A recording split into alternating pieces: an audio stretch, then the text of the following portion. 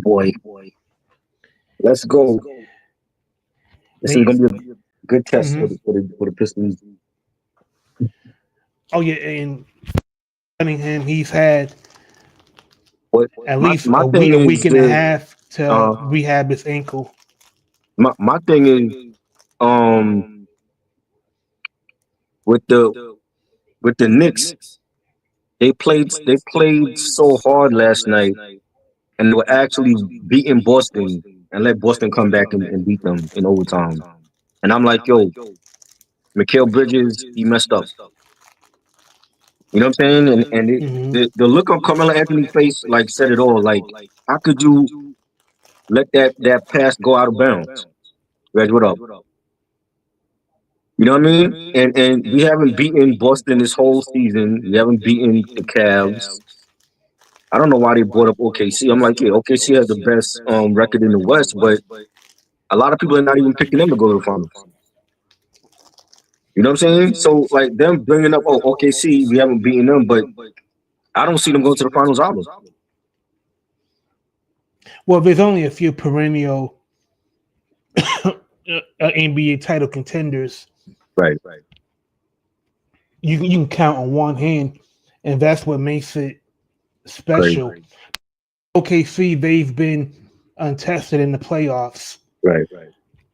and they've, for 6 or 7 months, they have gone on 10-game stretches, and they've managed to, amass what, close to 60 games.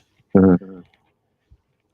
So they're going to get to the second round, but that's where the stakes get higher. That's Right. where, because I don't know who they're going to draw in the second round. Mhm. Because I don't have the bracket in front of me. The thing is, like, I don't know.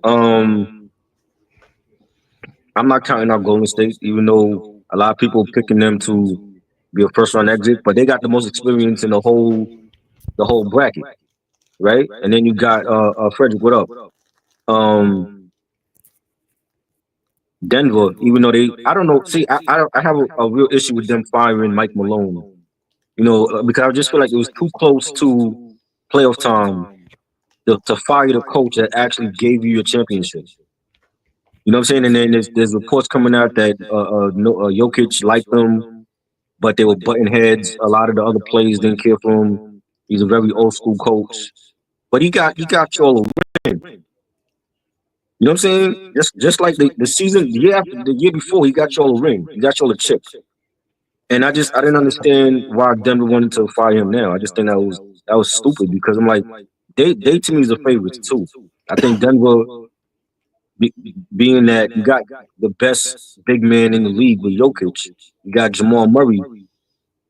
Why would you fire your coach that took you all to the finals?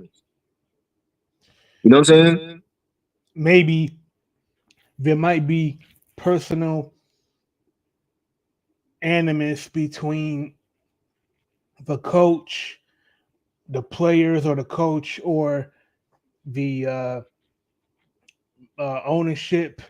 Because you don't make a move like this unless there's extenuating They circumstances where it's almost irreconcilable.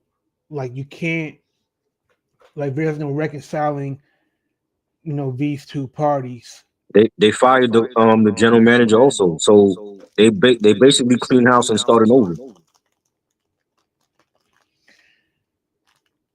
know what I So mean? does But I that mean, but why the playoffs start in what, another 2 or 3 weeks? Why get rid of the general manager and the head coach so close to the playoffs? That doesn't make sense to me.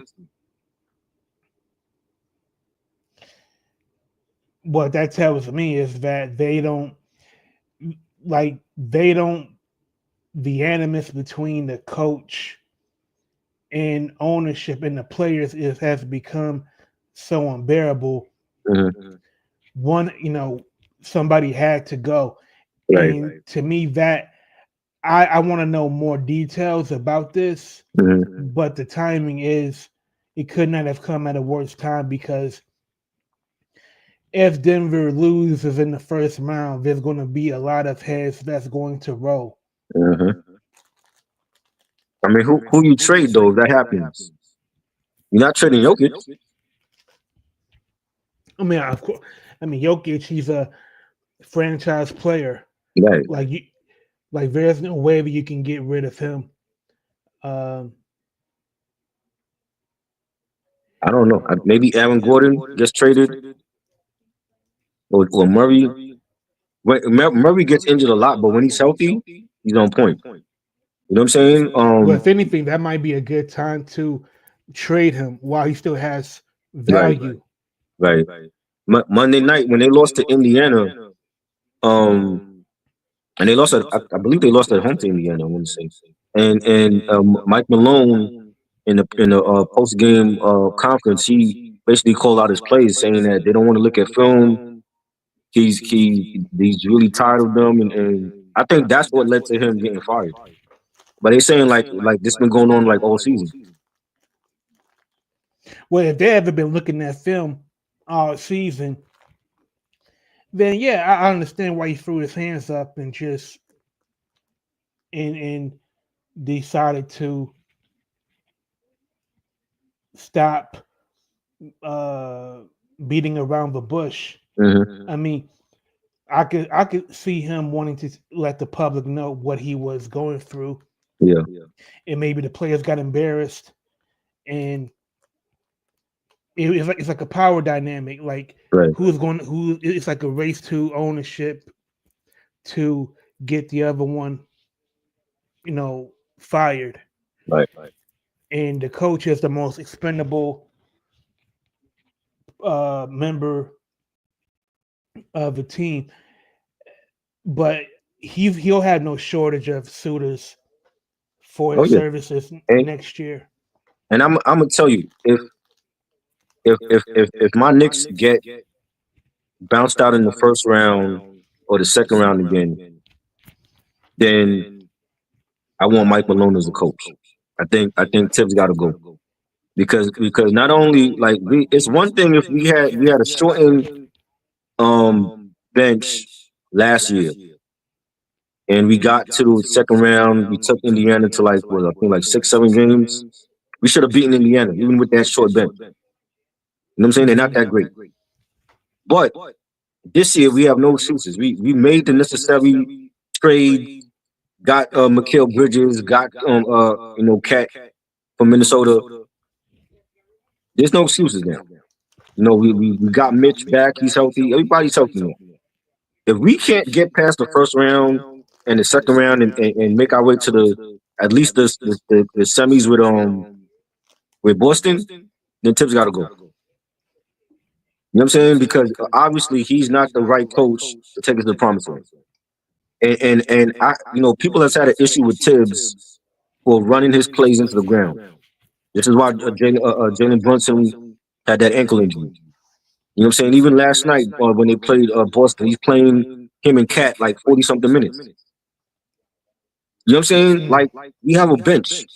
Play the bench. You know what I'm saying? I don't want to Yeah. see our star point guard playing 40 plus minutes in every playoff game. And also the thing about it is that there's really not much at stake right now. I mean, the Knicks feel locked into the third seed, Right. so But it ain't even official because they got Detroit they play tomorrow and then they mhm. got the Cavs and they gotta win one of those games to officially lock down the third seed. You know what I'm saying? So And and who are they last battling night between? last night was supposed to be a statement game where they show Boston like yo we could play with y'all and they had the lead and they blew the lead in typical Knicks fashion and lost the game in overtime. Mm, You know what I'm saying? So yeah. it's like going into the postseason now. If you got to play Boston, you ain't got that confidence because Boston already won the season series the last 2 years against them. So they're already like not going to be the favorites if they got to play the Celtics in playoffs. You know what I mean? And they But Tibbs, shouldn't because you're playing. you're playing against the super, the defending champions. Mhm. Tibbs got to And play that bench though, because I'm like, yo, we got McBride on the bench. We got a couple of bigs on the bench. Precious. We got him on the bench.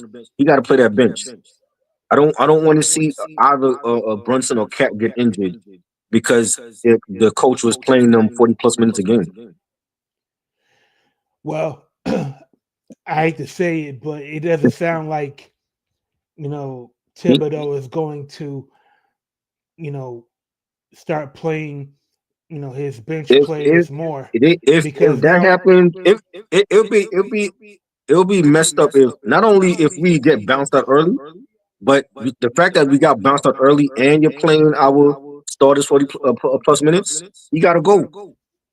I will be looking at Mike Malone like, yo, let's get him in the summer. that would be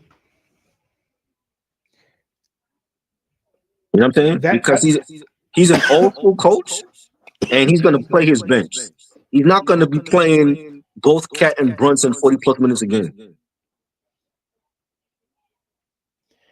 I gotta be honest. I mean, I would explore firing Thibodeau, short of not if they don't get to the Eastern Conference Finals, Mm-hmm. then I think the Knicks should let Thibodeau go Yeah.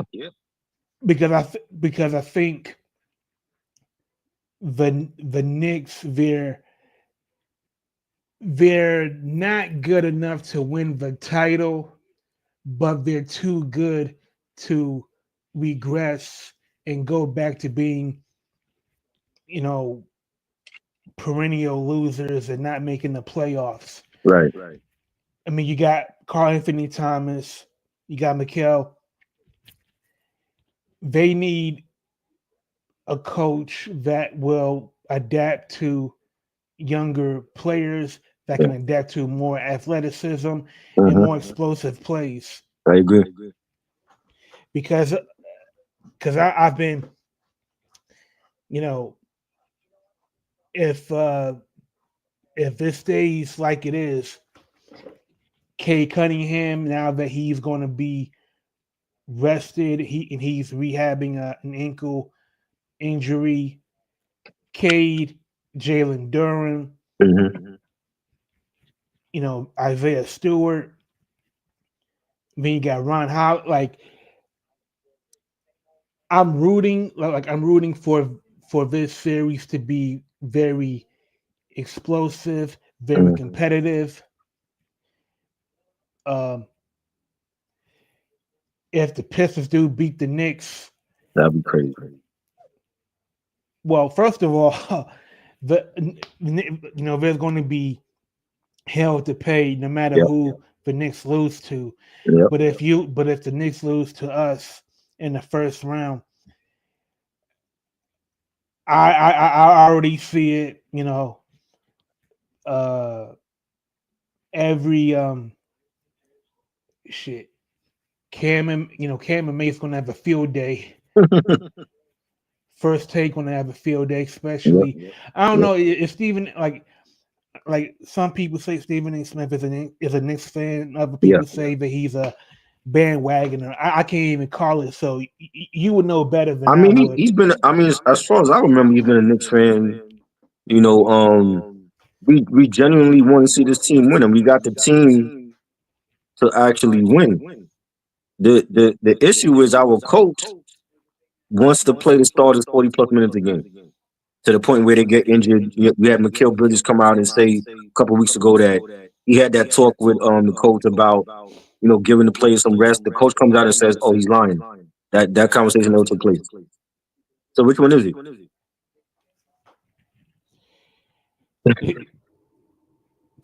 To me, I have no reason to doubt that the player is lying because number one, the play because number one, you can easily verify how many minutes players are playing. Right. You can also verify by substitution patterns just how much he uses the bench. And Mhm. also, and it's human nature. Like if you playing 40 minutes a game, what like there's like let's say there's 3 games per week, right? Right, That's 120 minutes that you're playing a week, right. right? It's too much, especially in a meaningless game. Like Brunson don't need to be out there 40 plus minutes. Yeah, and and the thing is, like, from what I can tell, the starting five have been soldiers about it. Right. They haven't made any waves. They've been taking their marching orders, from from the drill sergeant. I mean, they haven't bucked at all. So Right. I have every reason to believe that what the players said about asking the coach to use the bench more is Hmm. credible. They should be. I mean, he had no other choice but to use a bench last year because we didn't have Randall.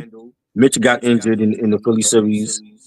You know what I'm saying? They had to throw Josh Hart and Dante DiVincenzo in the starting lineup, and it worked for one round against the Sixers, and we took Indy to the limit, but we should have won that series against the Pacers. But it was like this was the result of Tibbs playing the starters into the ground and having our star players get injured. And he can't do that this season when you got Brunson coming back from an ankle injury and he played Brunson like 40 plus minutes in the Boston game last night. Same with Cat. So both of those two players we need healthy. Because if they're not healthy, we're not winning, we're not beating nobody in the postseason. Yeah, I feel you on that. You know? So yeah, he gotta play the bench. I'm like, yo, we got a bench. Play the guys on the bench. That's just showing you're showing the fans and you're showing the organization you don't have no trust and no faith in the bench that you got to play Brunson and Cat 40 plus minutes a game. Well, and also, like, once the bench do get playing time, they're going to be out of sorts Exactly. because that muscle memory isn't going to be there when you're playing against you know uh better competition, Right. and the flow of the game is going to be way tighter because the referees are going Salute. to start. The referees are going to start calling Very. more fouls. There's going to be a lot of emphasis, on Yeah. uh, ticky tack fouls. Yeah. I agree. I mean, hopefully he plays the bench. I'm hoping he plays the bench for the first round and all through the playoffs because if he don't and we get like a major injury, we're gonna be done just like last year. You know what I'm saying? And that would be a shame because I'm like, well, then it's like now you got to get rid of the coach and get somebody else in there because we need a balanced offense from our starters and the bench. That's the only way you're going to win a championship anyway. Mm-hmm. You know what I'm saying? So hopefully Tibbs is not stubborn come playoff time.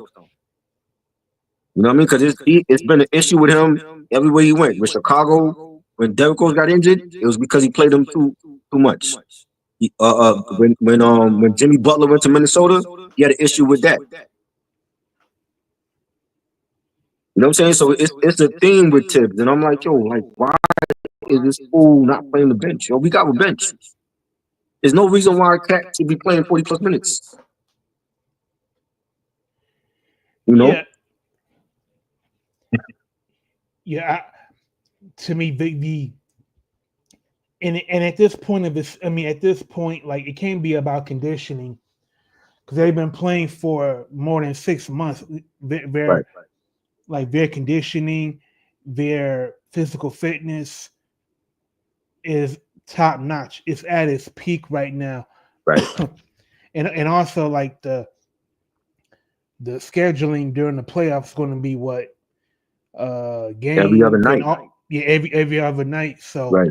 you're not going to have a lot of rest and the time to uh to rest soreness and to nurse whatever ailments you do have. Not even injuries, but Mhm.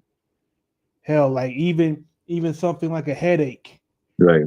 could you know uh could be a lot if you're not taking care of yourself, as far as like rest and games. Right. I want to get to this list Oh, because oh, like oh, oh, oh, oh, by the way, I just uh wanted before you get to that list, uh did you see I was reading um this article on Rock the Bells, mm, and the estate of Dr. Khalid Muhammad is suing Tupac's estate over uh pieces of dialogue from a speech Tupac sample for White Man's World. right. What do you think of that?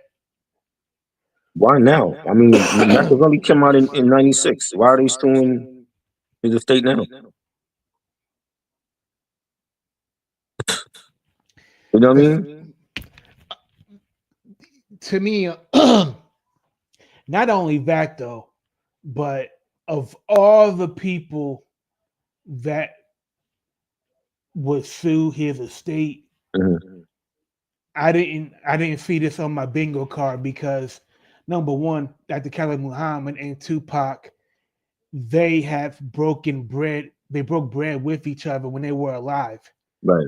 If you look at that, there's a um, in 1993 there was the Indiana Black Expo, ex, in the 1993 Black Expo that was held in Indiana, Hmm. and Tupac was on the dais with Khalid Muhammad. Right. Khalid Muhammad spoke glowingly about Tupac's politics, his ideas, even defended thug life, defended Hmm. his outreach with the streets. Like they both respected each other. Right. And if you listen to the dialogue that was sampled in White Man's World, it's maybe 10 seconds long at that. Hmm. And in that dialogue, he mentions several political prisoners, and the song itself is a tribute to those that gave their lives to Black liberation. Right. So I just find it counterproductive for the estate of Dr. Khalid Muhammad to sue Tupac's estate over a song that is about 20. It's 29 years. capitalism. Not only that, it's about capitalism, it's about imperialism, Hmm. and the estate is attacking the is attacking the estate financially of another brother Well, that who controls Tupac estate? Because Pac is gone, his mom is gone. Is it Mo Preem and his sister? no, and the the estate for the last couple of years has been ran by Tupac's former A&R man at Interscope, Tom Wally. Hmm. Tom Wally is a white man, Right. and Tom Wally, he's greenlit things for Tupac's estate that I didn't personally care for. Um, for example, it was on Tupac's official Instagram account. Whatever month it was during the LGBT celebration thing, Right. Tom Wally greenlit using the LGBT colors in the Instagram post of you know under Tupac's account, and I'm like, I thought it was gross exploitation because number one, uh, Tupac never uh, he never spoke out for that community. Right, Second of all, he's not here to yay or nay, using his intellectual property in that way. right, And third, there's got like the fact that is that the uh that no one in his family is the administrator of his estate. It says a lot, mm-hmm. you Right, know. So, and I wouldn't be surprised if a white man was suing the estate for Dr. Khalid Muhammad's estate. So it's just weird that you know after 30 years you still got white people pulling the strings over the legacies of two black men. right. I agree. I don't know why you. It's that album is 29 years old this year. Why did you wait so long, if anything, to sue them? I would love to know from a legal point of view, does the does the statute of limitations apply to uh to civil penalties like uh like what the estate for Khalid Muhammad is doing? Mhm. Because he Unless could. they were trying to like sue them before, and they just kept getting passed over until now. Maybe that could have been it too. But I just think like after 29 years, you you're making a case because he used a couple of voice clips from Muhammad. I just If the lawsuit was filed within 10 years of Tupac's passing, mhm, I would understand that because 10 years is a long enough time to weigh the pros and cons of suing the estate. right. Maybe there's back channel negotiations, between the litigants involved in the suit. Right. But after 30 years, Yeah. I hate to say it, but maybe let bygones be bygones, but it has to be about money. And just and It's clearly motivated by money. not to change the subject. I remember a couple years ago when Justin Bieber came out with that Justice album, and he used some clips from MLK. I didn't see MLK's family sue Justin Bieber. Well, Justin Bieber, he used a Yes, clip of a speech of Martin Luther King for his yes, album. on his album, and people was in the uproar because that was like the time when there was civil unrest in the country, and he called his album Justice, and it had nothing to do with the title of the album. It was a regular Justin Bieber pop album. He named it Justice, and he actually used clips from the speech that Martin Luther King Jr. Did. And I didn't see not one lawsuit from MLK's family go to Justin Bieber. Unless Justin Bieber paid the licensing fee from the estate of Martin Luther King to use a clip of that speech. I mean, even if that was the case, though, it's the whole look of it, though. Like you have this is Justin Bieber, a pop star, naming his album Justice and using actual MLK clips from his speech for the album, and the album had nothing to do with justice. The only I can see, I get it. Like Justice is a play on words on his first name. I get it.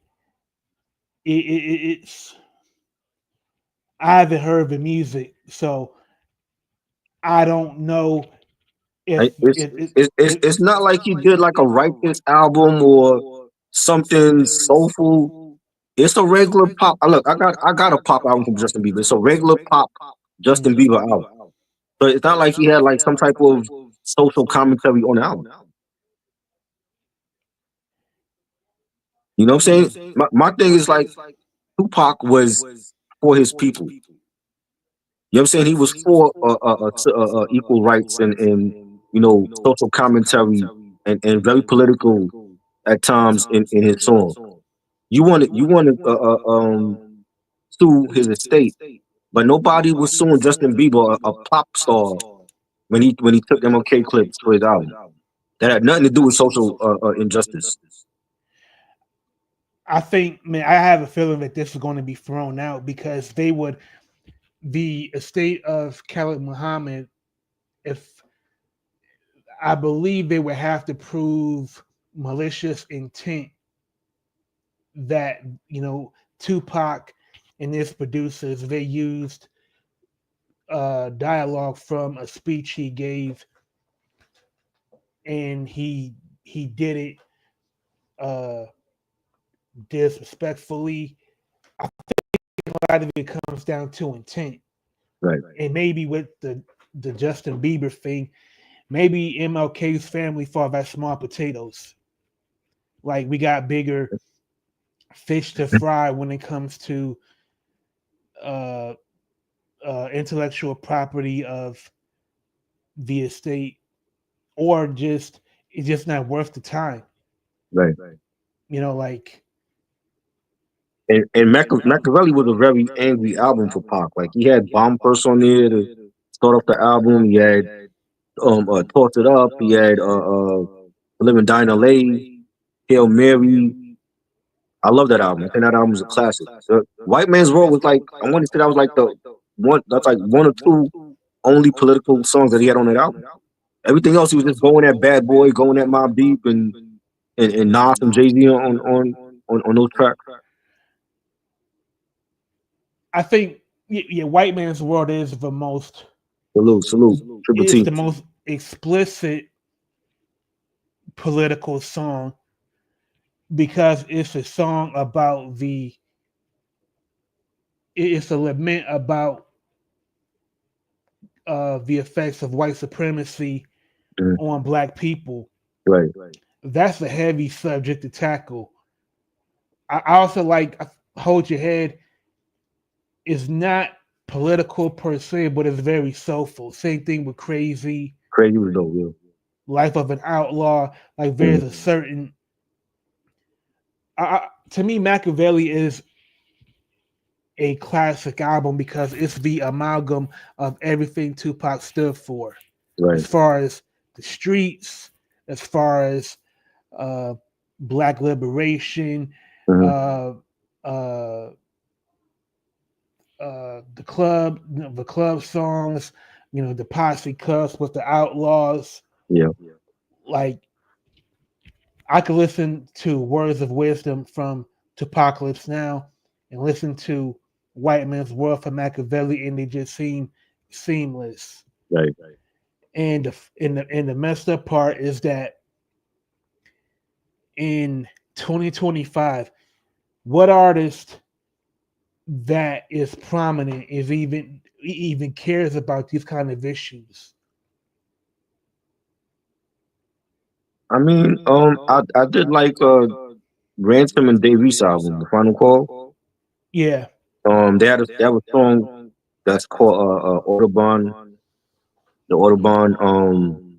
They have a video for that as well. And it's like both Ransom and Dave East is like rhyming in the essence of Malcolm X. It's like being Malcolm X and how he got assassinated and the Nation of Islam turned on him and all that. Oh yeah. You know what I'm saying? I mean, that's a song that really I've never heard Dave East really do a song like that. Yeah. And he had to really match because like I said, like I did a review on that a couple of days ago. I felt like Ransom outshined them lyrically on every song. You know what I'm saying? But that's when you hear the song, it's like it's different because they touched on something political and like social commentary. And that's something that really Davies don't really do. Oh yeah, I mean there's several artists that talk about heavy social issues like Locksmith. Yeah. Like Locksmith, my favorite album of last year. Atheist in the Foxhole. Mhm. He writes very powerfully about race, about geopolitics, about world relations. You know, um, he's incredible. But Ransom, Locksmith, Toby, and Wigway, and other cats like that, they're kind of like the outliers. Right. Because we know about them, but I'll put it to you like this: in 2025, the most talked about thing in hip hop has been Drake and Kendrick Lamar, right? We still talking about that. That's like what else is there left to talk about? Like Kendrick won, so I don't understand. Every day is something with GNX is like I think I seen a post where they said GNX is like the biggest selling album so far for 2025. hmm Yeah, I mean, but given what's happening in the country right now, Hmm. where you got the aviation industry is in flux right now because the government is going after any black person that's in government working in federal uh, institutions. Right. Black people losing their jobs left and right in contracting jobs in the federal government. Hmm. Public schools are under attack right now. The economy is crashing right now, Right. and the overall sentiment in hip hop is about Drake and Kendrick Lamar. And to me, like I know, in the 90s, there were so many voices that was rapping about the community that had nothing to do with gossip or the Right. streets. Right. But in 2025, that's all you hear about. That's all. And it's a shame because like we talked about this before. It's there's a lot of platforms that they choose to go in that direction and talk about the gossip and the clickbait, and then they want to still say, "Oh, well, this that's not part of the culture." I don't care about Remy Martin marriage to Papoose. That has nothing to do with the culture. hmm You know what I'm saying? Who Papoose dates, that's his business. That have nothing to do with me. I don't care about, the Drake and Kendrick. Kendrick already won the battle. There's nothing else to talk about. Could you imagine in the 90s, like let say in the 90s there were only two stars that hip hop media covered. That was Biggie and Tupac. Right. And all you heard was stories about Biggie's infidelity, Mhm. stories about Biggie's multiple relationships outside of his marriage. Right. Tupac, you know, going off on Biggie about the quad shooting. Mhm. About his beefs with New York rappers, and that's all you heard. That would be the equivalent in the 90s to what's happening right now. And You know, it's so so so so these artists like Wu Tang would still be out, Nas would still be out, but imagine if all you heard, all that was represented in the media in hip hop was just Tupac and Biggie. It would skew your perception of what was happening in hip hop culture. right. I agree. I just feel like I'm like, let's keep it to the actual art form. And there's some dope albums that came out this year. Larry June and Two Chainz Mhm. Alchemist, great album. Like I mentioned, Ransom, Davies, Final Call, great Mhm. album. You know what I'm saying? We got seven albums coming out this year that we're gonna talk about. That Master P put out a little teaser. That's the albums we should be Oh, talking about, not Drake and Kendrick. I'm glad you brought that up because I don't know, like, besides Nas. Who else? What of your other six albums? The teaser, right? The teaser has is like a little teaser where they showed like a code or something, and there were people dissecting the code, and they had like some release dates for classic albums that came out. So people were like connecting the dots, like, oh, this was the date for Illmatic in '94. This was the date for Big L. So based on those dates in the teaser, they're saying that from those artists is going to be new albums coming out. Now, correct me if I'm wrong. I thought Big L didn't have no more unreleased stuff, and somehow he has an album coming out this year. I I hate to say this, but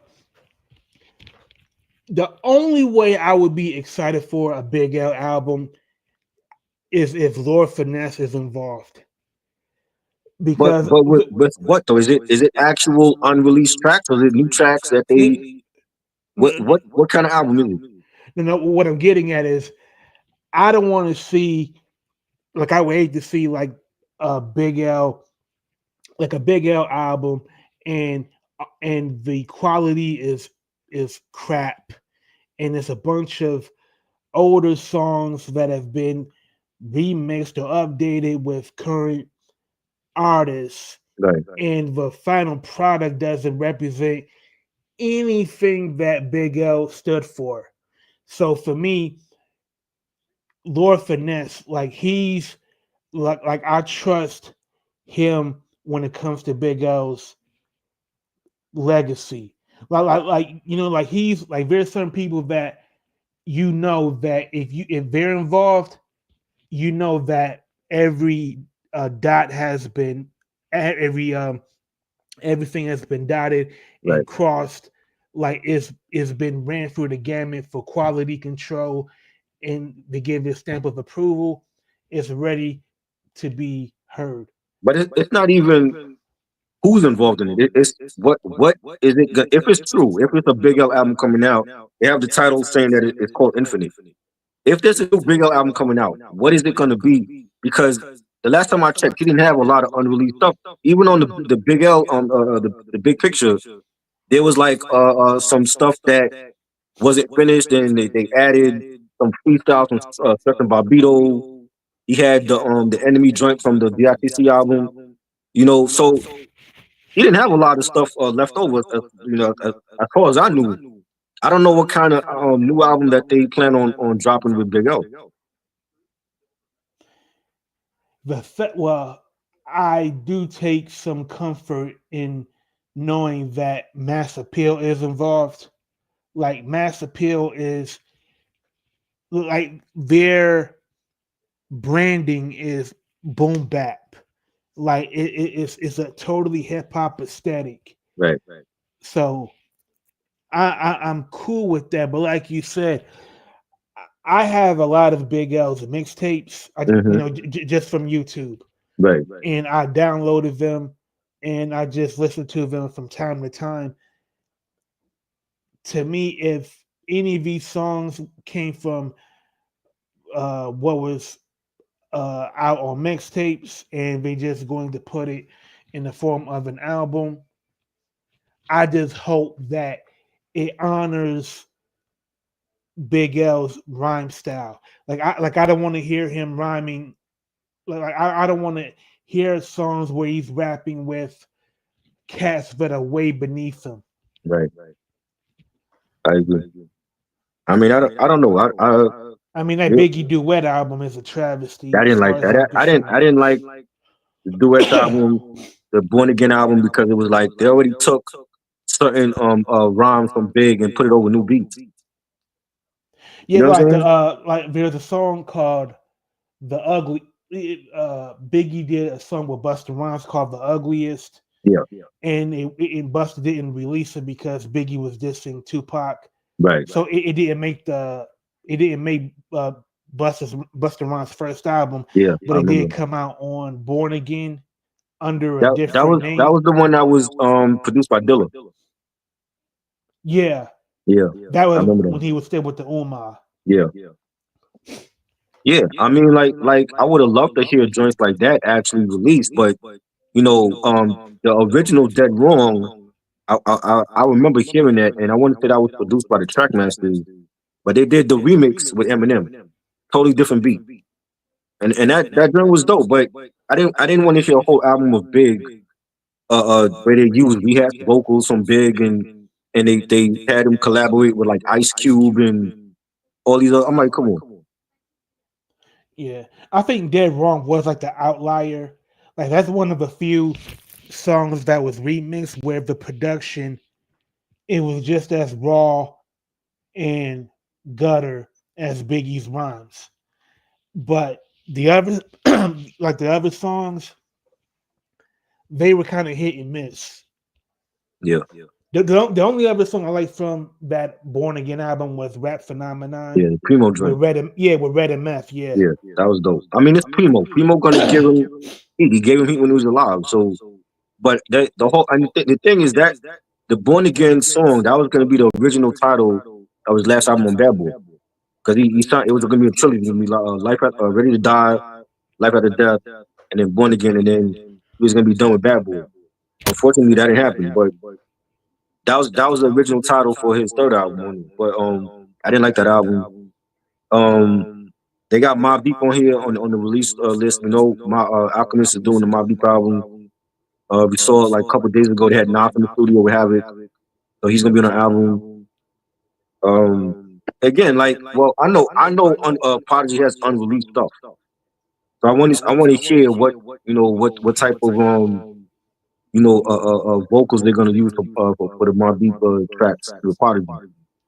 But it's Alchemist. Alchemist to me, he can't be stopped. He's to me the best producer out right now. You know what I mean? And he has an album coming out with Erykah Badu later this year. He has an album coming out with Mos Def. He has an album coming out with Future supposedly. So he's busy. I definitely want to hear the Mobb Deep album. Hopefully it's good.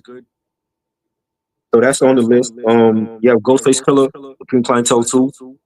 He's been talking about this for a minute right now. Hopefully it comes out this year. Looking forward to that. Hmm. Raekwon, he's coming out with Emperor's New Clothes. It says May 16th, but there's no single out yet. So I don't know if that's the official date or if they're gonna change it. Slick Rick, he has a new album coming out in years. It's first time since All the Storytelling from '99. So his album is called Victory. It's supposed to drop April 18th. I ain't hear no single from it or nothing. So again, the date is subject to change. And the last one they got is they got De La Soul also. Now I don't know what De La Soul album it is because they had like three albums I heard about that was supposed to drop. They had one with Primo, they had one with Pete Rock, and then they had the part three to Artificial Intelligence. Now somebody told me they're dropping part three for Artificial Intelligence. But again, I don't know if it's official or not. But that was part of the teaser, and they got Nas and Primo, the Nas and Primo album. And it can be done, as far as releasing quality albums from deceased greats. Like you remember Gangstar, Yeah, like DJ Premier, like he got the vocals from Solar, yeah, to build an album around Guru's vocals, mhm, and it was called One of the Best Yet. yeah. It's a quality. It's a quality project, considering that some of the subject matter from Guru was dated. Guru Premier still found a way to make Guru sound contemporary. So, I want to know, because with this many albums coming out, this is a major undertaking. So I want to know who was consulted, because man, like you mentioned, like Mobb Deep. Yeah. I know Havoc has been working on this for years. Mhm. Like you got to, if you're putting out a new project around Right. Prodigy, it has to be done with quality and excellence. Right. I'm the like on a scale of excitement, like I'm most excited about hearing Nas and Primo. Mm. Then, believe it or not, I want to hear the Raekwon album before Ghostface. Yeah. I just have higher expectations for Raekwon than Ghostface Let's go. because Supreme Clientele is a bona fide classic. Yeah. Like I I'm not saying it can't be done because Raekwon did it with Only Built for Cuban Links too. Mhm. And it's not the same album as the first one, Right. but it certainly uh, is a worthy successor to the original. Yeah. I just don't want to be set up for failure. Out of all the release dates, his seems to be the most realistic because they're saying May 15th, so that gives them enough time to drop a single, a video, and promote the album for May. The Slick Rick one, April 18th is right around the corner, and I haven't heard nothing from the album yet. I haven't seen no video, nothing. Yeah, and I gotta believe like the thing with Slick Rick, like Slick Rick has to be reintroduced to a new audience. Right. Like they could put out an album on Slick Rick next week. It's going to tank. Not because the music is bad, but Right. he's been out of he's been out of a public eye for so long. Like he needs like maybe a month at the most at the least just to get people excited about not only the album but what his importance is. Like And without Slick Rick, you wouldn't have any of the legends that's dropping this year on Mass Appeal. he hasn't dropped an album since '99. All the storytelling, and even with that Yeah. album, that was like his first album after he came out of prison. He had gotten deported, and then he came back in the country. He got a pardon. And he had a lot of collabs on that album. He had Cannabis on there. He had Raekwon, Peter Guns, Nas was on that album. Yeah. Damn near almost every track on All the Storytelling was a collab because he had to reintroduce himself at that time for the night for the artists of the '90s. A lot of them he missed because he was incarcerated. So when Snoop Dogg had blew up with Doggy Style, he was already incarcerated. You know what I'm saying? So like that whole the East Coast West Coast beef, he wasn't in for that. And the thing with Snoop is that Snoop's early style was so indebted to Slick Rick that Slick Rick he missed out on getting that rub. Yeah, Do I make sense? yeah, definitely. Like Snoop, like when he remade Lottie Dottie, that would have been a perfect time for Def Jam Mhm. to put him in a Snoop video, Right. or for Slick Rick to appear on Slick Rick's album if Slick Rick was out at that time. Right. But so much is predicated on timing, Mhm. and if you're perceived to be old school or you're not cutting edge anymore, you're gonna have to rely on a lot of people to be on your album. Right. The Yeah, remember they put out Def Jam put out Behind Bars in what was that '94 that came out. He couldn't promote it because he was locked up, which is Yeah, why they only released like one or two singles from that album. and I believe I remember Warren G. He remixed Yeah, Behind Bars, yeah, and that video was pretty innovative yeah. The at the animated time joint. to me.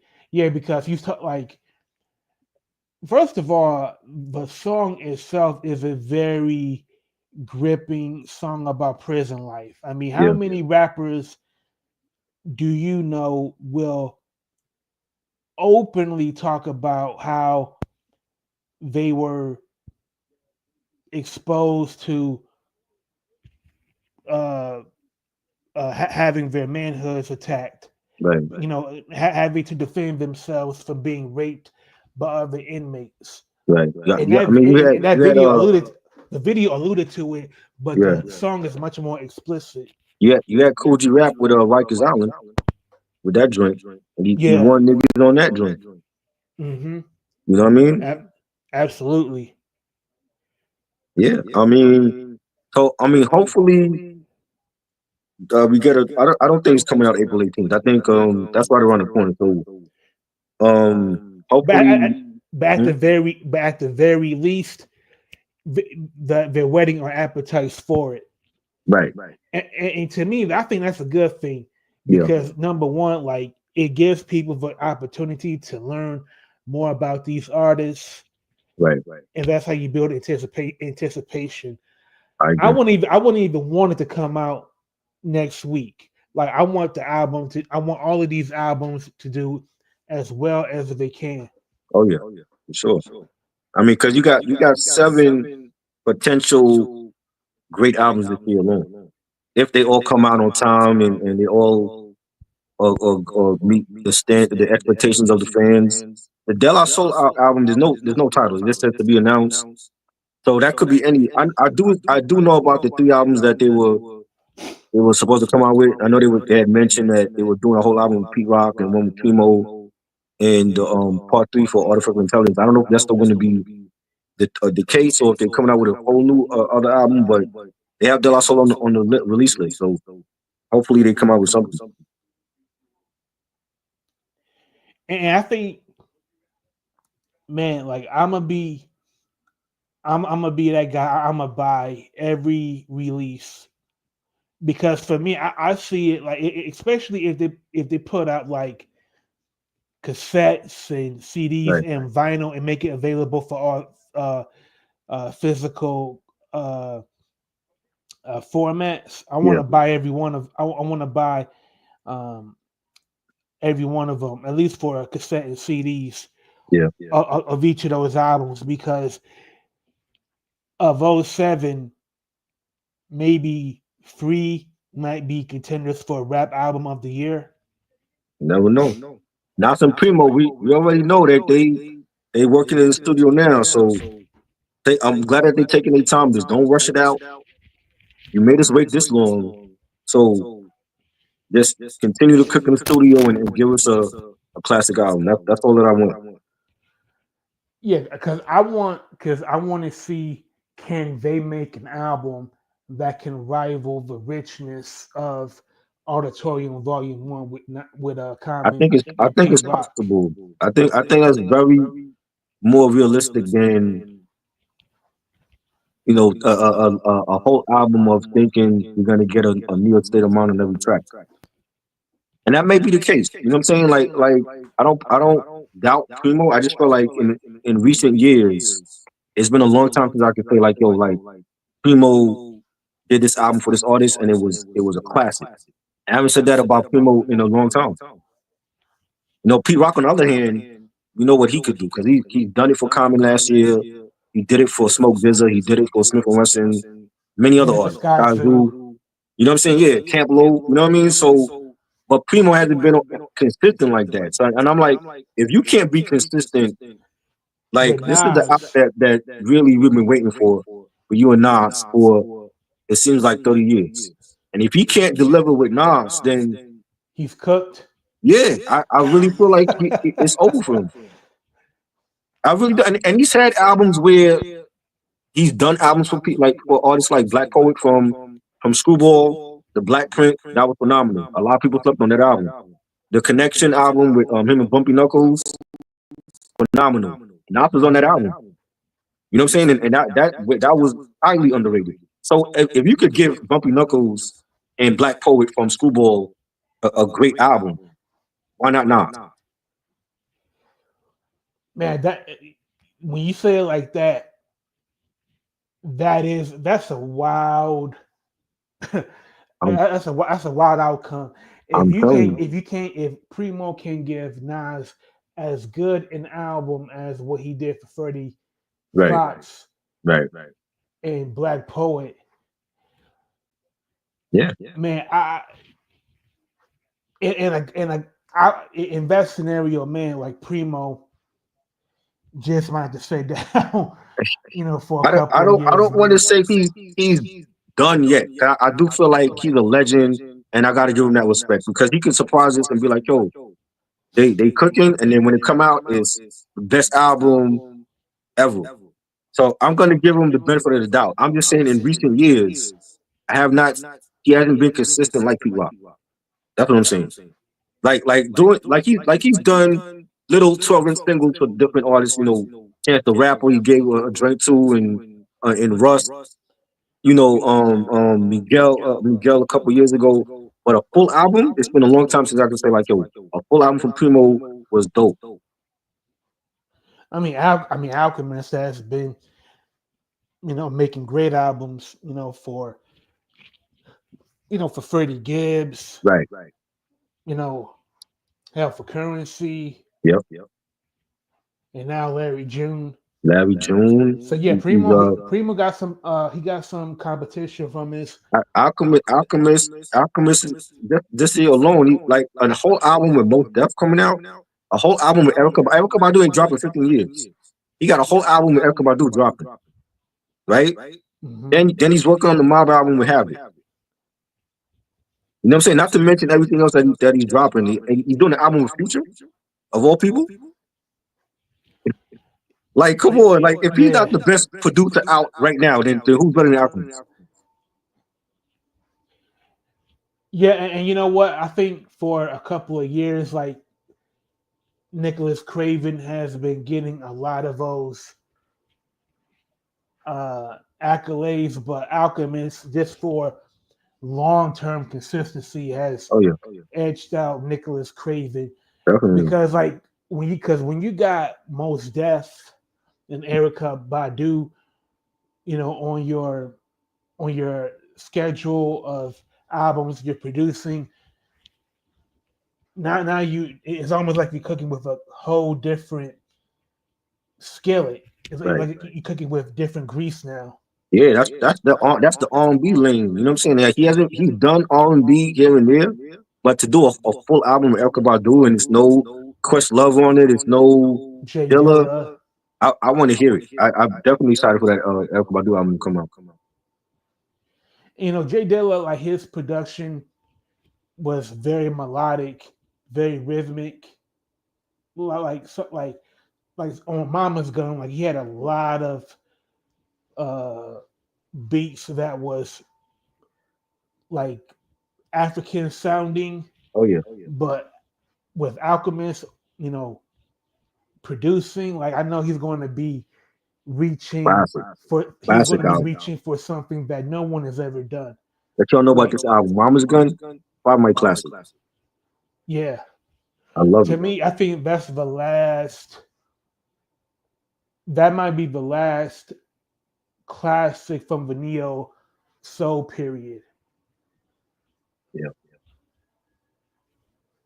I don't know. That's a good topic. Uh, what was the last neo soul classic album? That's a good topic. Yeah, I don't know. I've heard a lot of neo soul albums since Mama's Gun. So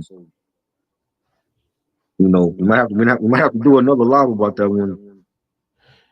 yeah. I mean, I think I would say like 2002 might have been the last year when neo soul was at its peak Right, in popularity and also in just creative synergy. right, Because like by 2003, 2004, that the Neptunes, that sound took over and it was everywhere. right. Facts. Yeah, Neptune's is everywhere. Um, we got to get to this list where we have Frederick Davis asking us about the list already. Is Billboard? This is what I hate about these lists when Billboard and Rolling Stone and Spin Magazine and all these other fugazi magazines that never represented the culture in the right way anyway. And when they put out these lists and people go crazy and they upset, and I tell people, I'm like, why are you all mad? Like they never represented our culture anyway. You know what I'm saying? This is just like clickbait to get people in an uproar over their favorite female rapper. So Billboard put out a list of 25, the top 25, female rappers to them, and a lot of these women, no disrespect, they shouldn't be on this list. If it was my list, a lot of them ain't making the list. You know, you want to start from 25? Oh yeah. Well, They like got I don't have it in front of me. Like you had to read them off they to got me. they got Tierra Whack at number 25. And I never checked out. I remember a couple years ago she was at Coachella, and I seen like her set, but it wasn't enough for me to check out any of her albums. Um, this one is interesting because if I'm not mistaken, at 24 they got Doshi, and wasn't Doshi the Woman of the Year by Billboard magazine? Yeah, she also won best rap album So how do you have at this year's the Grammys. Woman of the Year at number 24? Yeah, That doesn't make sense. and so close to Tierra Whack. And I've heard Tierra Whack, but she's like for somebody of Doshi's stature, like she should be higher Yeah, with people that are much more uh, that have achieved more. that's like if LeBron James goes to the final, loses the finals, but y'all make him the MVP of the finals. That makes no damn sense. That makes no sense at all. Yeah, it should be for like You know what I'm saying? How do you it have has to be. they named Doshi the Woman of the Year, but she's number 24 on the list. And then you got like other females like Glorilla's in front of her. Yeah, All right, yeah, 23 that they don't got even make Gangsta no Boo. sense. It doesn't make sense. They got Gangsta Boo at 23. Rest in peace to Gangsta Boo. 3 6 Mafia, Hypnotized Minds Legend. Hmm. They got her at 23. I think she should be higher too. Yeah, like to me, I think she should be between 10 and 15. Like Yeah, her run with Hypnotized Minds Records. Like she was part of their cash cow. I hmm, mean, especially with 3 6 Mafia, right. she was the first lady of that crew, and she in her style, she was raunchy and gangster. Right. And I never felt like I was listening to, say, a Sexy Red. Where do you see where Like she's at on the list? oh no, yeah, I'm just saying that I never felt like Gangsta Boo was rapping just to be raunchy or rapping just to be, lowbrow. Like she was just authentically hardcore. You know what's crazy? They don't even got Sexy Red on the list, which is a shock because they got all these other some of these other chicks on here. I'm like, no Sexy Red. They must really think she's bad. Wow. They got okay. How do you feel about this? They got Lady of Rage at 22. That's way too low. Like as far as I'm concerned, to me, I think Lady Rage is the best female MC that has ever rapped. But she doesn't have the career accolades of a Nicki Minaj, and I That's what I was get gonna say. that. Not even MC Lyte. That, So I would. are they putting Lady of Rage at 22 because she only has one album, or is it because she doesn't have the accolades like a Nicki or Lauryn Hill? I think Lady of Rage isn't higher up because unfortunately she stopped making music. Two, her long solo album was overshadowed by the by the deaths of Tupac, Suge Mhm. Knight's imprisonment, Right, Snoop Dogg leaving the label, and the label collapsed. right. So what the public know of her was from her verses on The Chronic, Doggy Style, Mm-hmm.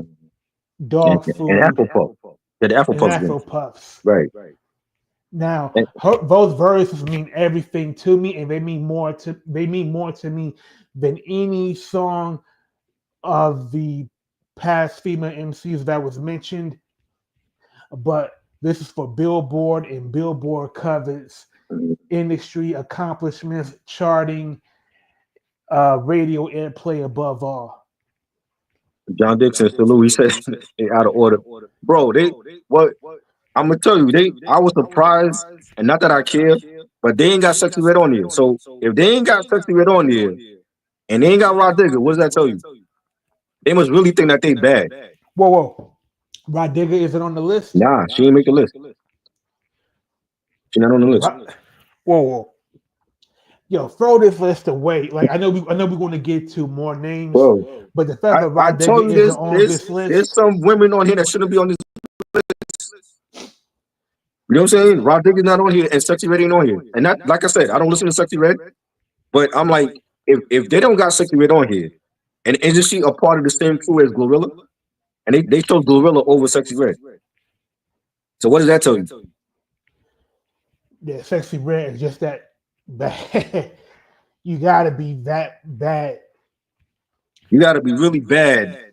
If they have Glorilla on here and Lotto and other females of this era, and they ain't got Sexy Red, so they must really think like, yo, she's not that good to make the list, and they definitely not looking at Rod Digger. You know, like, and the thing with Billboard, let's take Rod Digger talk about Rod Digger real quick. Uh-huh. I know she has a like same thing with Rage. Mhm. She put out 2 albums, but her best album is Dirty Harriet. I Yeah, believe it went gold, right? yeah, I believe so. Yeah, She was also on Busta Rhymes' um, Genesis album. right. Didn't that go platinum? So if Billboard is uh, the magazine that reports about chart data, art, uh, plaque certifications. Rod Digger has something that She, I don't think Sexy Red has, Glorilla, or the other females you mentioned up to this point. well, I'm gonna tell you, like, they list is all screwed up because they got some artists on here that their own album didn't go platinum, but they somehow they made it on here. Glorilla, she's number 21. I heard the wildest take last night. Shout out to Uncle Freezy. We were on Uncle Freezy's channel, vibes and stuff on YouTube. Go subscribe to him. He also has a Knicks channel, Lawrence Tears on YouTube. I got number love for Uncle Freezy. Uncle Freezy said the wildest take last night, and I'm like, yo, I thought he was on drugs. This dude said this when we were talking about Glorilla. This dude said Glorilla is better than Guru, and I've never heard nobody say that ever. What? Yeah, I don't think I heard you right. bro. I will send you the clip. Dude said like he listens to Glorilla. He said Glorilla is a better rapper than the Guru from Gangstar. No cap. Keith Elam. Yes. Yes. Yo, if you don't believe me, I got the clip in my story on Instagram. I had to tag him. I'm like, bro, you was on drugs last night. You talking about I've never Roxbury's heard nobody own? say the Guru was a bad rapper and Glorilla was a better rapper than the Guru. The Guru? This is the Oh, man that said lemonade was a popular drink and it still is on Dwick, Roxbury's own Guru. bro. Yo, I kid you that not. is He said astonishing Glorilla to was a me, better rapper than the Guru. man. Like Have you heard Just to Get a Rep? Have you heard Sometimes me? I think Uncle Freezy be trolling and he just be saying shit to for clickbait. But I'm like, yo, that is the wildest take I've ever heard. I've heard people say they thought Iron Man was whack. I heard people say even there's another hot take that he did for R&B, but we'll talk about that later. But for this take, this is the wildest take ever. I'm like, ain't no way is Gorilla better than the Guru. No way, not in any multiverse. You know, I think to me, like I would have been more ready for this wild take. Like if he would have said that um, Jasmine Taz is better than any Gangstar album. To me, I would have expected that hot take before I heard But Gorilla is a better but rapper than Guru. his reasoning is like he's saying that like every time he heard Guru, whether it was on a Gangstar album or Jasmine Taz, he has the same flow. Like he never switched it up. But that wasn't Guru though. You know what I'm saying? Like you wasn't gonna get Guru to rhyme. You know, like how Big switched it up on Notorious Thugs. Guru wasn't doing that. Mhm. He wasn't gonna do that. You know what I'm saying? Like he had his flow, and he sounded like that on every track or feature or whatever. So that was his thing. He was like he didn't like how Guru sounded because he had like a one track flow. I mean, I've heard that. I've heard people say that about Guru. To me, I'm not really mad at. I mean, some people don't like Guru's intonation and flow. That's understandable. But to say that Glorilla is a better rapper than Bro, Guru, oh man, not in bro. subject, not in lyrical content, not in uh, their uh, their importance to hip hop culture. Hey, I mean, man, yeah, you got to send me that, man. I can't even tell you not one song from Glorilla because I don't listen to them. You know what I'm saying? Yeah, But I can tell you at least 50 songs that the Guru did. You know what I mean? well, So I mean, hey, to each his own. I got no but love for Freezy. Sometimes he just be having some wild takes, and that was like the wildest one that I heard from him. yeah, Yeah, I gotta send you the episodes because we had two great episodes yesterday, but that was like the wildest take that he said yesterday. I was like, what? I was like, you can hear me saying that. I'm like, what? You think Glorilla is better than the Guru? Where? yeah. That is mind-boggling. Yeah. So they got Glorilla at 21. They got Moni Love at number 20. Is she too low That or is she right where she needs to be?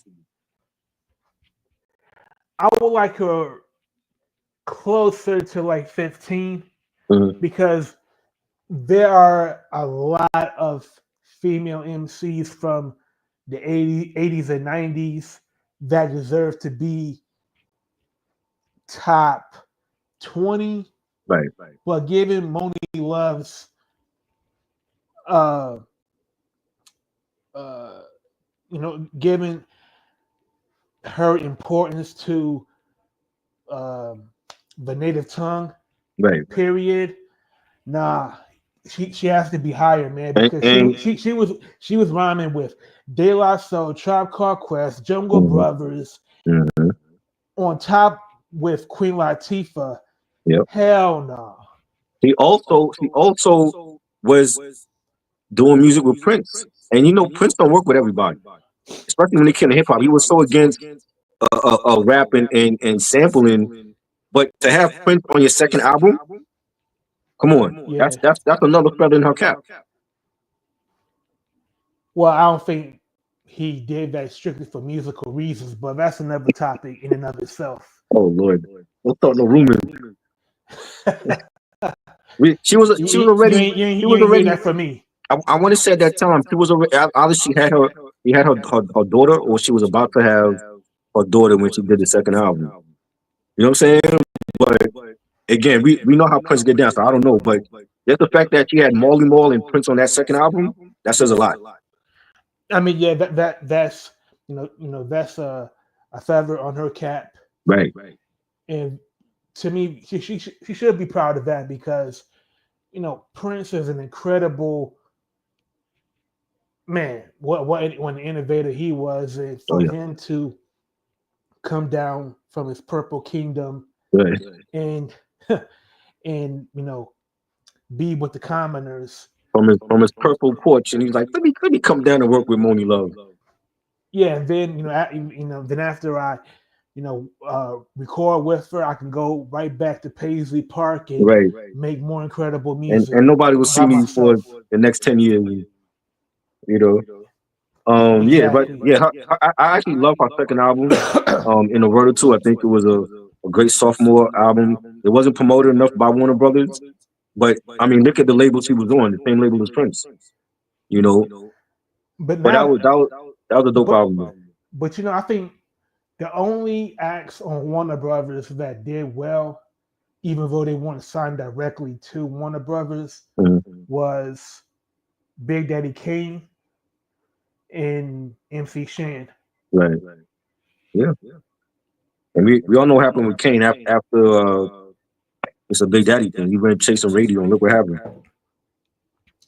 Yeah, he he totally ostracized his own audience. Yeah.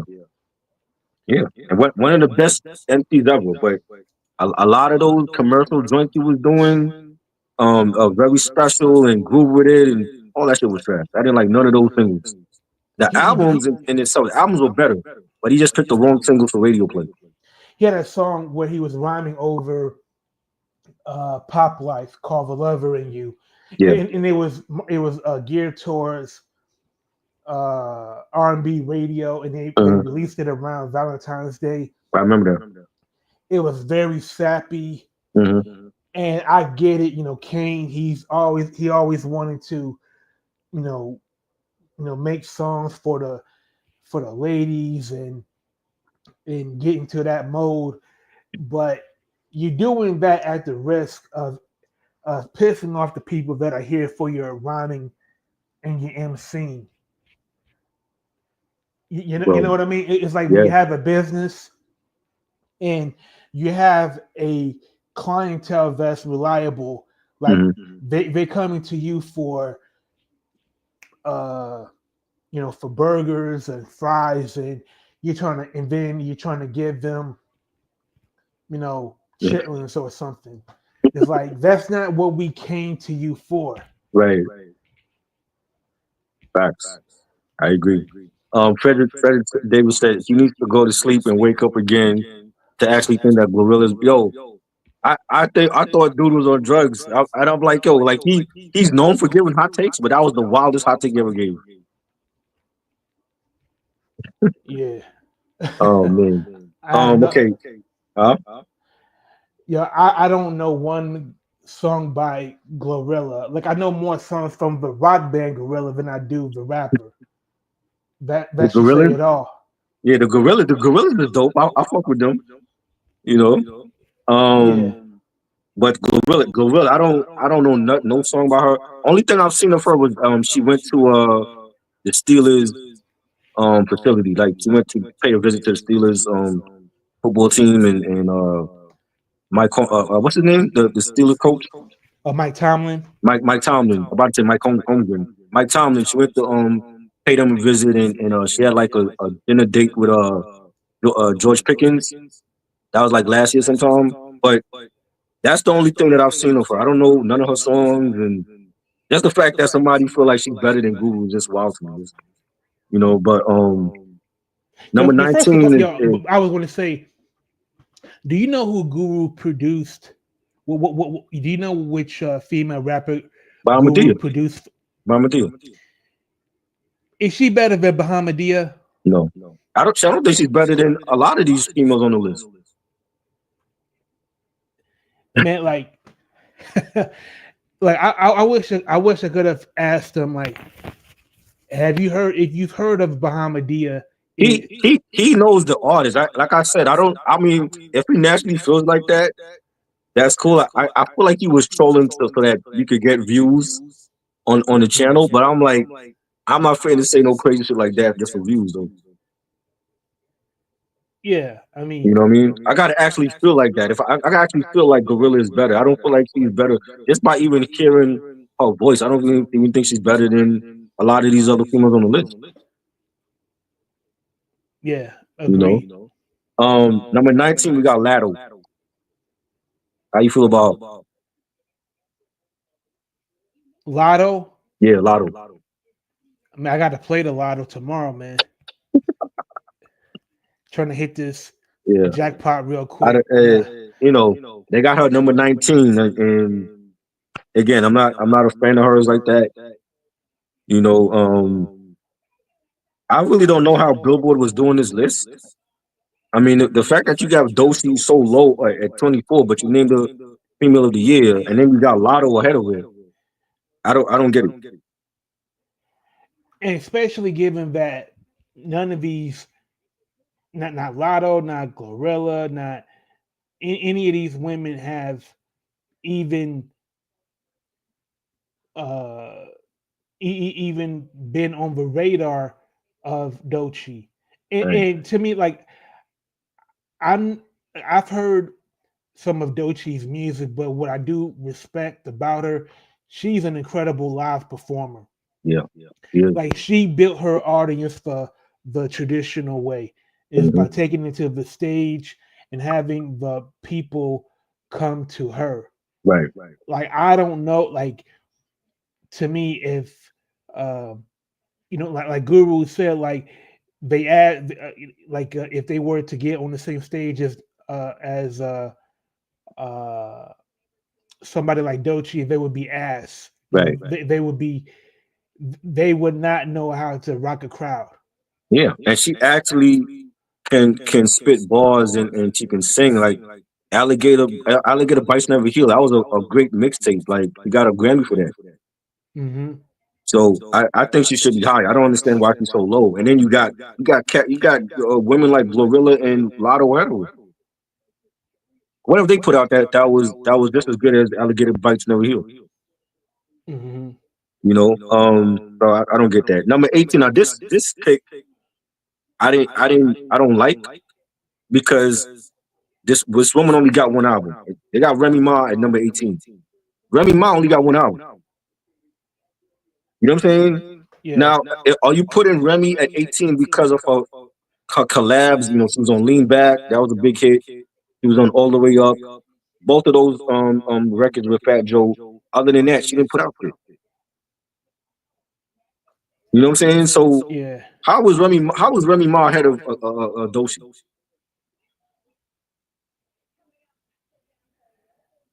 You know what I'm saying? Well, It's not making sense to me. This is why it's like, and people get upset over a Billboard list. I You mean, know what I'm saying? if you're going by like quote unquote industry standards, Remy Ma technically has more. She's part of more hits than Doshi. Now, She as an has two. art, She has two hit records with Fat Joe. What else did she put out that was a big hit? no, no, no. I understand that. I think what Billboard, the only uh way I could see them putting justifying putting her right here, they got to be going by industry data. What- Like Doechii is an album artist, and she's a very great artist. But I think with Remy Ma, like you say, she only has one album, but she's been known more for her collaborations with Fat Joe. Yeah, And two hit records, but it's not like she did. I mean, she did a whole album with Fat Joe. It didn't sell. you talking about that collaboration album, Yeah, Plato yeah. something That was like the album that Plato. had All the Way Up on it. Yeah, That was the biggest record from that album. So it's not like she have a whole gang of hit records with Fat Joe. She got Lean Back and she got All the Way Up. That's it. and that was like the one. And I remember that was the one song from that album that did anything.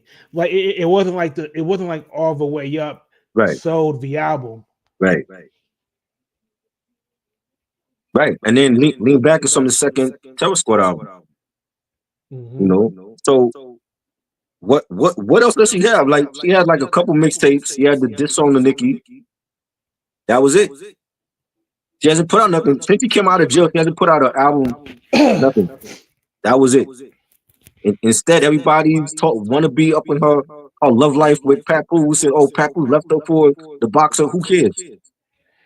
And to be totally honest with you, I think because I know what some people are going to do. They're going to try to include her contributions to battle rap as a league owner.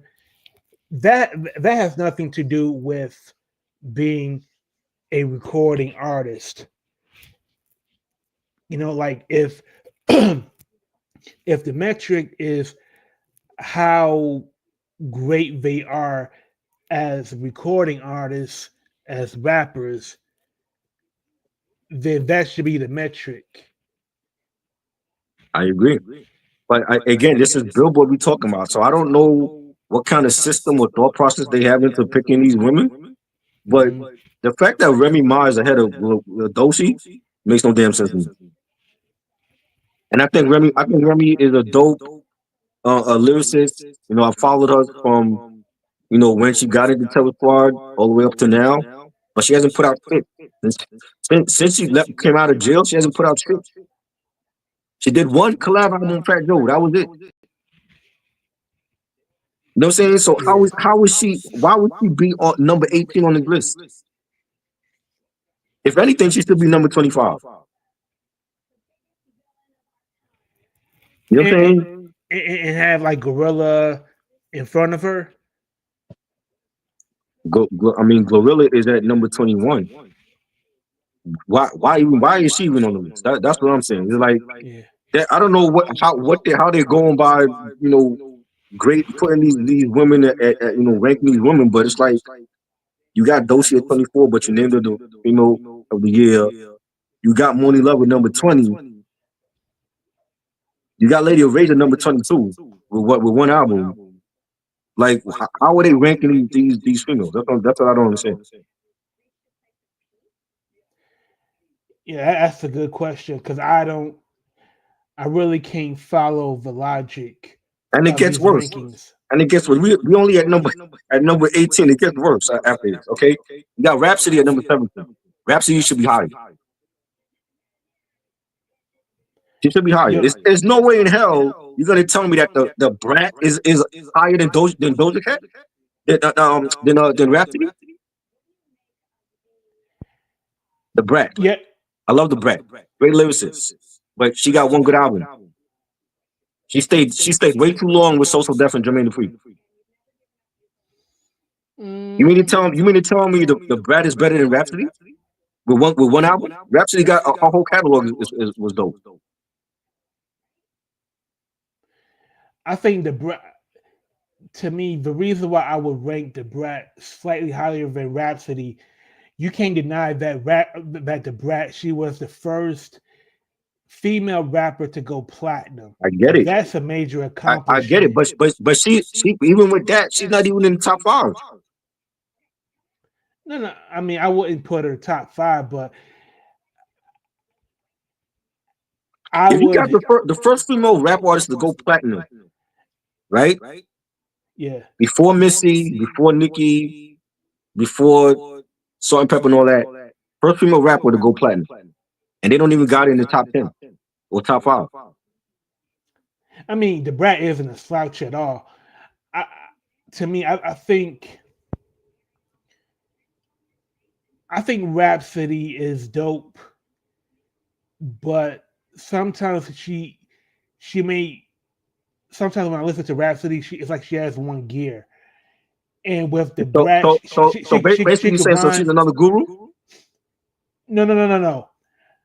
I'm saying that she has more going for her. I'm just saying that the Brat she can rhyme at many tempos. She Mm-hmm. can be very animated. She can be uh like a rhyme animal when needed. I get it. I to me, yeah, I would put the Brat higher than I Rhapsody. don't know if I would. I think Rhapsody needs a little bit more years in the game. I think at one point I would have put the Brat ahead of her. But when you're looking back at the Brat's discography, like I've heard all her albums. She stayed way too long with Jermaine Dupri. And for a lyricist of her caliber, she should have been able to go outside of Social Def and work with Eric Sermon and Primo, Pete Rock, any producer she could have did something with because she was that versatile. You know what I'm saying? And she did a lot of R&B remixes with Mariah and Bad Boy and all that. You know, even did a joint. She was supposed to come up with a whole album with Biggie. That never happened. You know what I'm saying? At one point, I would have put the Brat ahead of Rhapsody, but now I think Rhapsody, her body of work is way better than the Brat. When you listen to like the Return of the B Girl mixtape, She's Got Game. I think that was the drama mixtape he did. Layla's Way, the Eve album, phenomenal artist. I think her body of work is better than the Brat. I will say, like, I've heard several Rhapsody albums. I haven't heard every one of them. And I don't doubt that Rhapsody's albums are better than the Brat's, partly because Rhapsody has Knife Wonder, to be executive producer and to kind of cut the fat. Jermaine Dupri he's hip hop, but he's not he's like his sensibilities isn't always hip hop. So yeah, she could have benefited from other producers, but the fact that she stayed with Jermaine Dupri just She's loyal. Yeah, that She's speaks been to her loyal, loyalty. but loyalty comes with a price. You know what I'm saying? I feel like maybe she sacrificed her own career to be loyal to Jermaine. You know what I'm saying? And it's like he's a legend. He's great, but he wasn't always great when it came to hip hop. You know what I'm saying? Like he was hit or miss. Like okay, you gave Crick Cross 3 great albums. Brat first album was great. You know, I wasn't a fan of Bow Wow, so I can't tell you. I know Bow Wow had hits because of Jermaine, but I wasn't listening to Bow Wow albums like, oh, this shit is fire. You know what I'm saying? So I'm like, Jermaine's strength is R&B. He's a great songwriter. He did a lot of great, hits for Mariah and Usher, Jagged Edge, even Avi Lennox. You know what I'm saying? Money Long. But when it came to the Brat's albums, I don't think she had anything great past her first one. You can't say the same for Rhapsody though. I mean, on the Brat's first album, Funktified, she was pretty much mimicking Snoop Dogg. That's what people say. I never got the Snoop Dogg vibe from her. I just thought that Jermaine, there was a point where Jermaine was into sampling a lot of funkadelic stuff. Like even he did that a lot on Criss Cross on their second album. It was heavy G funk on that album. You know what I'm saying? So when you listen to the song Funktified, Mm-hmm. you don't hear Snoop Dogg's vocal intonation. I hear more George Clinton than Snoop Dogg. I mean, she could have been influenced by Snoop, yeah. You know what I'm saying? But I hear more George Clinton on that album than Snoop. I mean, I wouldn't be surprised because I mean, the G Funk, the West Coast sound, that was the hottest sound at that time in the '90s. You know what I'm saying? Like you look at Master Ace. Master Ace did that with Sitting on Chrome. That whole album was G Funk West Coast influence. You know what I'm saying? Yeah. Like they hated Master Ace when he came out with Born to Roll because it was like you from Brooklyn and you doing shit that the West Coast was doing, and he got so much like bad feedback because of that. I didn't really care for the INC period. That was a great album. To me, that's one of his best albums. You know what I'm saying? But when you hear that album, it was very West Coast influence. Well, yeah. Well, partly because when Master Ace left Cold Chillin' and signed to Delicious Vinyl, Delicious Vinyl was a West Coast label. Right. So Master Ace, he hooked up with their staff of producers, and that's the sound that they gave Master Ace. Right. Now, Master Ace sound was much more um to me it was more reminiscent of Florida, Miami bass, as far as like subwoofer culture and car culture. Uh, Um the production on the Bratz album is very much inspired by Dre's use of G Funk, but two things can be true. Like like the Brat, like if you listen to the Brat's vocal intonation, like listen to the way that she phrases yeah. her rhymes, it is pretty much inspired by Snoop. I'm not Right. going to say that she bit off of Snoop Mm. because I got too much respect for her as a rapper, but she definitely saw where rap was going and wanted to add her flavor to it. Right. And she also had the Sci-Town flavor, her being from out there. Yeah, You know what I mean? agreed. Shout out to Red. Red said Chris Cross sounded like a poor man DPG. I totally disagree with that. They wasn't that. Remember, they wasn't even writing their own rhymes. That was Jermaine doing all that. Yo, Ain't no way in hell they I sounded like Daz and Corrupt. you know what though? Like that made me laugh, but damn, that is interesting. I never heard anybody say that, but Yeah, yeah, I know why he says that because he hated the bomb, and the bomb was like my favorite Chris Cross album. Because like I think the production hit harder than the first album. First album was more like kiddie rap. They had jump on there, they had warm it up. That was like kiddie rap. You know what I'm saying? But the bomb, you got like a whole G Funk album from them, and they were rocking the Dickies. They were rocking the Chuck Taylors. They had the braids. So that was like their G Funk album. You know what I'm saying? But I love that. I thought the production from Jermaine was fire. so if Crisscross is the poor man's DPG, then who in Crisscross was Daz and Corrupt? That's what I'm saying. 'Cause it wasn't none of them. They wasn't writing their rhymes. That was Jermaine. Jermaine came up with that whole look for them. They already had the look supposedly when he met them in the mall, but he was Oh, I got you. ghostwriting and doing everything for them. So I don't feel like they sound like Daz or Corrupt on that album. You Yeah, know, like I mean, it made me. It's funny because it's so out of the ordinary. Now, when I think about it, Daz and Corrupt, they were a lyrical tandem right, that had they have their own styles, but I never thought that they were um lock in step with everything. Like with Crisscross, they dressed alike, they rapped alike, mhm, and they damn near, wore their same hairstyle the yeah, same. So I can understand why he would say poor man's DPG, but on his face, it's funny. It produces a couple of laughs, but yeah, like you said, man, Jermaine Dupri was writing uh, both of their rhymes. right, There's really no parallel that you could draw to them other than just being a duo. right.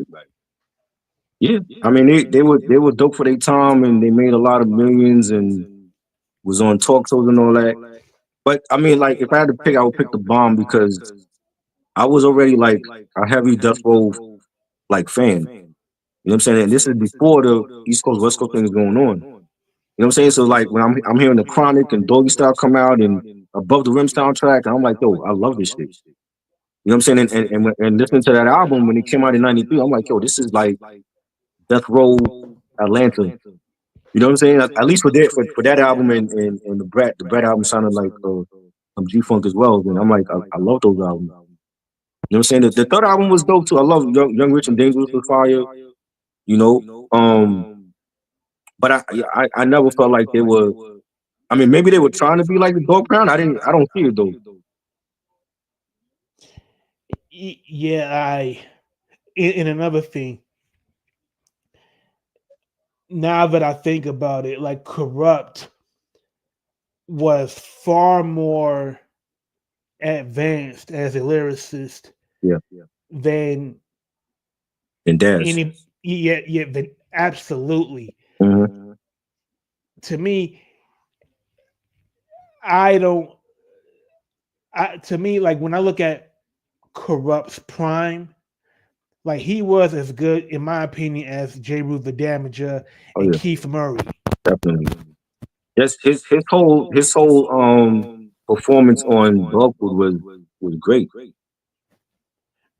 Yeah, know, I think like if Corrupt was like signed to like if Corrupt was signed to an East Coast label like Loud, I think Corrupt would have been recognized as one of the illest MCs of that period, I agree rather for than sure, just being one half of a gangster rap duo. for sure.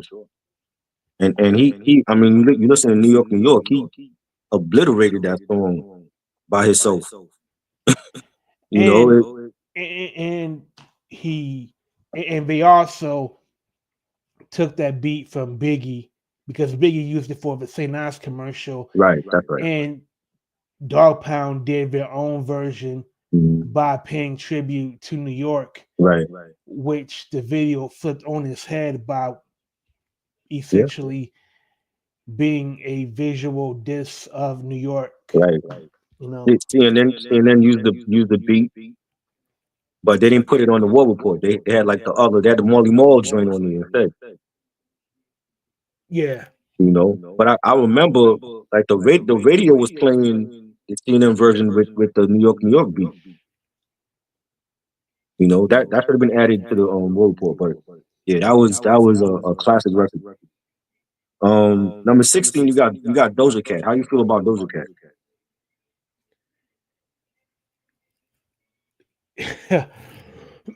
not No, to be no comment. funny. Okay. No, no, no. I'm just gathering my thoughts. Uh, Um, Doja Cat, she for the for the moment, she seems like she has the pulse of a lot of women in hip hop. Like mhm. she's echoing the sentiments that they believe in.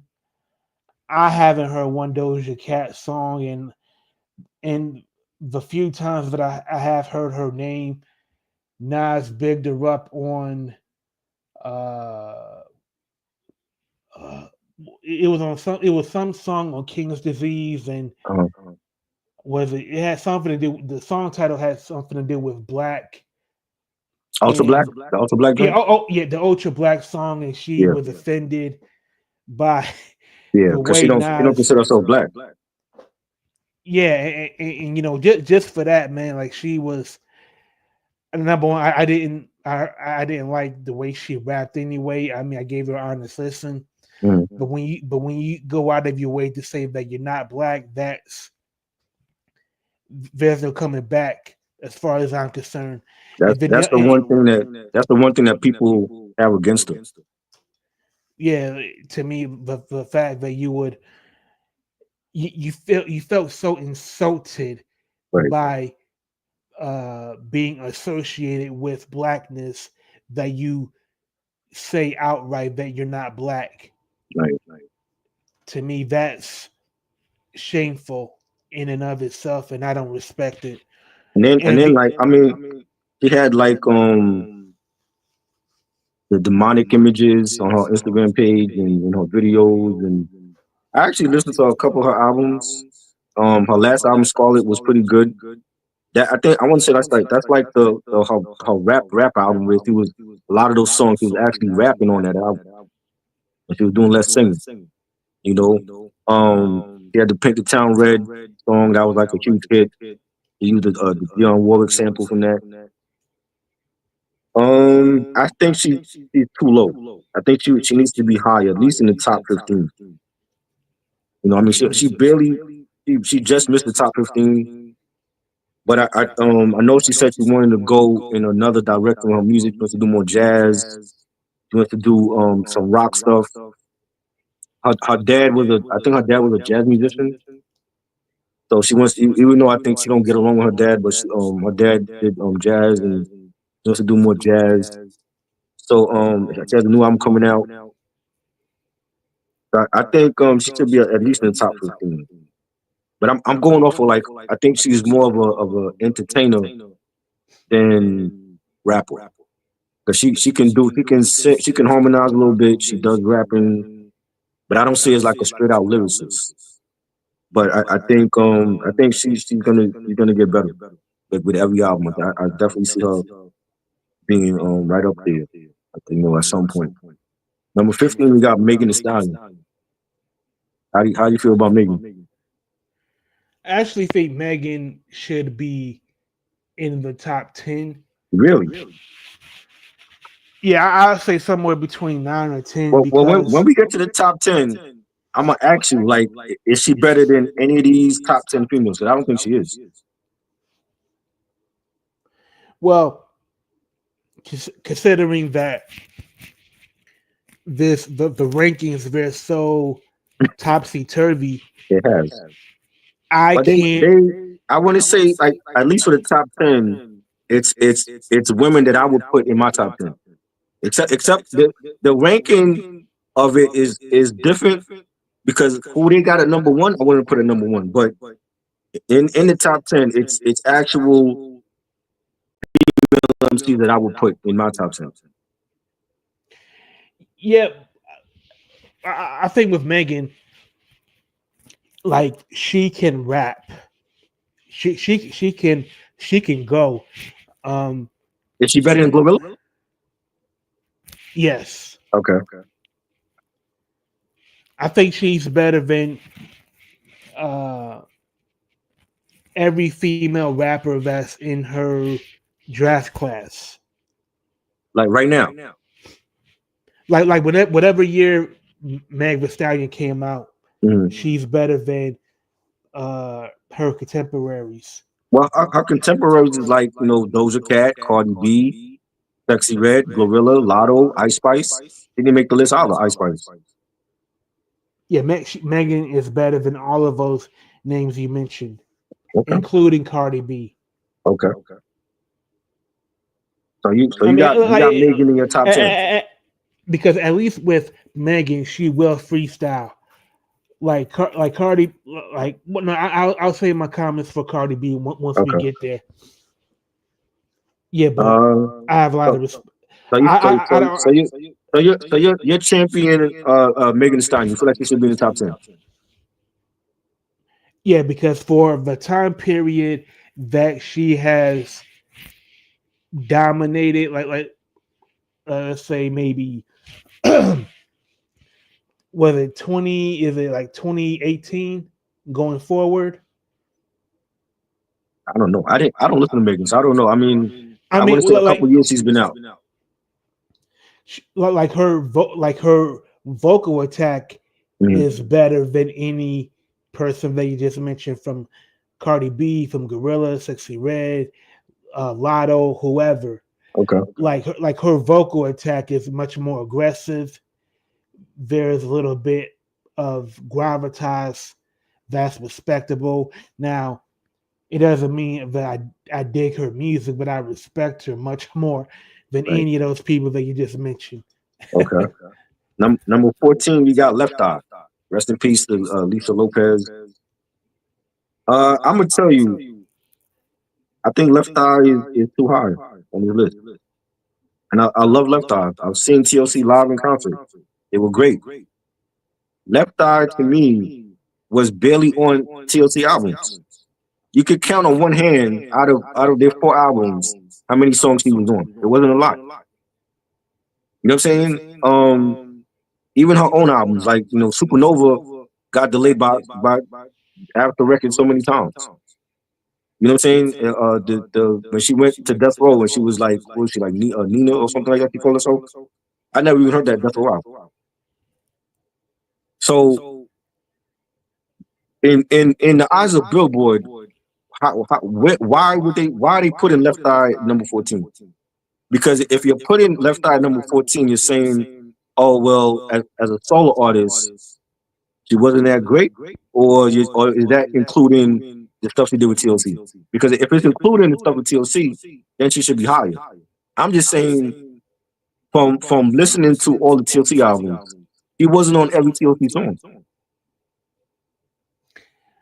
You really gotta. It really comes down to the three TLC albums, and then when they came out with 3D, she had already passed away. It might have been like on one song, and that was it. They ended up finishing the album after she passed away, but they didn't put any other vocals from her because I don't even think she finished any vocals for that album. So you're really going off of the first three TLC albums.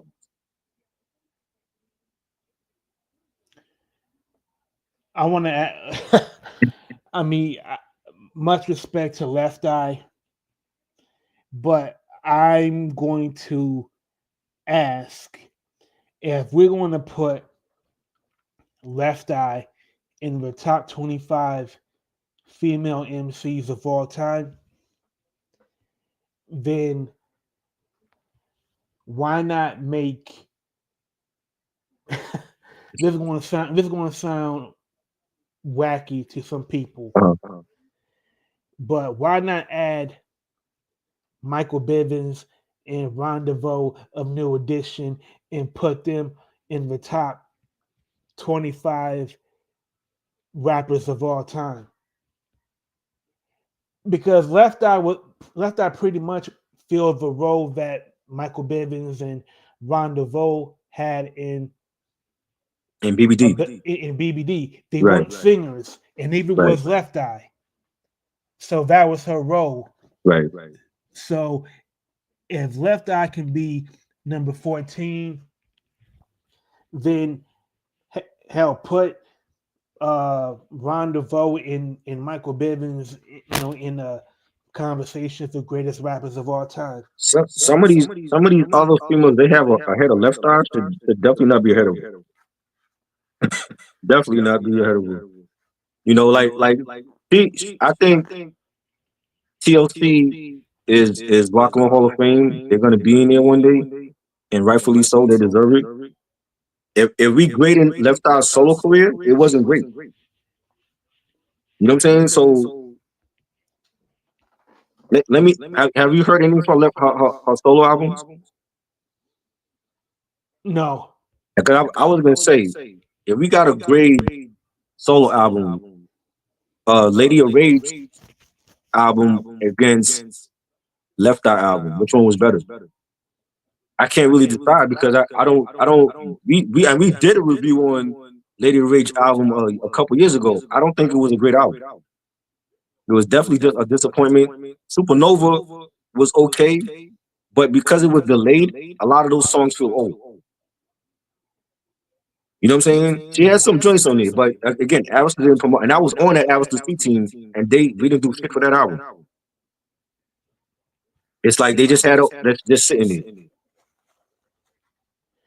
So I think, to me, I think Left Eye, her personal challenges got the better of her solo career. That too. And I think you have to factor that in.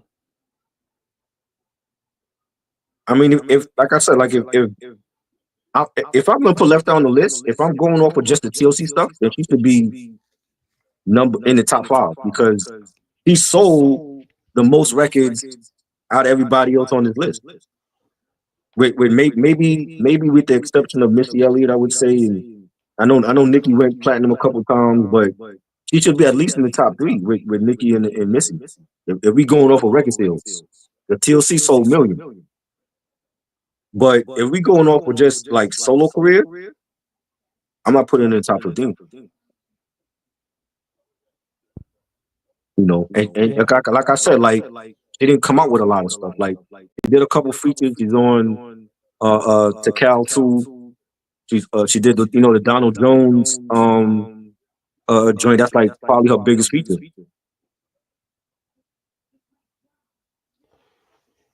Yeah,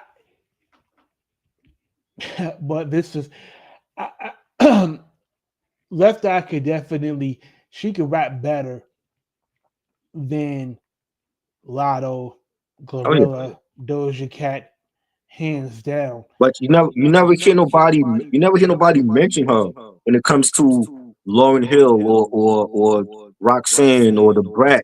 They don't mention her. Yeah, she was never like I don't think she had uh any delusions of how great she was. To me, I felt like the way she rapped, it fit in the context of the trio. Right. Like in other words, like her rapping, it fit with With TLC TLC, yeah. songs. But if you were to like put Left Eye in a cipher, Right. she would get eaten up. Yeah. I agree. Again, this is Billboard list, so they got her number 14. I would have her lower. But I'm definitely wouldn't I would have her lower, but I'm not gonna disrespect her legacy and put Glorilla ahead of her. I feel like she's still better than Glorilla and some of these other chicks on the list. I just because of her, like you said, like because of the personal stuff in her life, she didn't put out a lot of stuff. You know what I'm saying? As a solo artist, we know what she did with TLC. That's her legacy. As a solo artist, it's a different story. You know, Agreed. 13 they got Trina. I think that's a good spot. For 13, Yeah. I only know like a couple Trina songs. I wasn't a fan of her like that. I like the song she did with Trick Daddy. You don't know Nan. That was a big hit up here when I dropped. Um, I know she did a lot of features as well, and I remember she was on a Rick Ross album. I think it was it Triller? He was on Triller or one of those albums. She did something with Ross that was pretty good, but I wasn't a huge fan. That verses she did against Eve watched her, and it was to the point where Eve left early because she was just bored. She was like, "Yo, I'm going home." I didn't even watch it. I wasn't really interested I in watched a watching piece it. of it, and Eve was like, "Yo, I'm going home early." It was no reason for her to be there. I'm like, y'all couldn't get nobody else of caliber for Eve. You got Tina. That wasn't even a battle. Like Eve just watched her. I mean, but who else was available to battle Eve? I mean, shit. Look on this list right here. You could have had some formidable opponents. Little Kim could have battled Eve. Foxy Brown. Mm, You know, there's some opponents that Eve could have battled on this list, yo. Not no, no, Tina. but is it really fair when the last two opponents you mentioned, Foxy and Kim, didn't write their rhymes? I know. So is it really fair to Eve, Well, I mean, not who now that they're did? crisscross and crisscross, they sold million. You know, But isn't that like being a boxer and you fighting like an Ivan Drago, bro. We Eve. talked about look for the past year. We've been talking about Kendrick and Drake. Last time I checked, Drake had a ghostwriter, and he sold millions still. And people still want to put him in some imaginary big three. He was never in my big three. But one of those MCs that wrote for Kim is deceased. So Eve is going to have to battle Biggie's Ghost, Jay-Z, And she could have won. potentially Nas. She could have won it. Yeah. I mean, I'm just saying from At least that would have been a better battle to watch than her watching Trina. I just felt like it was a mismatch. But look at it like as a tale of the tape. You know how like we in boxing, there's the tale of the tape where they list all of these categories to see how each boxer stack up with each other. like if you're writing everything yourself and your opponent has benefited from having the load taken off of them by having Mhm. Biggie, Jay-Z, Nas do the heavy lifting,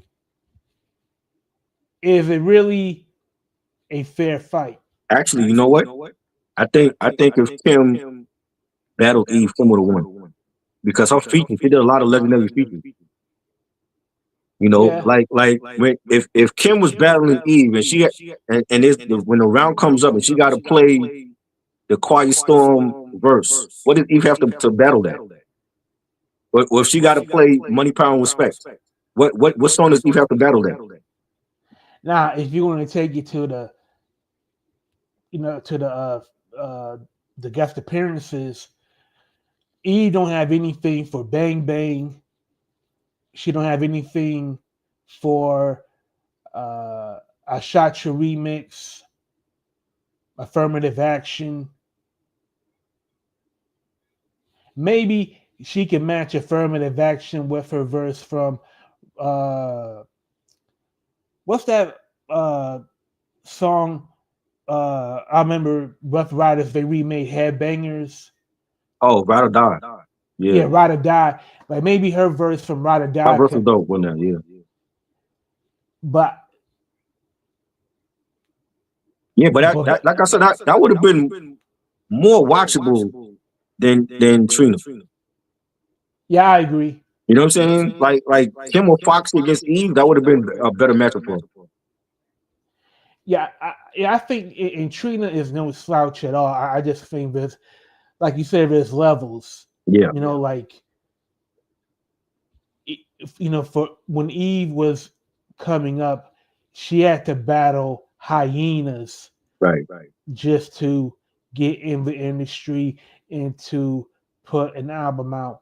right, I think Trina, she's just good naturally, right.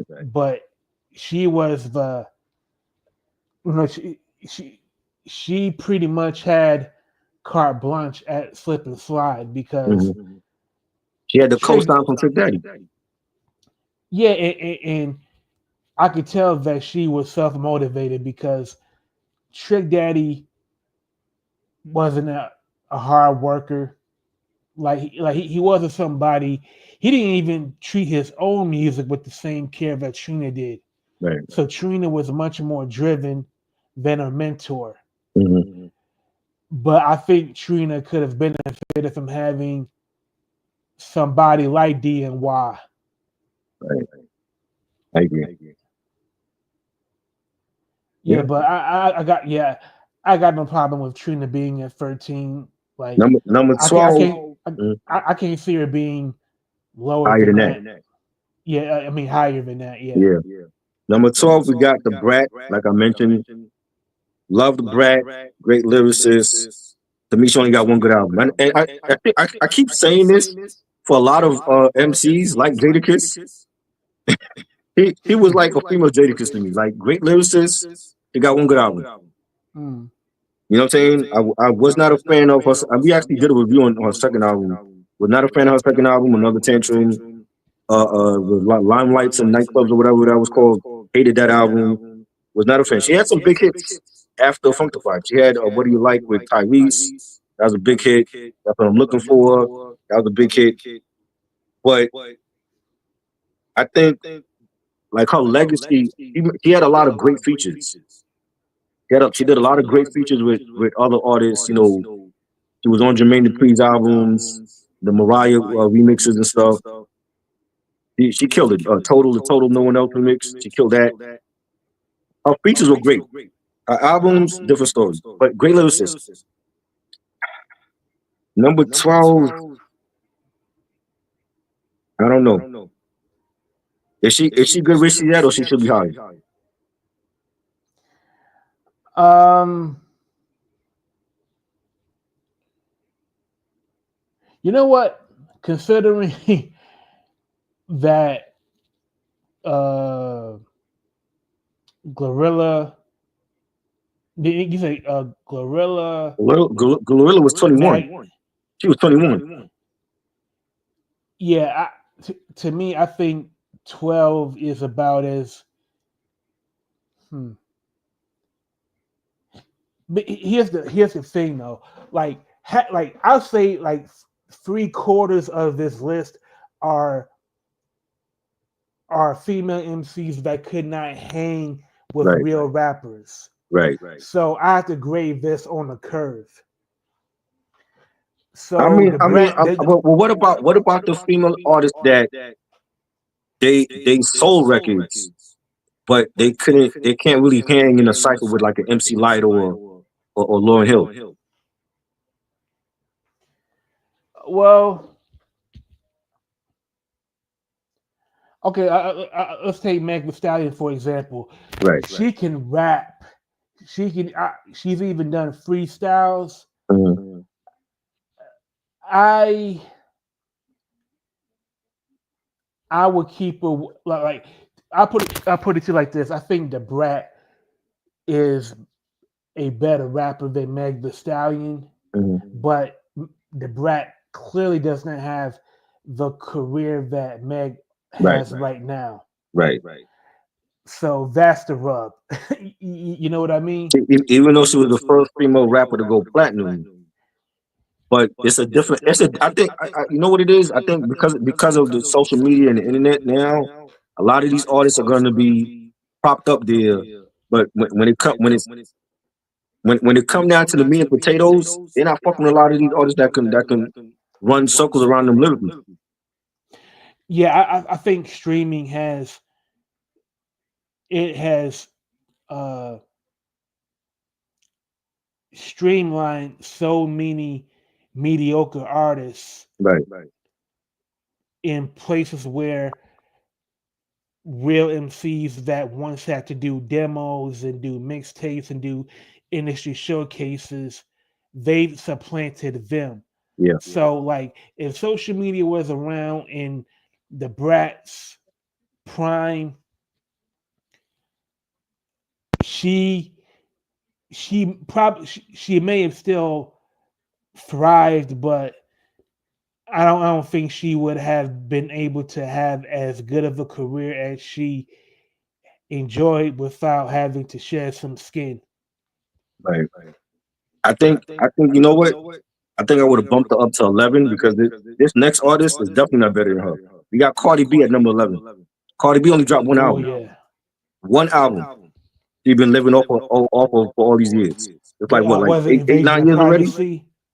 Right. 8, 9. That was like what, 8 years ago, 9 years ago? She living off of one album, and all you hear about in the news is her and Offset. That's But basically what you hear about it when it comes to her. She hasn't dropped shit. She is but you definitely know not better than the Brat. but you know whatever female rapper has been living off of one album. Who else? I don't even have to say it, Oh, Lauryn but Hill. Yeah, but Lauryn Hill, she's in a different category because it's not like she just came out as a new artist with Miseducation. She was in a group before she went solo, and we know what happened with them. First album was a dud. They made up for it with the score. yeah, a It blunted went on like 8 million. reality. The first album was blunted on reality, Right. and it flopped, and then it came back with the score. Right. I think with the weird thing about Cardi B is that she was nominated for a Grammy Award. Mm-hmm. And do you know what a competition was that year? It just shows you just Or Megan. how no. In 2019, she was nominated in the best rap album category.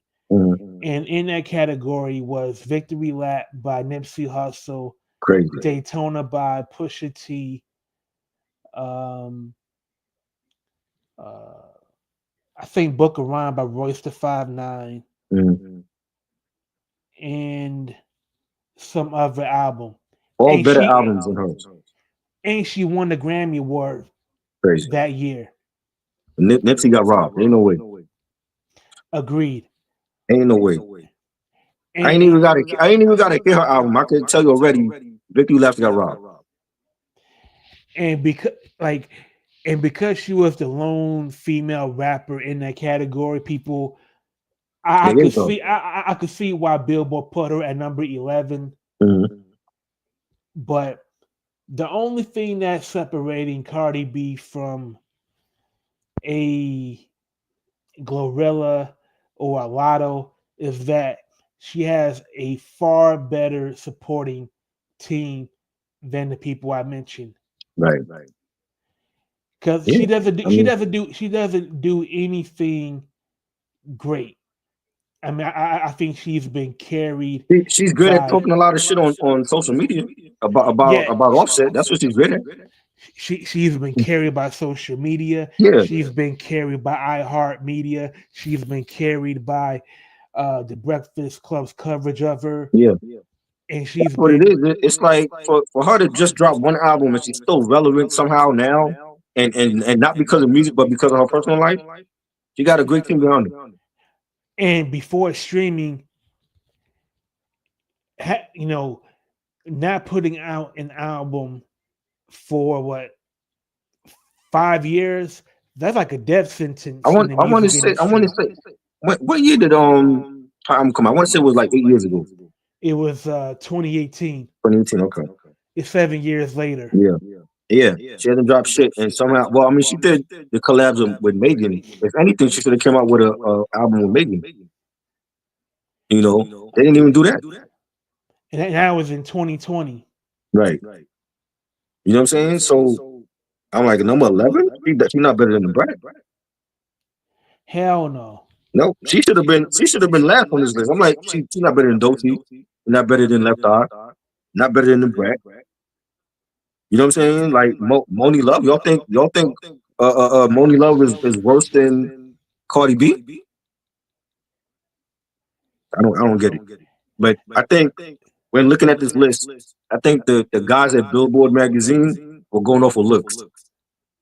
They had to be because it's not adding up. You know, And you know, like now, I was going to say that um, records. Well, this because of streaming.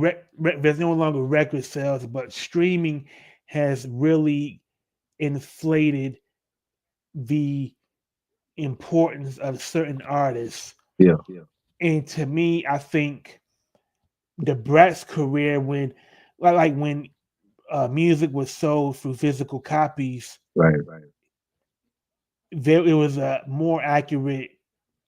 Uh, it was much more accurate getting a sense of what was selling because right, people had to go to the record store.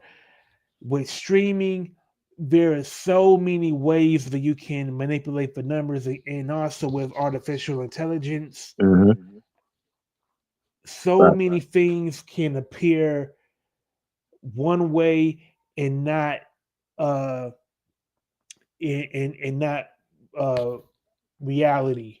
facts. Yeah, Yeah, I like at number 11, yeah, that's far too high. yeah. Number 10. We at the top 10, and I have some issues with top 10. But number 10, they got Foxy Brown. How we feeling about Foxy at number 10? Yeah, well, Foxy is worthy of being in the top 10. Now, is she worthy of being any higher, like top 5? Now, considering the names that haven't been mentioned, I would I would put a little bit higher, like maybe at 7, Okay, because before she even put out Il Nana, like she was making a lot of noise yeah, in the streets. oh yeah, So and and we're going to pretend that her second album didn't come out. So I'm just going to go kind of doing. from Right, I'm just going to go from Il Nana to Broken Silence yeah, and all of her incredible verses between them. oh yeah. You got a lot of great features that she did. A lot of great remixes, and I have no problem with Toxic being top 10. The top five is a little bit different. I don't think she's top five, but top 10 definitely for sure. Number nine we got Eve, like you mentioned earlier. Love Eve. Definitely she represented Rough Riders to the fullest. Great lyricist. Her albums were banging as well, and I don't got a problem with Eve at number nine. Yeah, and like Eve, she willingly left when she was at the top, Right. and it wasn't like she fell off. It She got wasn't she like got married and she married a billionaire, and that and was it. never looked at rap and never looked at hip hop Yeah. ever since. It was like she just went out like John Wayne, hmm just got on a horse and just rode into the distance. She did some acting. She was on a show called Queens with Tori Norton from 3LW, and Brandy was on that show, and that was a pretty good show. It only lasted like a season on ABC, but that should have went to streaming. It was a could have had like other seasons. I thought it was a great show. Um, yeah, like I said, like he was a dope artist. I have no problem with her being at number nine. And unlike a lot of the female rappers that are on this list, like she had great phrasing, great vocal attack, and also she carried herself, Yeah, like somebody with respect and integrity. right, Like she never did anything to embarrass herself. right, right, And to me, that's the highest praise I can give any artist is that they uh they made music, they entertained, and didn't do right, anything to embarrass themselves or the culture. right, right. Number eight, we got Roxanne Shante, Queen's Bridge in the House. Um, yeah, one of the best diss songs ever against the real Roxanne. Marley Marl discovered her. That she's a Queen's legend. I think she definitely got to be in the top 10. Some would say top five. I have no problem with that either. But it's like one of the like when you think of like battle, like women in hip hop battling, she has to be like the poster child for that. You know what I'm saying? And she's a legend, and I have no problem with her being at number eight. Actually, I would put her way higher. Higher? Okay. I would put her at I would put her either at 2 or 3 Okay. because her importance in the 80s cannot be denied. Like, first of all, she was 14 years old, hmm rhyming in the projects. Her her neighbor was Marley Marr. They did a demo, and that one of those demos wound up being one of the greatest diss songs ever in hip hop. Right. She was an early mentor to Nas. hmm She was one of the founding members of the Juice Crew. Right. Had it, she was pivotal for Cold Chillin', and she made a diss song uh, where she went at Queen Latifah. Right. I She forgot also about made that. she That's right. also made uh, a song called "Niggas Ain't Shit," hmm which prompted Dr. Dre and Snoop to make "Bitches Ain't Shit." She also went at MC Lyte also. Forgot Yeah, about that's that. right. And MC Lyte has a diss song on there ain't no other album, and she's like going at Roxanne Shante. And I think that was in '92. 93. That Yeah, was the yeah, album with Roughneck. yeah. Yeah. So Roxanne Shante, she was she was essentially a battle MC on record. She thrived on competition, Yep. and must we at least we not forget during the Bridge Wars, she did give KRS One a good ass cutting. Mm. with that what would she say with that name KRS-One sounds like a whack radio station. Like she gave it as well as she Hmm. took it. Right. And there were a lot of male MCs that couldn't fuck with KRS-One. So for Roxanne Shante to be the one, to get some good, punches thrown, Hmm. to me, she deserves to be in the top five because she is the template for the for an MC that a lot of people claim as the number one MC, Right. and that's put it to you like this: there is no Nicki Minaj without Roxanne Shante, given that Roxanne Shante is from Queens, Right. Nicki Minaj is from You can Queens. yeah. Roxanne Shante, you know, mixed it up on wax with other rappers. Nicki Hmm. Minaj has done the same thing. Oh yeah. Even though Nikki lost, but she still had the battle. Yeah. You know. Um, what's crazy was I had never heard the Roxanne Sante diss until like years later, but I did hear the UTFO. Like I had bought the UTFO album just for that diss song. Roxanne, because Hmm. that was being played on the radio back then. And I remember buying that UTFO album just for that record. I couldn't tell you what else was on that album, but I bought it just for that Roxanne record. So I hadn't even heard the Roxanne Shante diss until years later. But that was an epic battle.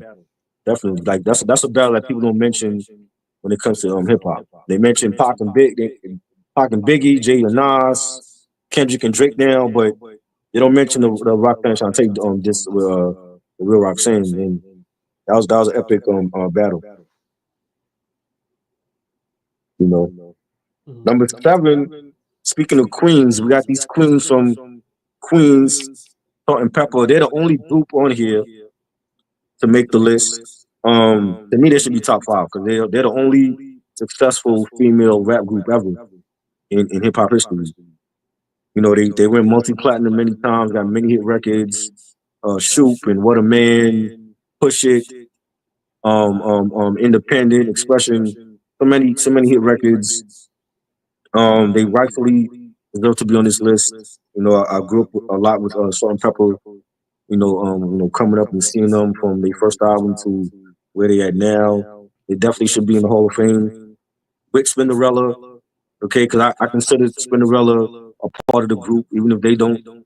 Spinderella's a legendary DJ, and yeah, they at number 7, but I would put them in the top 5. Agreed. For the same reasons, like they are true pioneers. I Yeah, mean, there were female rappers that were in groups, but uh, you know, they were in predominantly hmm, male groups. right, Um, with the lone exception might have been Sequin right, with Angie Stone and yeah, yeah, I that's right. can't think of the other members, Hmm. but Funky 4+1, one female MC and the rest are dudes. Right, And Salt and Pepper, they could rhyme, but they were feminine, they were sexy, they were thought provoking. They made songs, about AIDS awareness. yep, Express yourself. Um, they were great role models for young girls, and they uh, and they were in the 80s. They were part of the I don't know but they were part of a collective that was based around Herbie yeah. Lovebug, Hit and Play, Salt Kid and and Pepper. Play. I think Kwame. He did stuff for Kwame also. Yeah, Yeah, wasn't Full Force down with no, I don't think Full Force Full was down Force. with Lisa and Cold Jam. yeah. Yeah. I got them. I Yeah. was thinking. I was thinking You're for thinking the House fourth. Party. Yeah. Exactly. You're thinking House Party. I know. Yeah. I mean, Herbie Lovebug was a great music impresario, and Yeah. for, for and I think Salt and Pepper, they were the female version of Kid and Play. Yeah. They make lighthearted songs. They Hmm. could be fun, they could be goofy, but they had the jams, that could rock a block party, that could rock the clubs. Yeah. They weren't vulgar. You know, they they made the kind of music that you could play in front of your parents. Right. Yeah. And they also collaborated on each other's albums. Salt and Pepper was on Funhouse. Kid and Play was Mhm. on Black's Magic. You Yeah, know. but and Song Paper made it to I think the late '90s. Yeah. Yeah. Like I think 95 was like their last album. I want to say brand new album. Yeah, That was like 95, 96. Yeah. I mean, They, I wish they put out a new some new music. I mean, I think they can still do it in this era and you know bring back your DJ because Spinderella is a part of that group. You know what I'm saying? And they need to make amends with Spinderella and come out at least come out with an EP or something. I think there's a better chance of Kid, growing back his big ass high top before that happened. I mean, if it's a money thing, pay your DJ, man. Like Spinderella been loyal to them from day one. Pay your DJ. She just want respect, and maybe she feel like she wasn't getting that for so many years from them. She's part of the group. When I look at Salt and Pepper, I look at three women, not just Cheryl and Sandy. You know, Deidre's a part. Dee Dee's a part of that group. Like, pay your DJ, give her the respect that she rightfully deserves. I actually think Salt and Pepper really think that Spinderella was just a hired hand She that could wasn't. have been that could have been replaced at any time. If you ever listened to Black's Magic when that came out, that album at that time when they were making it, Pepper wasn't on that whole album because she was pregnant. And guess who stepped in for Pepper? Spinderella. And she wasn't known to be a rapper, but she filled in for Pepper and she did her thing, and that's like one of the best on Pepper albums ever. Pay your DJ, give her that respect. You know what I'm saying? Like people forget DJs mattered back then. Like when you look at Run DMC, it wasn't just Run and DMC. Jam Master Jay was part of that group. When you look at EPMD, it wasn't just Eric and Parrish. DJ Scratch was part of that group, and so on and so on. Houdini and all the other great groups from the '80s. Well, And when I look at Salt and technically, Pepper, it's three women I look at. It's not just Salt and Pepper. So they need to make amends with their DJ and come back together. I mean, Salt and Pepper made a biopic and they totally brought out Exactly. Spinderella. Exactly. Like I think at the like I would love to see that happen, but I think if I have if I get the sense that it would take Salt and Pepper to pay Spinderella millions, have have her uh, make her a bigger part of the publishing, and give her the respect that she deserves. Exactly. Exactly. I think Salt and Pepper they're way too set in their ways to Well, do that, which is a shame. it's gonna come a time when Rock and Hall of Fame is gonna come knocking on their door, and they're gonna want to induct them. So, are you really gonna go ahead and be bold and get inducted without Spinderella, who's been with that group for 30 something years? That would make them look bad. Now, if they're going to have security, they're going to have security, escorted out of the building. Hey, Like we don't know I, who you are. I remember seeing the year that Guns N' Roses got inducted. Axl Rose wasn't with them, but at least they gave him his award. Some people got to do the same for Spinderella. She's a part of that group, and when But they you get know what? inducted, At some point, they need to be inducted now. But at some point, when they get that call, Cinderella better be with them.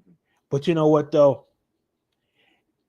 The reason why it would be advantageous for Salt and Pepper, to square away any differences with Spinderella is because if Salt and Pepper, say they were to get into the Rock and Roll Hall of Fame, Mhm.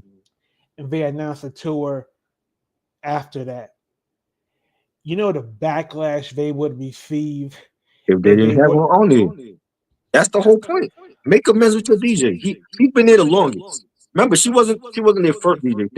She replaced their first DJ from their first album, and she I mean, came in and she's been there from day one. You never hear no complaints from her, nothing. And that's how you treat your DJ? DJ Scratch wasn't EPMD's first producer. Wasn't their first DJ, Right, but right. DJ Scratch is identifiable with Exactly. EPMD. Exactly. And look at all the bullshit he had to go through with the Hit Squad breaking up and Eric and Parrish beefing, and he's been loyal to them from day one. You know what I'm Exactly. saying? Like DJs mattered. Like Rick Sean said, DJs mattered. That's also one of the many aspects of what made hip hop music so fun to listen to that a lot of people ignore in this era. In fact, the DJs don't even matter no more. You know what I'm And saying? and quiet as cat, not to be vain, but Spinderella was always the finest to me. Hey, she's a cutie, definitely. I think they look the finest in that shoot video when they're like on the beach in the swimsuits and man, Yeah, you know. and she But looks shout out to Spinderella, Salt and Pepper need to do right by their DJ and give her that respect. and Spinderella. She is real. She's still active Yeah. in the DJ community. She can get a gig and fill out and Hmm. get more of a turnout at her Oh DJing yeah. gigs than Salt and Pepper can do Oh yeah. drawing in a concert. I remember during the pandemic, I was watching a lot of she was going on IG Live and doing a lot of DJ sets and with D Nice, and she was killing it. Like her song selection was crazy. Hmm. You know what I mean? So shout out to her, man. Like respect the DJs. Number Facts. 6, we got MC Lyte. Now for me, MC Lyte is the best female all time. She'll be my number one. But of course, we going by DJ's Fugazi list. So Billboard, they don't know what the hell they talking about. I have MC Lyte at number 6. But Hmm. I think MC Lyte is the best female ever. You know, Brooklyn, New York, representing. This woman is a legend. I would put her in any battle against any dude, and she would come out on top. You know what I'm saying? I think she's that great. She has many great albums. Her first album, Light as a Rock was great. Eyes on This. I love Act Like You Know. I thought that was a great album. Everybody remembers the one song, Poor Georgie, from that album, but Act Like You Know was highly underrated. Ain't No Other was dope. I think even her album that she came out with last year, one of one was solid. It was one of my favorite albums of 2024, and she's still doing it. She's healthy. She looks great. She should be number one on my list, but on Billboard, she's number 6. How do you feel about that? Um, because it's Billboard and they are in the business of reporting chart hits um, and airplay. MC Lyte is not as important as the female rappers that are in front of her. Right. Now, from a cultural point of view, MC Lyte is the best MC ever because MC Lyte, when she came out after, I believe she came out after Rakim, but before Cool G Rap. Right. So look at who is her contemporaries. Yeah. Rakim, Big Daddy Kane, Yeah. Yeah. Cool Right. G Rap, Chuck D, KRS-One, Yeah. LL Cool J.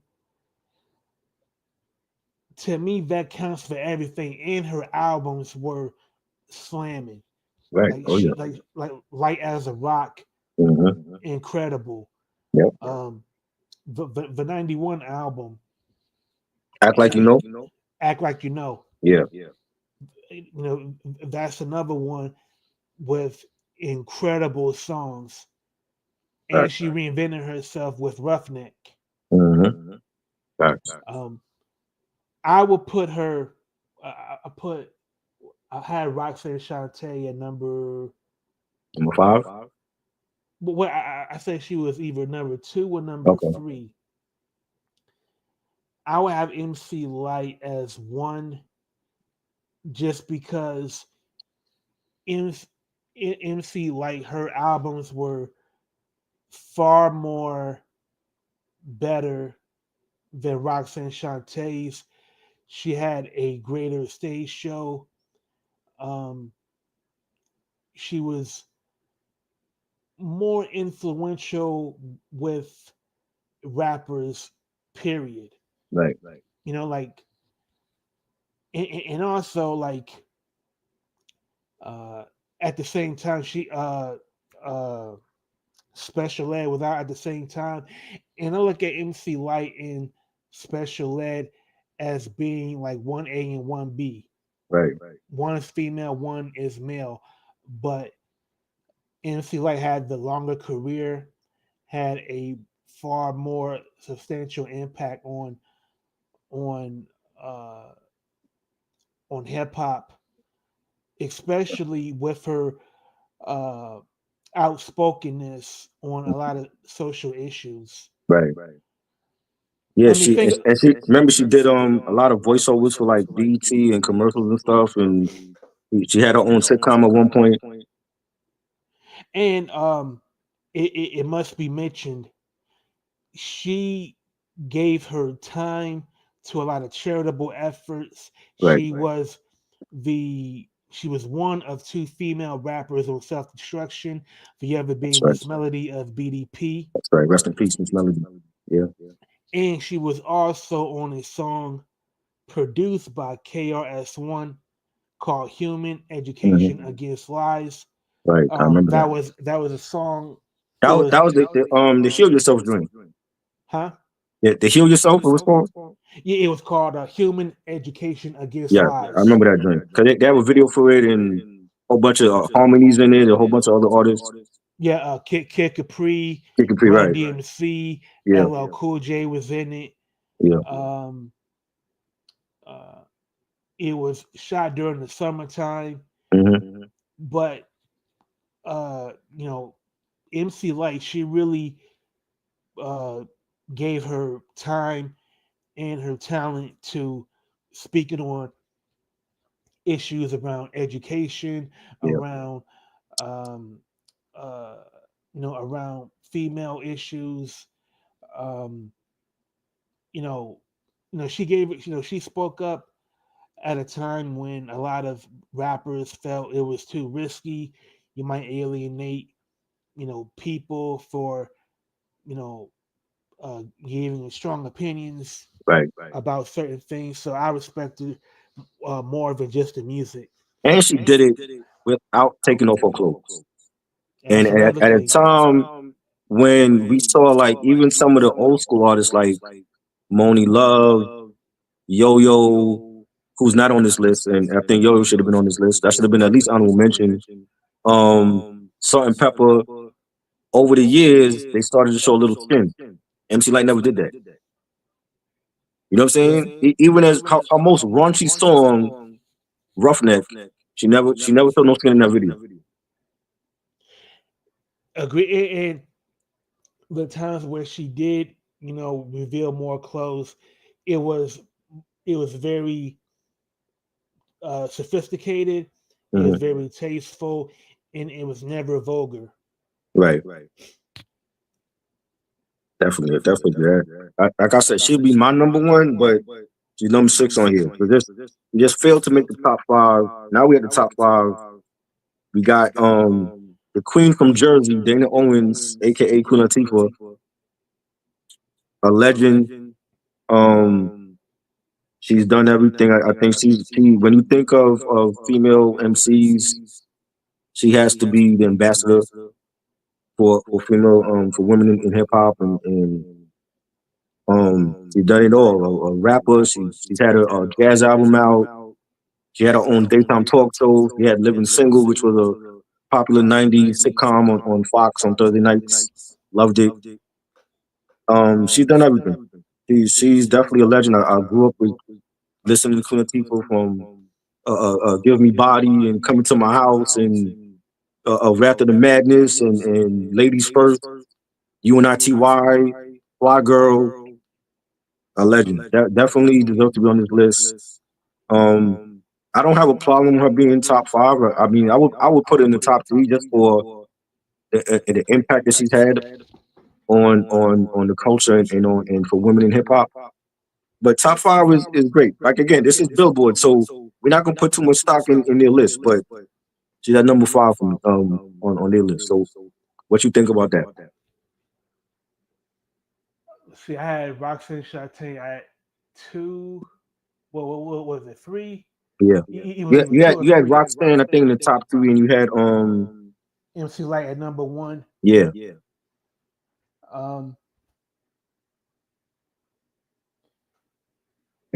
I can't.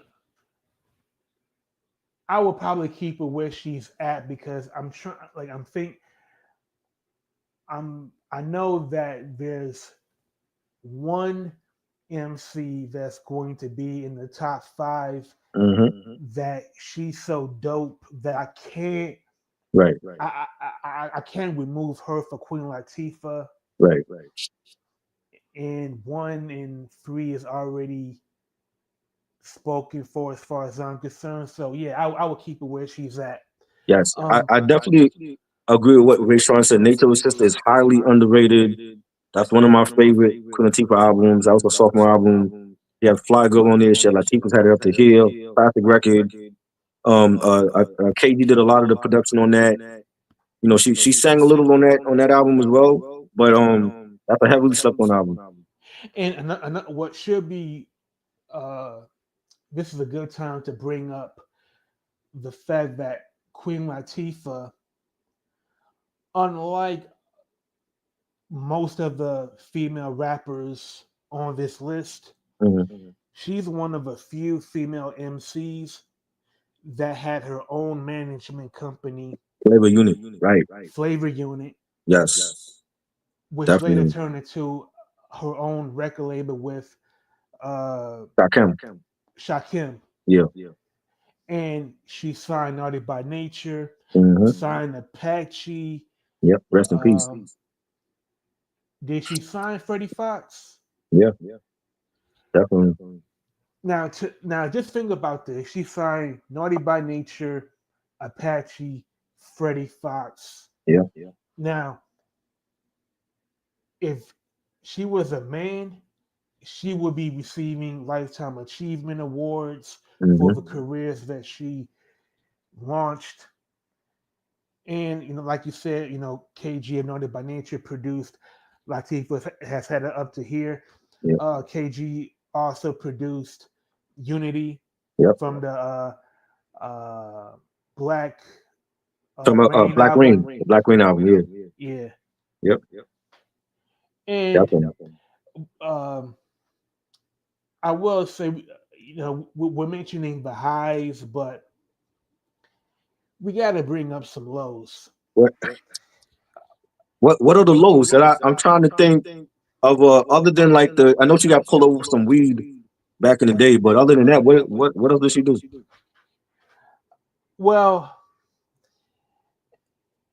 Queen Latifah, she was never a battle MC, but she made a diss record where she called out Foxy Brown. Right. And I thought the diss song was ho hum. I mean, it wasn't it wasn't like Roxanne's. It wasn't anything that Roxanne Shante didn't do better. I Right. just felt like if you're going to make a diss song, it has to sting. It has to have some impact, and I felt like she had wasted her time doing that song. I felt like she was beneath doing that. Right. Yeah, I mean, I think maybe she really didn't want to do it, but she had to because you had people that was testing her. But she's never been about that. She's always been about sisterhood and bringing the women together instead of a divide and separating. You know what I'm saying? And that's why I've always liked her. She's part of the Native Tongue family with a legendary collective with De La and Tribe and Jungle Brothers and Moni Love, the Beatnuts, Black Sheep. So many legendary artists came from that collective. You know what I'm saying? And I think people forget about that. Like she's part of the Native Tongue family. And she's great. The name of the song is Name Calling, and she's Name calling, right? dissing Foxy Brown. Mm-hmm. Um, oh, like like damn, I forgot. Wasn't that on a soundtrack? Because at first I thought it was like a white label. Mm-hmm. I know she was on the Sunset Park soundtrack, but that was a different song. Because the song sounds like her character from Set It Off. See, I don't remember the Set It Off soundtrack. I never bought it. But if you listen to Name Calling, Mm-hmm. it just sounds like a it sounds like a diss song that is trying to get at some people that's been on her mind or bothering As her. she should have did that for sure. I But mean, but after hearing that, I don't think Foxy should have responded because it wasn't really good. I mean, Foxy was young. She was feeling herself. She had a platinum album on Def Jam. She was. I don't think Foxy would have did it now. I think Foxy is definitely a different person where she's at in her life now. You know what I'm saying? But Latifah had the right to go at them. I mean, they gonna come for her head, especially if you have a name like Queen Latifah, and you consider yourself the mother of this. They gonna come for her head, and she had to put them in check. I, yeah, I wish like somebody was in the studio with her to tell her, nah, this ain't cutting it. I remember. I gotta hear that song. Yeah, but Red said he killed Foxy. I definitely believe that. It's been a year since I heard name calling, so I gotta go back and hear it. But I mean, as you should. That's what you do. If you feel like you the mother of this and you the queen, you're gonna have the peasants come at you, and you gotta let them know like, yo, nobody's taking my throne, and still to this day, nobody took her throne. So Mm. I have no. Like I said, she would be my top three, but it's Billboard. You know how they get down. They got a number five. Okay, You so know, you say you haven't heard Name Calling I, in a I long I've heard it. time. I haven't heard it in a long time though, so I gotta Okay. definitely go back and hear the lines against Foxy. Yeah, I don't know what prompted Queen Latifah to diss Foxy, Mhm. but as far as what I remember, I wasn't the first time I heard it, I wasn't impressed. Like when you hear a diss song, like there are certain songs where you feel like, damn, she really went there, Mhm. or man, I can't wait to hear the reply to this. Right. When I heard it, I was like, It wasn't good, Fo- Foxy could just ignore this and keep it pushing. but she wasn't gonna do that because remember, look at the label she on. She on Def Jam. When have Def Jam ever ran from a battle? They've never done that. But I mean, at the time, we had never heard Foxy in battle mode. But knowing what we know now, just judging Foxy from Bang Bang, Hmm. I think if um, if they could have done, if Foxy and Queen Latifah could have done it Mhm. when they're off to the races, and uh, each in each Foxy and Queen Latifah Right. could have like the best producer, and each song is going to match up with the best of the other. Mhm. I think it would have been more compelling. Yeah, I got it. I got to hear Lynn Colton again. I really got to hear it again. Speaking of Foxy Brown, her arch nemesis, Little Kim, is number four. Which this has been an age old question forever. Which one is better, Kim or Foxy? As far as like overall talent, I'm gonna go with Foxy. Um, as far as influence, um, I would say Lil Kim. I think I think 90% of the female rappers that are on this list, they uh, copied Little Kim's formula of being scantily clad, Mhm. being sexually explicit. The colorful wigs. You have the colorful wigs, the fashion, Yeah. the obsession with name brands. Hmm. I think all of that owes a lot to Lil Kim, and I agree. I think Lil Kim is a pioneer. I mean, because it's commonplace now, but in 1995, 1996, there weren't. She was like the Madonna of female rappers Right. because the language she used, it offended a lot of people. Hmm. And there's a YouTube, you can go on YouTube and remember Rolanda, the talk show host. Yes, I remember. Yeah. Look, there was an episode about female rappers, Hmm. and it was about um, female rappers using their sexuality to sell records and using foul language and Right. being vulgar, like the same, like similar to the complaints that people had about Two Lives Crew music. Right. And Lil Kim, she fielded a lot of questions, and she was like, it was like trial by fire. Right. It was like she was getting uh, asked question after question about her role as a role model. You know, you're a poor excuse for a woman, blah blah blah. She took a lot of arrows. Right. She took a lot of bullets, you know, to express herself. And now, Right.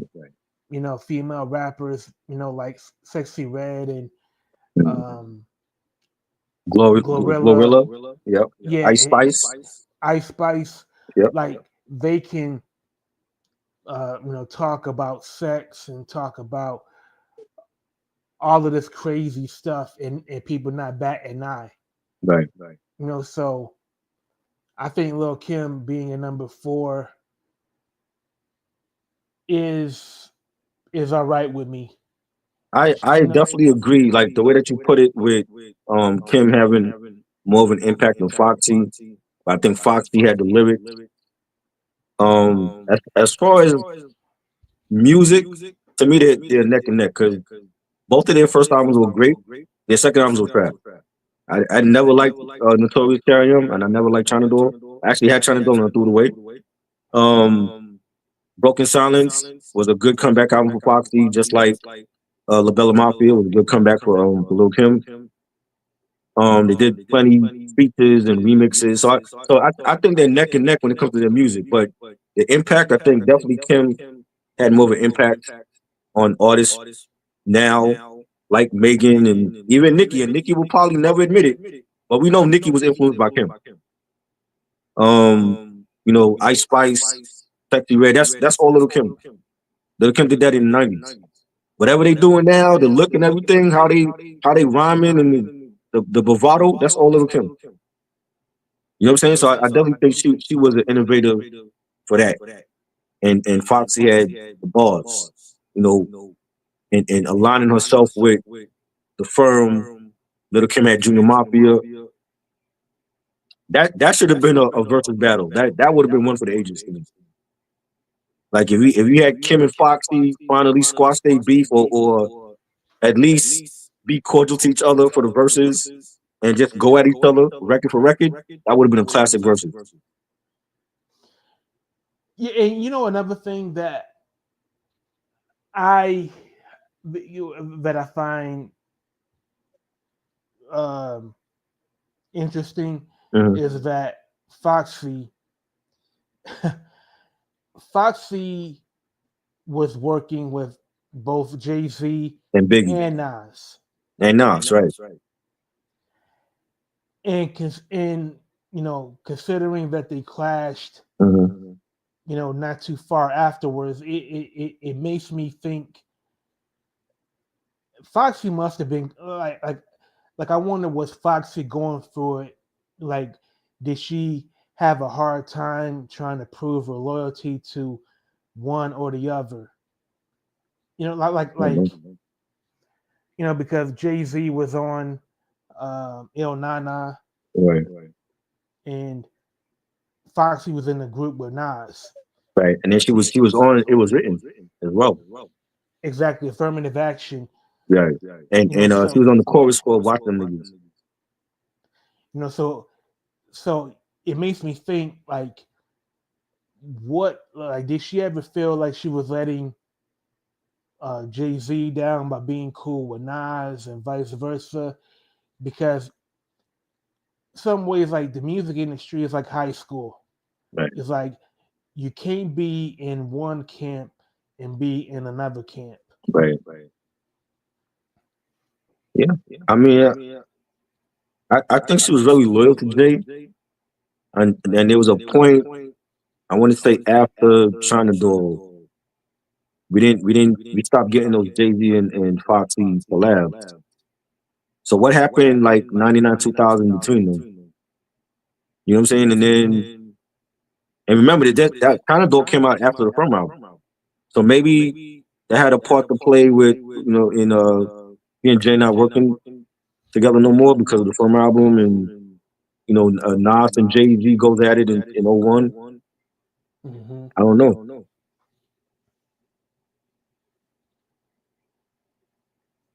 You know what I mean? And also it's like Kim worked with Jay in the past, and that was Biggie's chick. That's a good point. You know what I'm saying? Jay Z was on Big Mama thing on the hardcore album. I never, I never listened to the hardcore album. You never listen. You never listen to hardcore?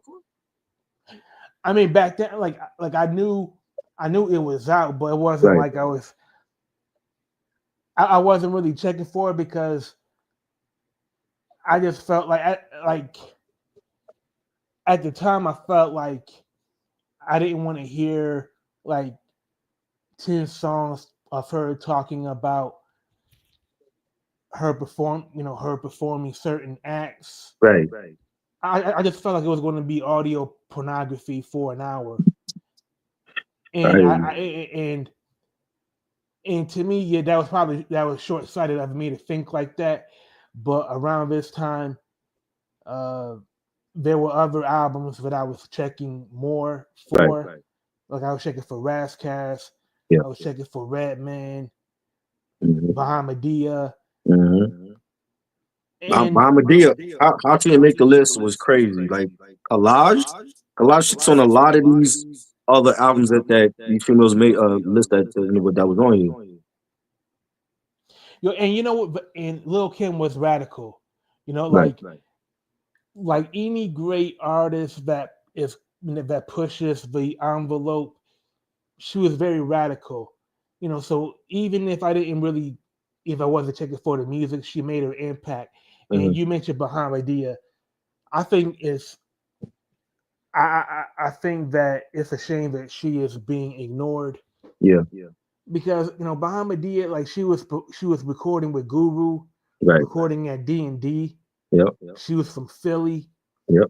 She came before Eve. Mm-hmm. She came out at the same no no she didn't she came out the same year that Philadelphia Half Life came out, and I look at those albums as being like cousins of each other. Right. And as far as I'm concerned, like Glorilla, Lotto, um, even Meg the Stallion, they Mm-hmm. couldn't, they can't hold a candle to Nah, Bahamadia. hell no. I said, give me a Primo and Bombardier album. I know Primo's doing Nas, and that's dope. That's great. I hope it lives up to expectations. But Primo and Bombardier, I would like the another album between them. Yeah, I think So was it? I remember. I think that was the first female MC that the Gangstar Yeah, Foundation we fully done. embraced, Mm-hmm. and then after that came Paula Perry. Right. Yeah, so Bahamadia, man, she's incredible, Yeah. and Great, she great should first be. album. She had Guru producing on that, and Primo and the Beat Miners and the Roots was on that album. Like, come on, man. Like, this is what She's I'm talking about. Like, Billboard was never for this culture. Like, the fact that they could leave out Rod Digger and leave out Bahamadia is just crazy to me. Yo, the first time I heard Bahamadia, she sounded like a female Q-Tip. Yeah, With the soft voice, right. Very abstract. very abstract, Yeah, perfect word. definitely. She definitely. I want to hear another album with her and Primo, man. Let's make that happen. Um, number three, we got Lauryn Hill, Miss Hill at number three from the Fugees. Oh man, I've heard people over the years say Lauryn Hill shouldn't be in the top five all time. I've heard people say she only got one good album. I feel like yes, she has one great album that was a game changer in both R&B and hip hop. She came from a group with Wycliffe and Pras, the Fugees, and they had one great album. Their second album score went like 8 million. They got Grammys and all that. I have seen them live. Back in the '90s, they were great. Um, did she be at number three? Um, I think, well, she should be at number three because MC Lyte is number one in my opinion, Right. and Roxanne Shante, she's around two. So Lauryn Hill, she couldn't get any higher than that as far as I'm concerned. But the caveat is that I know that there's a certain female MC Uh-huh. that is ultra popular, ultra Yep. um, uh, ultra iconic, to to Billboard. Right. But Lauryn Hill is far more important to me than I the agree. person that that I'm sure gave the number one crown to. Um, for many reasons. Number one, Lauryn Hill, her musical influences. When I listen to her, I can almost spot who she was listening to, Right. when she was coming up, whose songs she sang.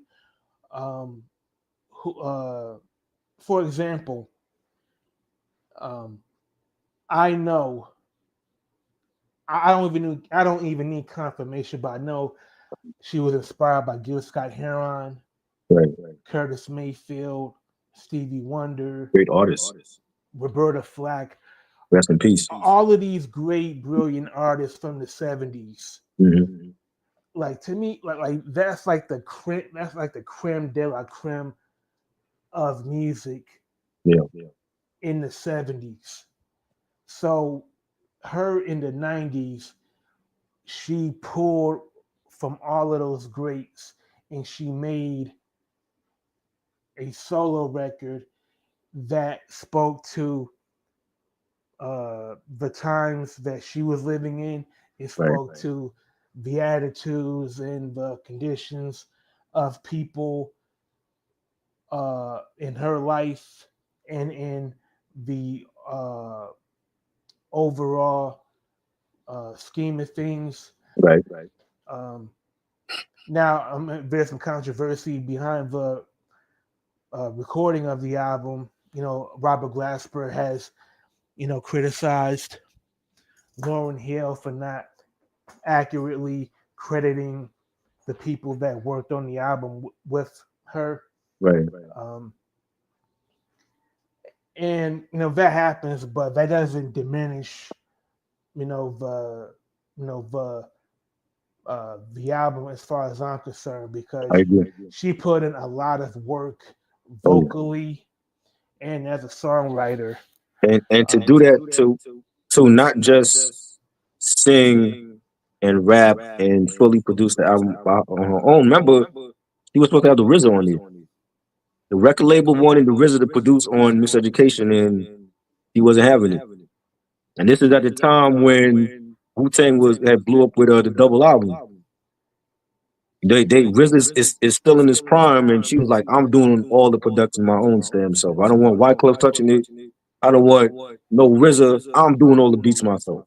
And gave And us a that masterpiece of an album that people can still argue about. Is it R&B? Is it hip hop? I think it's both. I think it fits both in the R&B neo soul lane, and it fits in hip hop because that's how she was. She was multi talented, and not for nothing. I love the score, but let's be real. Like the highlight of that album is the Lauryn Hill features.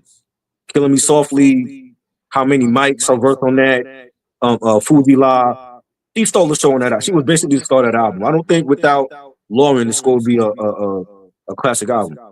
I mean, their live shows. The draw was Wyclef and Lauryn Hill, Right. and that much respect to Prize, but Prize knows that he was lucky to be along for the ride. Like He was just there. yeah, like Lauryn Hill, her musicality was A1. She could sing with the best of them. Her vocal range was top notch. Mhm. She, um, her when she showed up to perform, she gave a great show.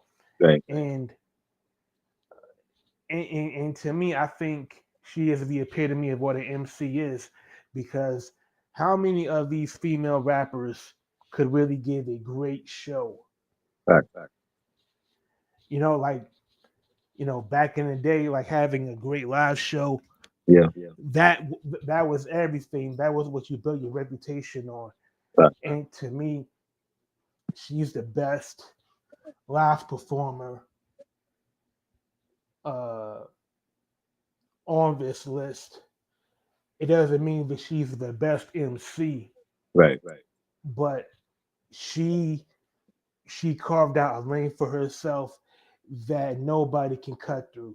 Fact. And you want to know what's crazy? On this list, I've seen Left Eye and Lauryn Hill live. The joke is when I saw the Fugees in '96, they were on time. When I saw PLC in '95, they were an hour late. You know what I'm saying? So it's kind of like you expect Lauryn Hill to be the one that's late, not Left Eye. But Not the pop act. how?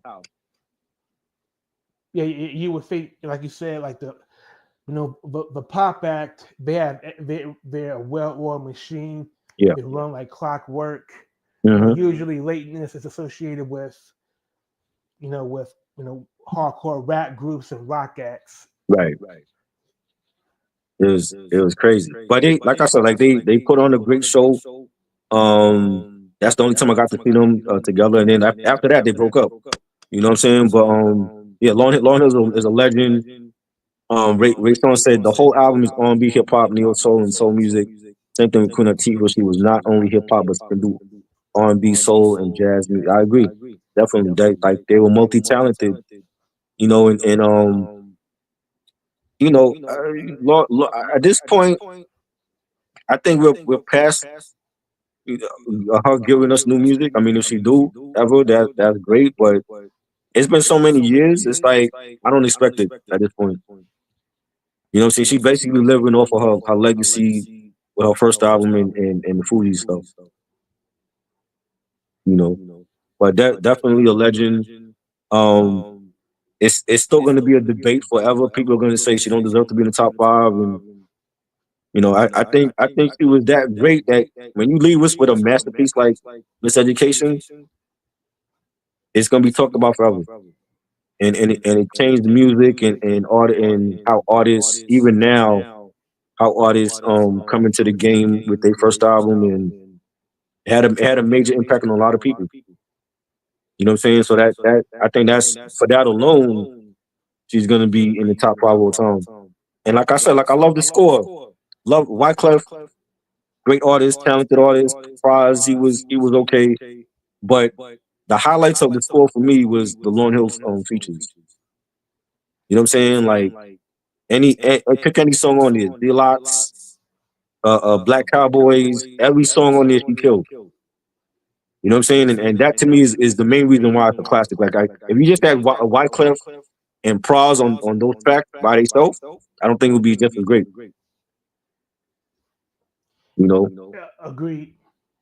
but she's number three. Number two, where Lauryn Hill left off, this woman picked up and ran with it for a whole, I want to say maybe 2 decades. Missy Elliott from Virginia, a legend.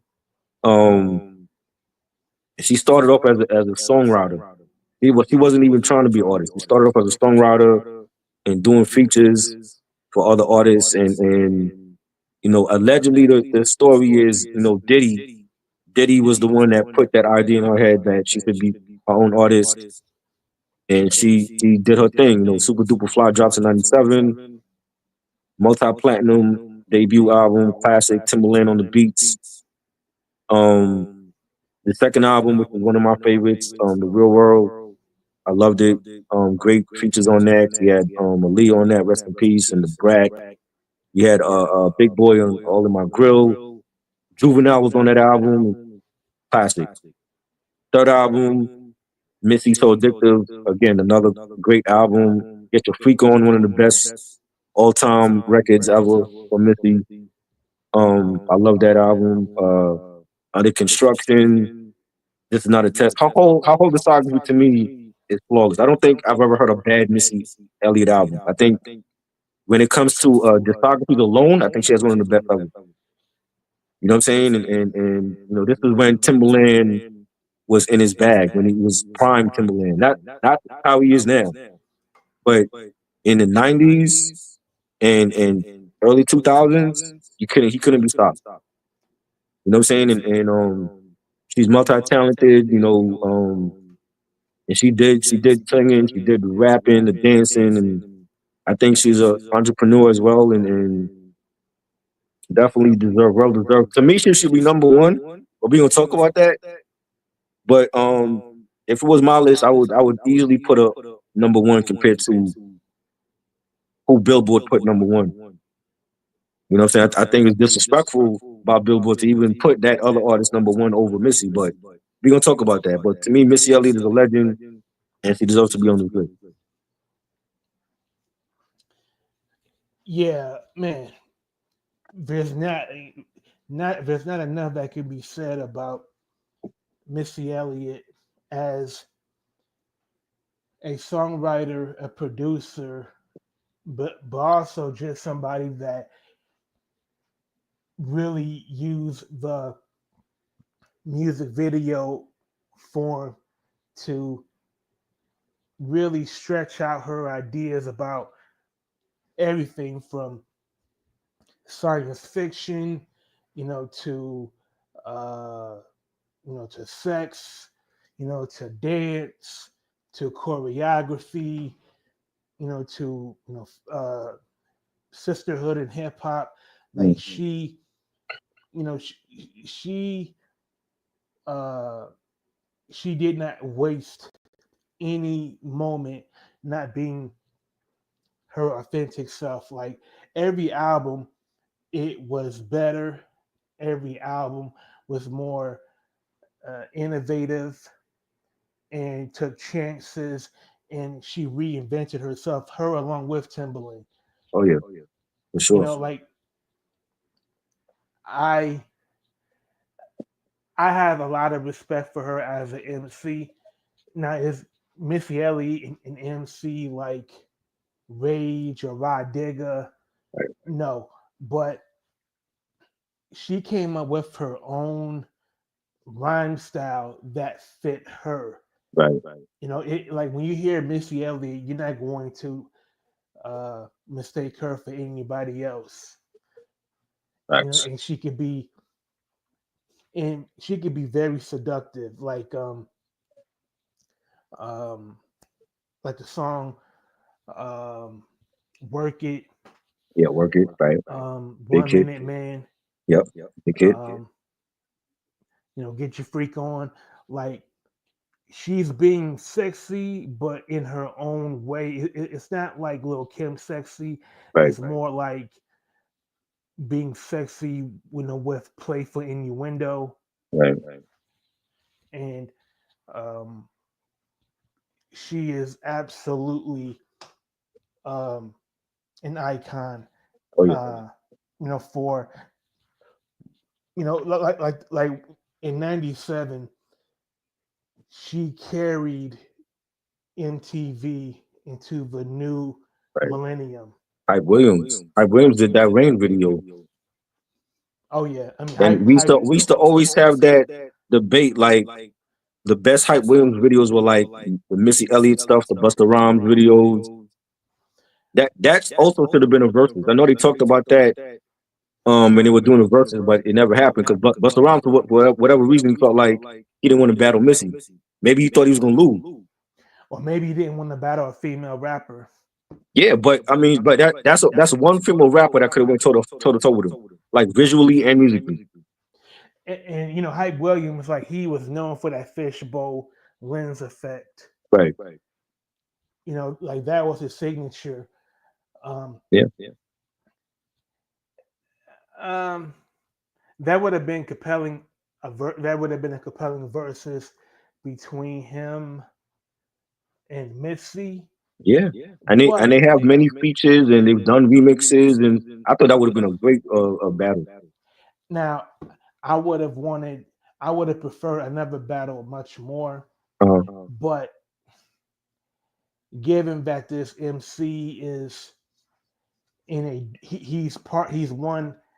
uh he's one half of a duo. uh, I'm not sure he would have been enthusiastic about it, but I would have loved to have seen Busta Rhymes do a versus with Redman. yeah, that would have been good too. I heard people say that also. Like Redman would have been a good matchup for him too. And also if you think about it, like Busta and Redman, they've been on Yeah. the same song many times. Like Hmm. they've been on for points from the Panther soundtrack. Yeah. Right. Right. Um, uh, They what did is the Dangerous song. yeah, Dangerous. Yeah. Flip Mode meets Right. uh, Death Squad. Death Squad. Yeah. Yeah. He probably would have felt more comfortable battling Redman and Missy, but I just was like, why not Missy Buster? I mean, because y'all match up well. I mean, that was always the debate in the '90s. Like, who had the better Hype Williams video?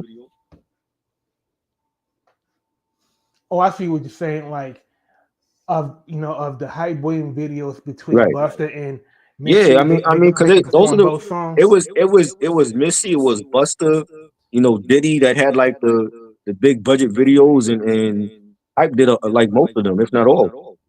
You know what I'm saying? And when it came to the albums, they had like the best albums and features and did the remixes for other artists, and that would have been a great matchup. Like, what would you put against put your hands where my eyes can Yeah, see? I would have put Get Your Freak On. It was just as big as that. You know what I'm That's saying? a good one. Like those two songs been in commercials. They've been in movies. It was just as big as that. And she has many hit records that could have matched the world with that record. You know what? Like, put your hands where my eyes can see and get your freak on. Like, that's pretty much like in football betting. It's like a pick 'em. Yeah. It's like you can't, like they're so evenly matched. Yeah. You can't get a sense on which one is a cut better. Right. So you just go with your gut. Yeah. Only difference is Buster had various producers. We knew who was producing for Missy. It was only one guy. He wasn't going out to get Primo and Swiss Beats. He had Timbaland, and Timbaland was in his prime at that point.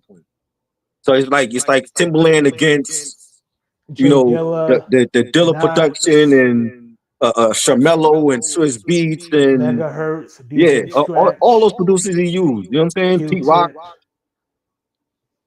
You know, Q-Tip. I'm like, yo, I think Timbaland's beats would have won. I really do. I mean, it's not even counting her albums, but the features she did, the stuff with SWV and Aaliyah and Genuine, and like, come on, Missy could have beaten Busta, and Busta ain't want that smoke. Whoa. Are you saying that Buster don't have just as good of a feature Nah, run? he do, but I remember when they asked when Timbaland and Swizz went live and they brought Busta on the live and they were trying to figure out a matchup for him, and it's like he basically like shrugged it off like, nah, I don't want Missy. I'm like, why not? You know what I'm saying? Because Missy matches up well compared to any of these other females. You don't want to see Lauryn Hill against Buster. Lauryn Hill gonna use her one album against Buster's catalog. She would have lost. And like of the male rappers of the late 90s and early 2000s, Busta Rhymes is the only male MC that really stretched, being silly, being comedic, and Right. experimenting with fashion, experimenting with his physical appearance and Just like slang. Missy. Yeah, Remember she's in the Rain video. She got the trash bag on, and this is at a point when this woman was like big boned, like, you know what I'm saying, and she didn't care. She was not taking herself seriously like that. She was having fun, and I think she would have matched up well with Busta. And I think she would have beaten Busta. You know what I'm saying? That's why it would have been such a great matchup, and I'm sorry that they never had it. I don't know if she would have beaten Busta with only the Hype Williams videos period. Nah, but I'm saying like a lot of Missy have a lot of women fans. You know what I'm saying? Even dudes fuck with her. Busta, I don't think Busta got a huge woman fan base like Missy do though, because it's like she's not just hip hop, but she crossing over into pop, into R&B. You know what I'm saying? There's other genres that she did. You know what I mean? Women are not going to identify with a man like a woman. Right. So yeah, you're right. More women identify with Missy than Busta. Right. Now, if I'm only containing the battle to say Missy's run from 97 to let's say 2004, yeah, that's going to be tougher to call. I'm saying that, it's like if you look at Busta's solo career started really with the Coming. 96 he drops, Missy drops Super Duper Fly in 97, so they were right there neck and neck. So you wouldn't. So could Busta include his work with Leaders of the New School? Yeah, I mean, I would. For me, I only love the first LONS album. I hated the second one. I thought the second one was trash. But if you put Case of the PTA, that was a huge record for them. Top Story, another huge record for them. What about What's International Next? Zone Coaster. You know what I'm saying? Like that first LONS album, he could include. Remember, Missy was a part of an R&B group in '94 called Sister. That was produced by Devontae Swing from Jodeci. So she had that in her back pocket as well. But Buster would wash Missy if she You think tried to go. he would watch Missy with the LONS stuff? Absolutely. I What's don't know. Next? Case of the PTA. Yeah, they were big. Those were big records. He would have had a round or two on her. I still feel like it would have been close though. I mean, what's Missy got for his verse on Scenario? Man, if I gotta go through her features, she got a lot of fucking features, man. Like the Can We joint with what was that, SWV? They had she had the verse with Gina Thompson, The Things You Do. That was I a big like record. that. We haven't heard from Gina Thompson since then. You know what? That might be like the only like that would be the ace in the hole for Missy pre Super Duper Fly. That would be like her lone. She had the verse with MC Lyte, the Co-Rocker Party remix. Nah, I see. I like that version because Puffy he produced that version. It was a remix. Well, he had his name on it. We know he didn't produce shit. He just had his name on it. Yeah, you're right. Yeah, it was probably Chucky Thompson. Yeah, it was one of the hitmen did that. Yeah. You know, I mean, she had a lot of features, man. Like, you know, like I said, like the stuff she did with Aaliyah, the shit she did with Genuine, like it's the shit she did with Timbaland. Remember Timbaland came out with his first official album in it was '98, Life in the Basement. They were on the Here We Come joint. They sampled the Spider-Man theme song. That was a big hit. Yeah.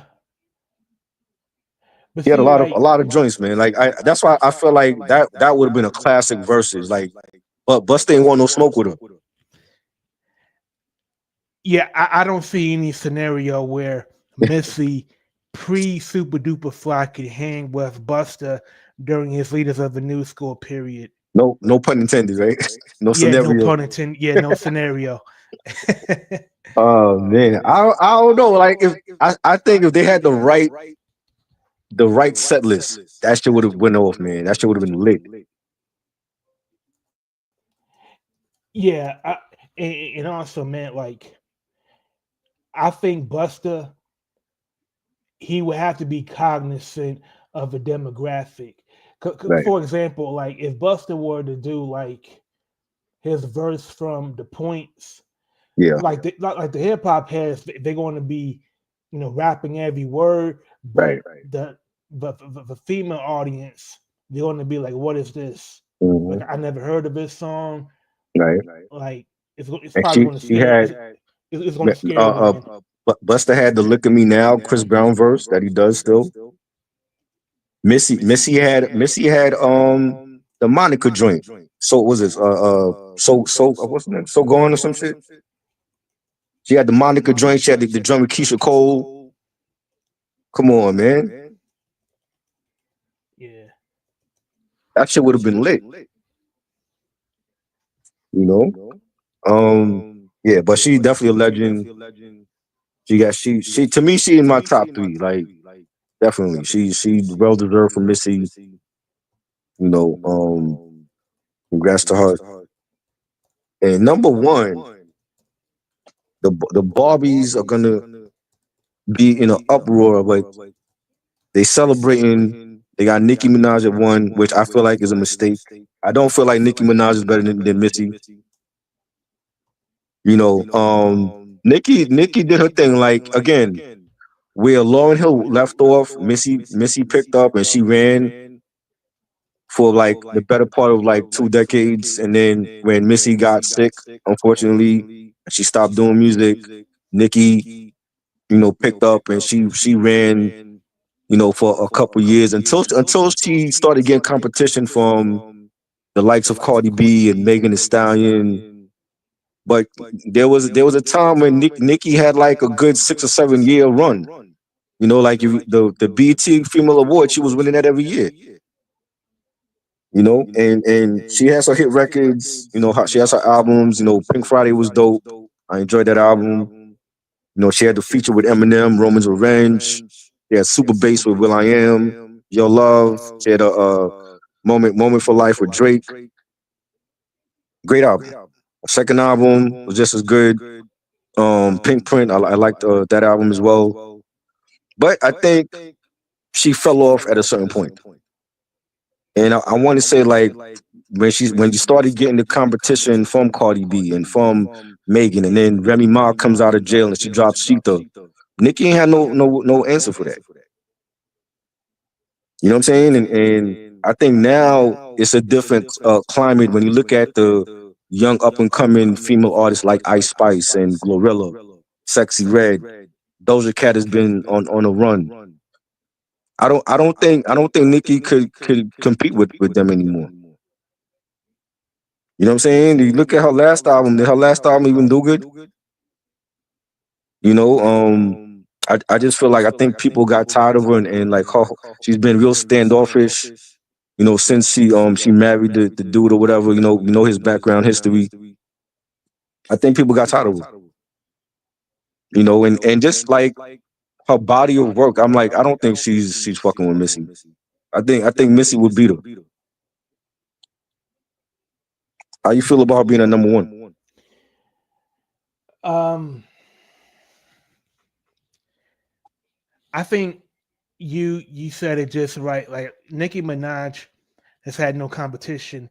It's like she's a politician that has been running unopposed Right. for so many years that the very moment that she get a challenger in the race, Hmm. she panics He couldn't handle it.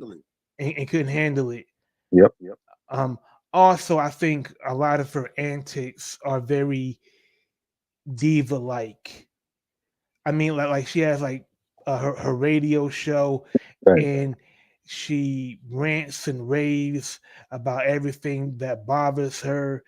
She uses her radio show as a bully pulpit to attack other people, Hmm. um, expose private information about their lives. Right. Like she carries herself like a petulant child. Like she Yeah. doesn't carry herself well at all, and I think she does a lot to rub people the wrong way.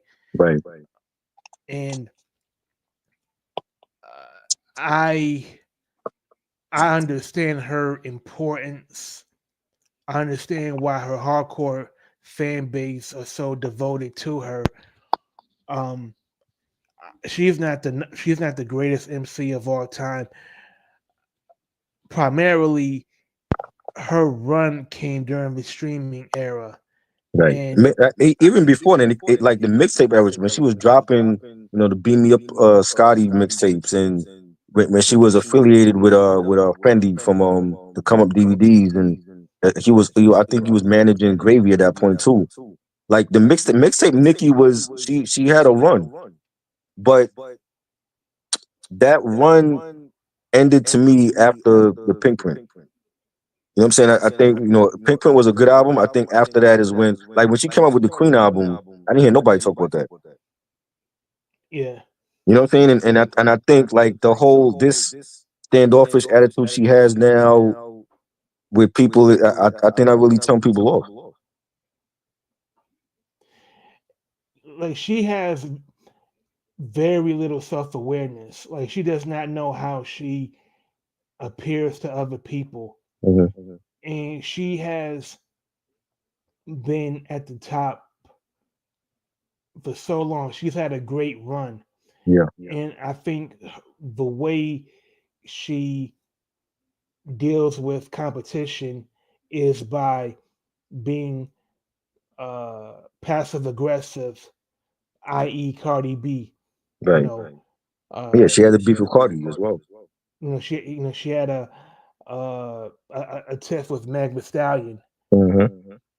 She made a whack diss song against Meg Thee Stallion, Right. and it's one of the wackest diss songs I ever heard. You know. She had this long running beef with Kim, and supposedly there's people saying that the beef is gonna end between them. I don't know how true that is. Hmm. But so we'll wait and see if that's true. But she had the beef with Kim, and it's like anybody that came out that had more attention on them, she had an issue with. To me, this like Nicki Minaj not paying tribute to Little Kim is like it would be like if Prince denied that Sly and the Family Stone was a big influence Right, on his music and his uh, live performance style. right. Like you can't deny what is evident to everybody, Of course. and I think it's because her ego will not allow her to credit Lil Kim. And she even went as far as recreating the hardcore picture. Hmm. That the infamous picture that Little Kim did back in the day, and Nicki recreated that picture. So you mean to tell me he wasn't influenced by Kim? And um, and I think Little Kim would have stood down even a little bit if Nicki Minaj, would have at least said her name. Right, Like Nicki Minaj won't even say your name. right. Like that's when it's deliberate and you're threatened. It's almost like Nicki Minaj is still threatened by Little Kim, and Little Kim hasn't put out Uh, a contemporary album in decades. exactly. It's like what? Why would you? If anything, why not collab with Kim? Why look at her as a threat? Yeah. You know what I'm saying? Because Nicki was running the 2010s for a minute. She had a run. It's only when Cardi B jumps on the scene and Megan that she felt threatened by them. And now, and Nicki Minaj, she felt what Little Kim felt, Right, but rather than build an alliance with Little Kim, she she keeps Little Kim at a distance, and she continues to lash out at Cardi B and Meg Thee Stallion. right, And look, and Nicki Minaj doesn't own rap. Like exactly. she can't control who enters rap and who can enter rap. Like Facts. it's almost, to me, her place on Cash Money. Like she was allowed to be spoiled.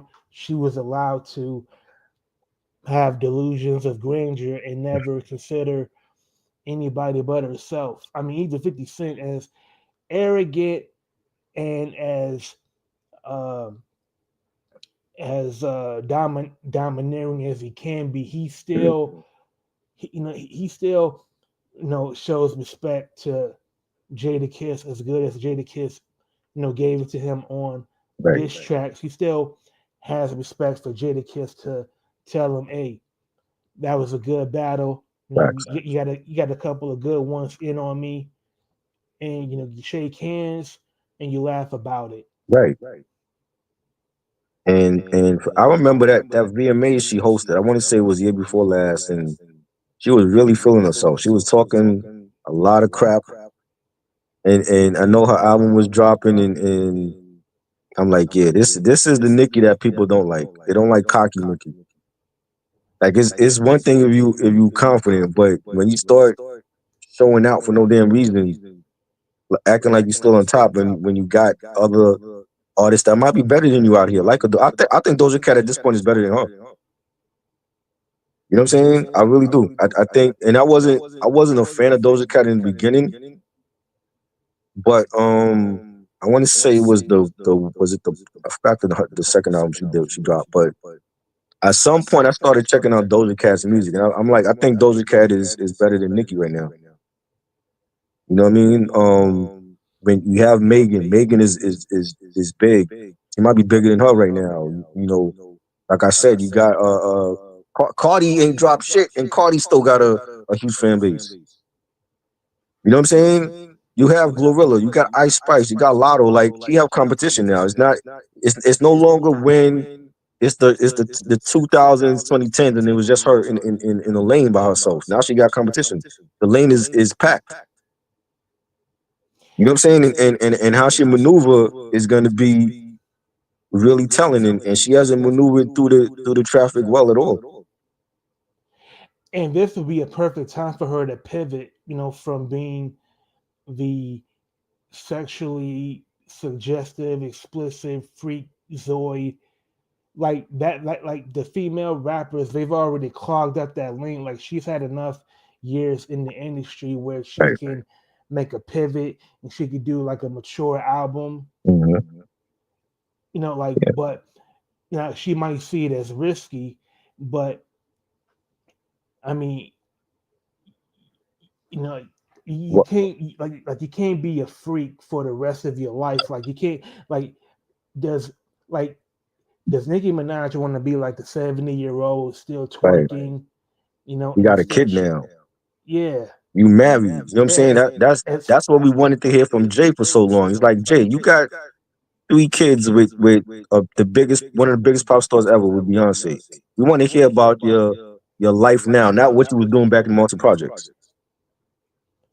yeah, like at some point you got to grow up and evolve, from what you're known as, Nikki because Nikki needs her own 444 album. That's what she needs. and to me, like if she if she does that, I think a lot of people. I think if she were to do that, I think you know having like the number one spot, it would be more justified.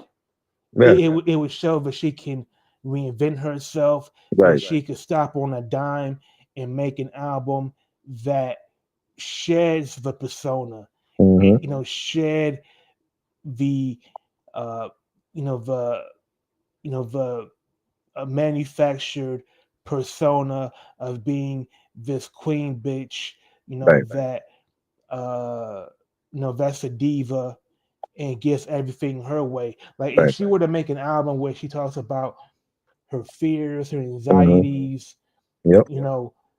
and talks about feeling competition, Mm-hmm. it would allow people to see So her as a person rather than just this, you know, uh, baby doll, and you that talk about the backlash that she faced when she married who she married, and his background. yeah, You know what I'm saying? Everybody knows. So it's like she needs her own 444 album. That when you look at Jay-Z now, we don't even think drug dealer from Marcy Projects because he don't give off that vibe no more. yeah.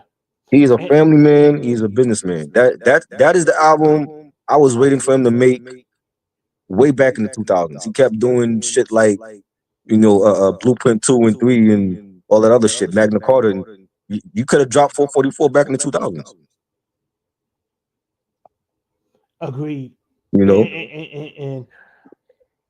and like and like Jay Z, you mentioned that for the first 15 years of his career, he celebrated being a past drug dealer. He celebrated, being, you know, that guy that had his own champagne, hmm Belvedere.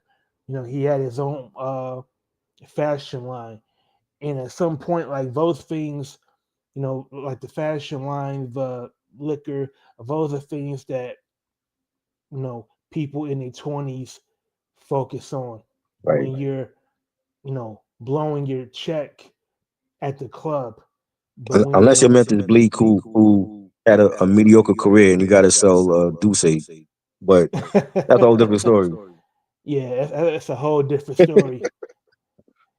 Yeah, Yeah, I hope she do. I hope she does do a 444 type of album. I think that would really humanize her and like you said, show her vulnerability and not care about what people got to say on social media. You know, But you but you know what? Nicki Minaj cares too much about social media. That's she why do. she lashes out when she That is the does. problem, and that's the problem with, and not just in music. I see that with in sports too. Like Kevin Durant has a history of making burner accounts going at the fans. Why? You a two-time champion MVP, and you worried about what the internet is saying? I don't get it. And, and you know, like if there's going to come a time when, you know, maybe 5, 10 years from now, where social media is going to be a thing of the past. There's going to be something that's going to supplant social media. You know, so I think celebrities are going to have a harder time dealing with fame, because the public eye is much more intrusive. Right.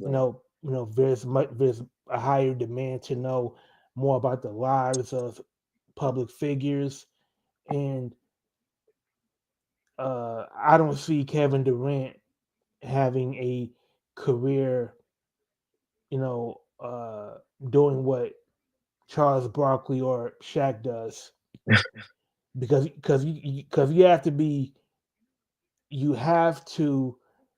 be honest, but you also can't be afraid to offend people, even when you're Right. being objective. Exactly. And I never understood that. I'm like, these dudes got they don't have thick skin. They got rabbit ears, and they care too much about what some stranger behind a profile has to say about them. That shouldn't stop Exactly. you from living life or going to sleep at night. Oh my God, this person in West Bubblefuck thinks I'm a bad NBA player. I'm not one of the best like Jordan and LeBron. Who could a fuck cares? And also, man, like with the news cycle, like things, uh, you know, things will be a story on Monday, and then by Tuesday or Wednesday, it's going to be something else. Yeah, and I think Nikki really let the internet affect how she is in public now. Like you can see the difference because she's not the same Nikki that she once was. Like before she had the baby, like she's totally different now, and a lot of people are turned off by her attitude. And I'm like, she is not going to last a long time in this in the business with that attitude. I mean, It's, th- I it's mean, I mean, like I said, look at 50. 50 right, is just as vindictive. He's just as petulant, but right. he has a But he's been doing better. that from day one. Like when he dropped How to Rob, we knew what he was. and and 50 Cent has a great sense of humor. Right, Like he can make fun of himself sometimes. right. She don't got Like, that. yeah, I think Nicki Minaj, she's too self-involved to even poke fun at herself. Like, I mean, could you imagine like she went on SNL and did a skit about her attitude? She Like, should yeah, though. like She this should. That's so. something that she needs. She should do. I think Drake needs to go with her. Get back on SNL and make fun of yourself. That's how you get back in good graces with the hip hop community. Because the way, especially for Drake, the way that he is now, and you want to sue everybody, it makes him look weak and soft. And like I think Drake is in a state of arrested development where like he still wants to be the cool guy in high school. Right. He still wants to be, that lit guy that's in the club, Hmm. popping champagne, buying out the bar, tipping strippers, and he like you want to be top dog. I get that, but to sue and then you file motions where you could see Kendrick Lamar's Yeah, that's contract. stupid. To me, it's like at this point, this is like a joke that is going on far too long, and I agree. he doesn't know it. Like like whatever he thinks he's going to accomplish. Nothing. Yeah, Even because after even after all of that, and he looks at all the papers and all the whatever proof he's looking for, what happens? What you gonna jump off a rooftop and kill yourself because you lost the battle? yeah, and I'm not going for this. He's doing it. For all artists. He's being a maverick trying to fight the corporate giant. No, he's not. Like he's not. Like he's. The way people talk about, like the way some people talk about Drake is like he's acting like he's fighting for the little guy. Exactly. You know what I'm saying? And we know he's not that. Like you are one of the biggest pop stars out in this era. You know what I'm Hmm. saying? And at the end of the day, Drake gotta remember you still black. You still a nigga. You are not gonna defeat no record label. And and also like even if he does win, the like he decreased his negotiating power by going after Universal, because he like say he could go independent, but you don't think people in Universal Records don't have the same connections as he do? But he Like have his own label though. It's like at this point you have your own label, but you don't need a major behind him. You know what I'm saying? It's like even if you win, you really think they're gonna push your shit after you beat them in court? They're not gonna push your shit. well, they're gonna make it, like they know how to make things difficult, so even like his like even if he goes independent, like I could see like Spotify, making it harder, for his music to be added. Right. Like there's so many tricks to the trade that he's going to, he's going to look back on it and be like, you know what, I was too emotional here. I should have used, I should have listened to my attorneys more. I should have listened to wiser counsel. No, you should have thrown in the towel when you decided to battle Kendrick. That's what you should have did. Because nobody's gonna ever remember any of those diss songs that he put out. It is all about not like us. You know what I'm saying? And that's what he should have did. So him and Nicki need to go on SNL, make fun of yourself, and that's how you get back in the good graces of the community. Because they on two opposite sides of the spectrum for different reasons, and they both gonna end up being an afterthought for two different reasons. Drake because of this petty shit that he did with Kendrick, and then Nicki because she feel like she's still on top of her throne, and you ain't. You got Doshi coming at you now. He and, ain't and, fucking with her. and I think like the more and I think the more female rappers that get into the industry, the more they're going to look at her as a dinosaur. Exactly. And she the same way she made fun of Kim in the beginning is how she gonna be in Kim's position. Then what? Then you have to team up with Kim. Hmm. You know what I'm saying? It's like people forget. It's like yo, as much as these kids want to sit up there and talk shit about the old rappers and this and that, Drake is not in his 20s. Now there's J. Cole. Now there's Kendrick. These niggas is like in their 30s and early 40s. Hmm. The very same people that they love to listen to, but they want to make fun of the old school, which I don't understand. So people need to think about that. What's the illest? Who's the illest rapper right now that's in their 20s? Is it Corday? That might be another live stream we gotta do. Cause other than him, it ain't too many. Yeah, that's a good question. In You the know, 20, all the lyricists that they love, Conway, Benny, they're not in their 20s. yeah, they're probably in their mid 30s by now. You know what I'm saying? West Side Gun, he's not in his 20s. You And know, the most in the artists that are making the best music right now, they're experienced. yeah. They've learned how to make albums when they were on major labels, and they have the resources and wherewithal to do it on their own. I mean, just look at Exhibit. Like I just saw like the track listing for Exhibit's album. Like it's Hmm. very, the rollout has been very well done. Right. Except for the album being pushed back. Yeah. Why did it get pushed back?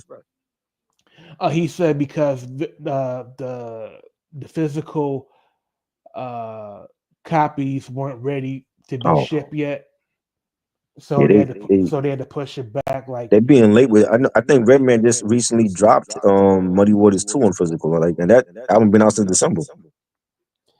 yeah, and you know what? At To me, I think that's a bad thing because like a lot of people have already heard the album. Right. They've already streamed it, and they have probably forgotten all about you know Muddy getting Waters. not forgot about Muddy Waters, but forgot that it's now out. It's now available to buy Right. for vinyl or CDs. Like after a couple of months, people have moved on. Hmm. That's why you have to make those things available all at once. Yeah. He has like T-shirts and socks, and he had to push the merch because I'm like, yo, it's already April, and you got like new albums coming out. So Yeah, yeah, like the merch, you could put that out anytime, but yeah, when it comes to like music related product, you have to make those things available as close to the release date as possible right, because like now that I've heard the album, I'm not really incentivized to get it on vinyl or get it on CD. right. Like to me, and also like when I have a disposable cash to get it, that would have been the time to sell To it get to it, me. yeah, But now, yeah, but for a lot of people, times are rough, pockets get tighter, right. and is it worth, buying, buying a vinyl record of an album that's already been out for 3 months for $50? I mean, eventually I want it, but I'm not in a rush to get it at the same time though, because like you said, like I've heard it already on streaming. I did like 2 or 3 reviews on that album already, so Hmm. you know, shout out to Redman though. This was Yeah, great. like the buzz for like Mhm. the best time to pre-order an album is when the buzz is still building. Yeah, Now that it's out, man, like you have no like we have no reason to pick it up right, immediately. right, Like facts, if I'll get it if I'm still interested and if I have the money. right. I mean, you still gonna have your loyal collectors that they're gonna go out and get it, and that's great. I want it, but I don't need it right away though. That's the thing. Oh yeah, like if you're a hardcore fan that Yeah, that gets things for completed sake, right, then people won't spare no sense. They won't spare any dollars and cents in getting it.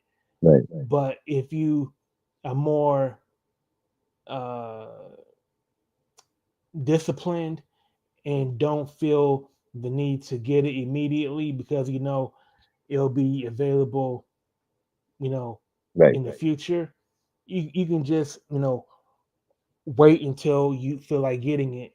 Facts. Yo, shout out to all the people that stayed with us. We went again for 4 hours. I don't think I could. I always try to like not go for 4 hours on here, but it seems to be that that's not the case. But shout out to all the people that came. We had like 8 or 9 people up in here at one point.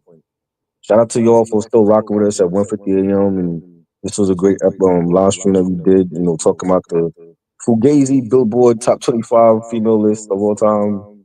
I don't think Nicki Minaj should have been #1, but they felt otherwise, and you know that just go to show you that it wasn't never for this culture.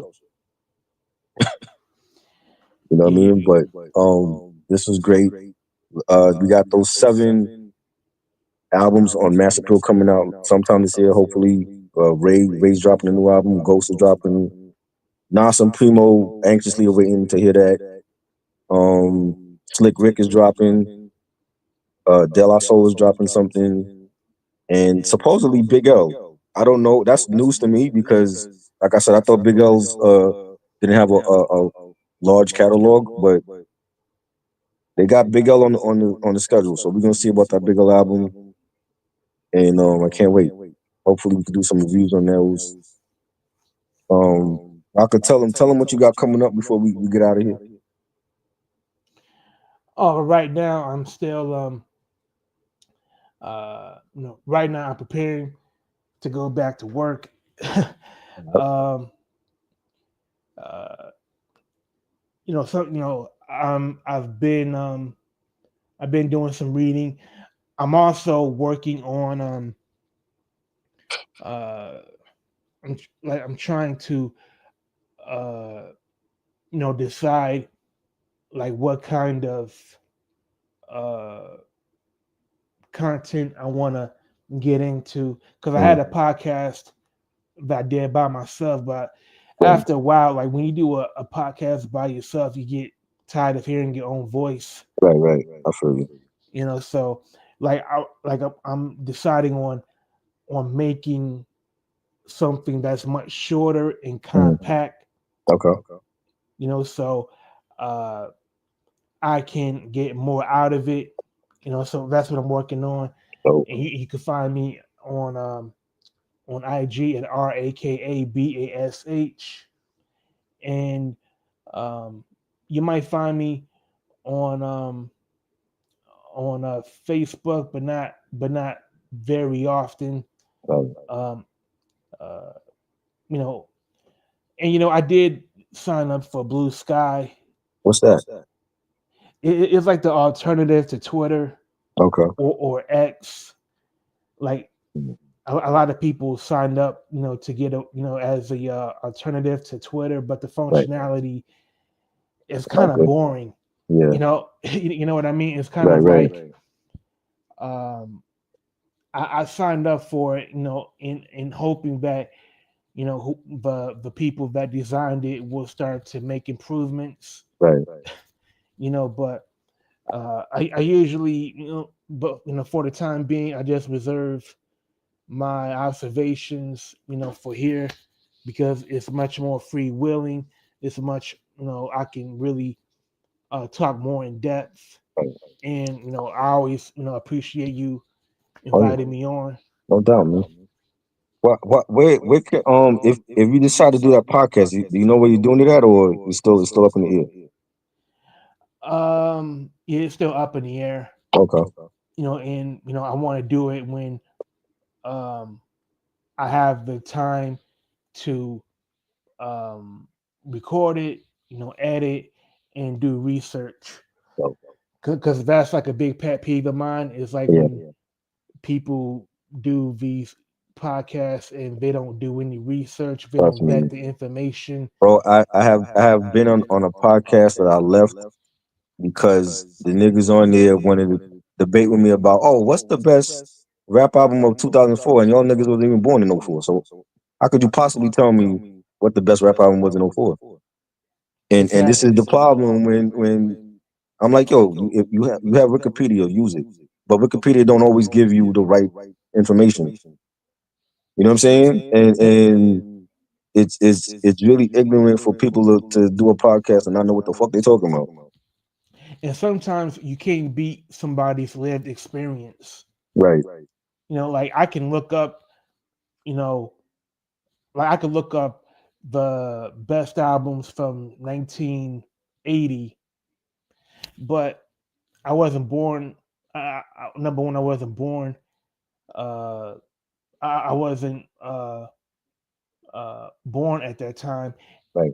and no matter what I look up, it's not going to be as valuable as somebody that actually lived in 1980, saw concerts, were able to have lived experiences that give greater context Right. of that period. Yeah. And like racial, yeah, but see, they think Wikipedia is the be all end all, and it ain't, because Wikipedia. I've seen Wikipedia get shit wrong. Hmm. You know what I'm saying? But especially when it comes to like album release dates, and they change the album release dates all the time. It'd be like one album came out at a certain on a certain date, and then next year when you look at the same album release date, it's changed. Yeah, and also like it's so easy, for people to manipulate the entries. Like anybody can go on Wikipedia and they can, you know, make addendums, to certain entries. Mhm. So you can go on Wikipedia and you can look up a certain piece of information, and there's no, um, there's nothing to corroborate that information. There's no footnotes. Exactly. There's nothing to support, the those entries.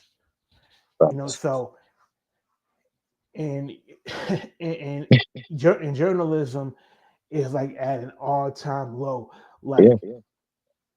Like uh part of journalism is being as close is getting the most accurate information as possible.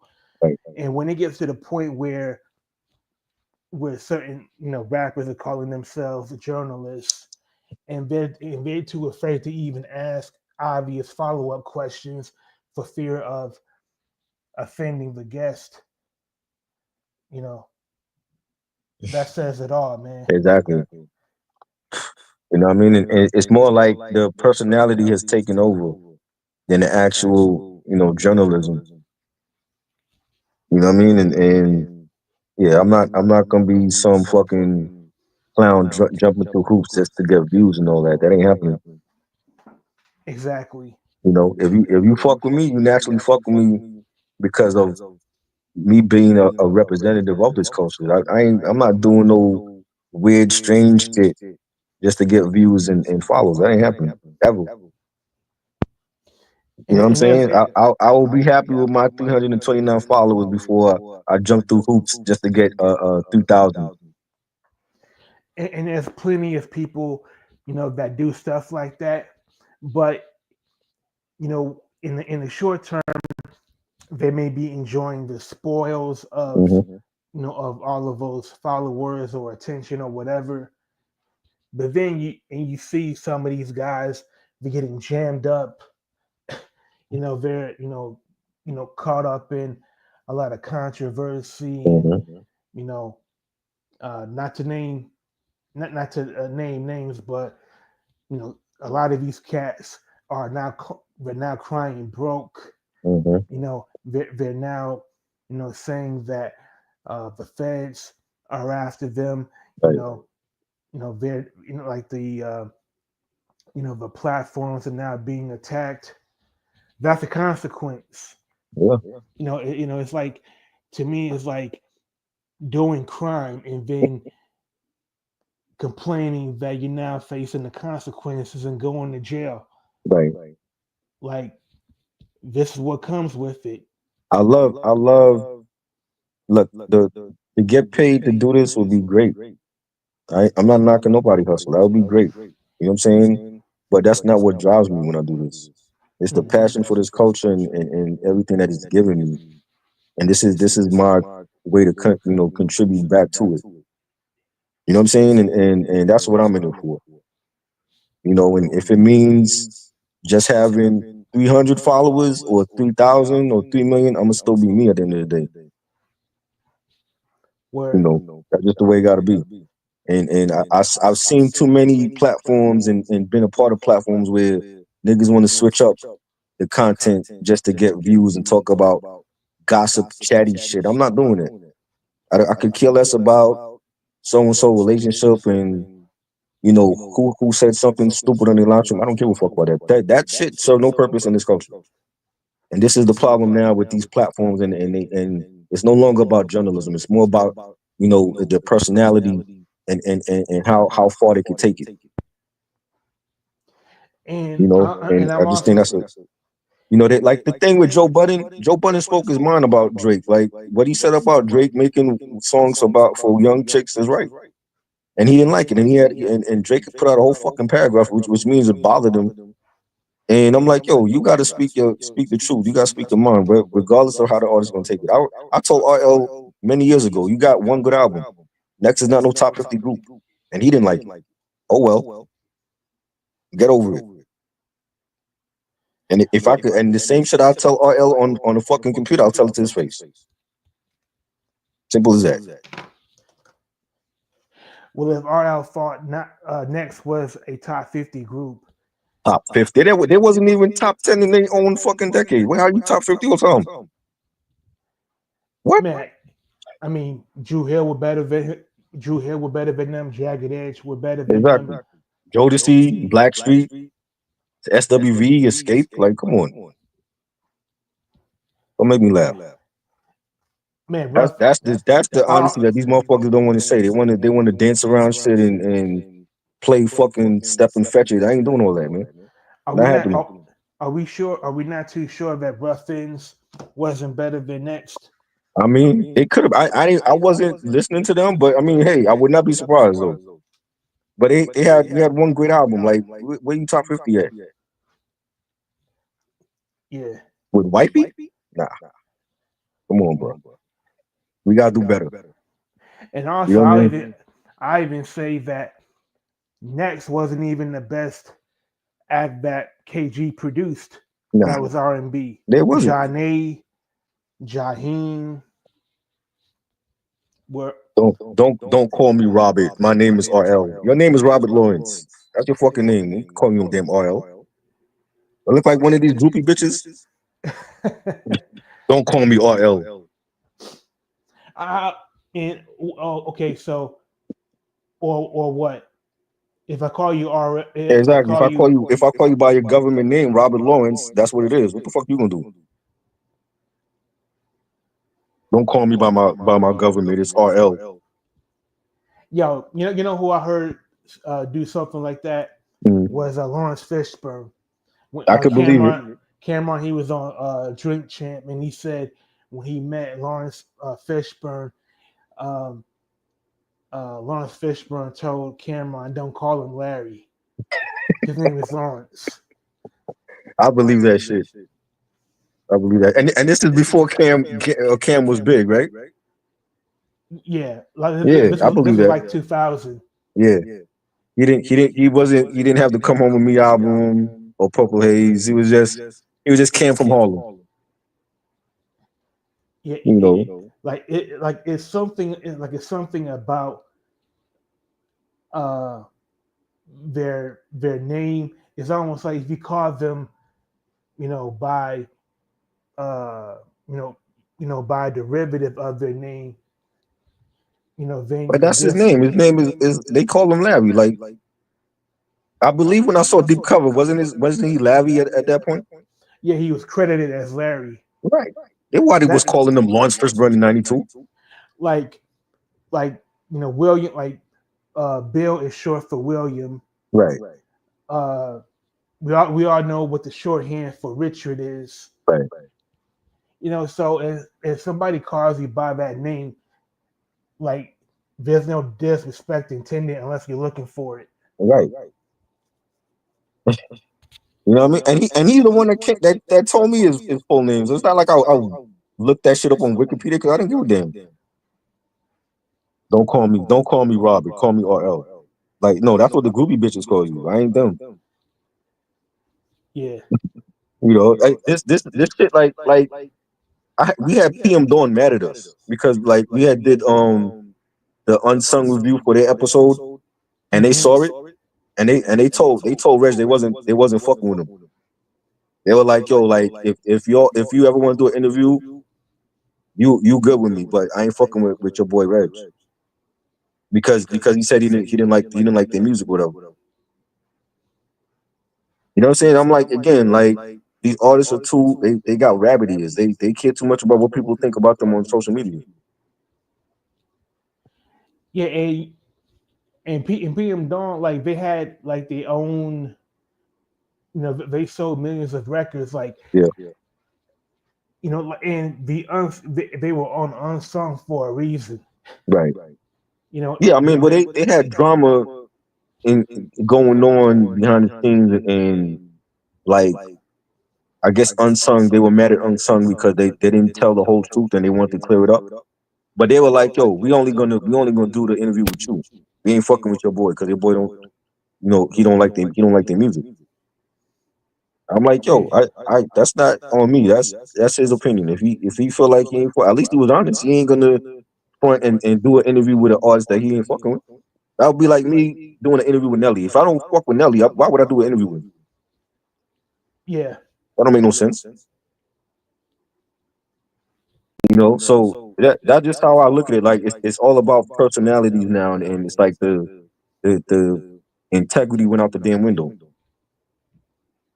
You know what I'm saying? I seen a platform where they said album reviews are dead. I'm like, we didn't get the memo then.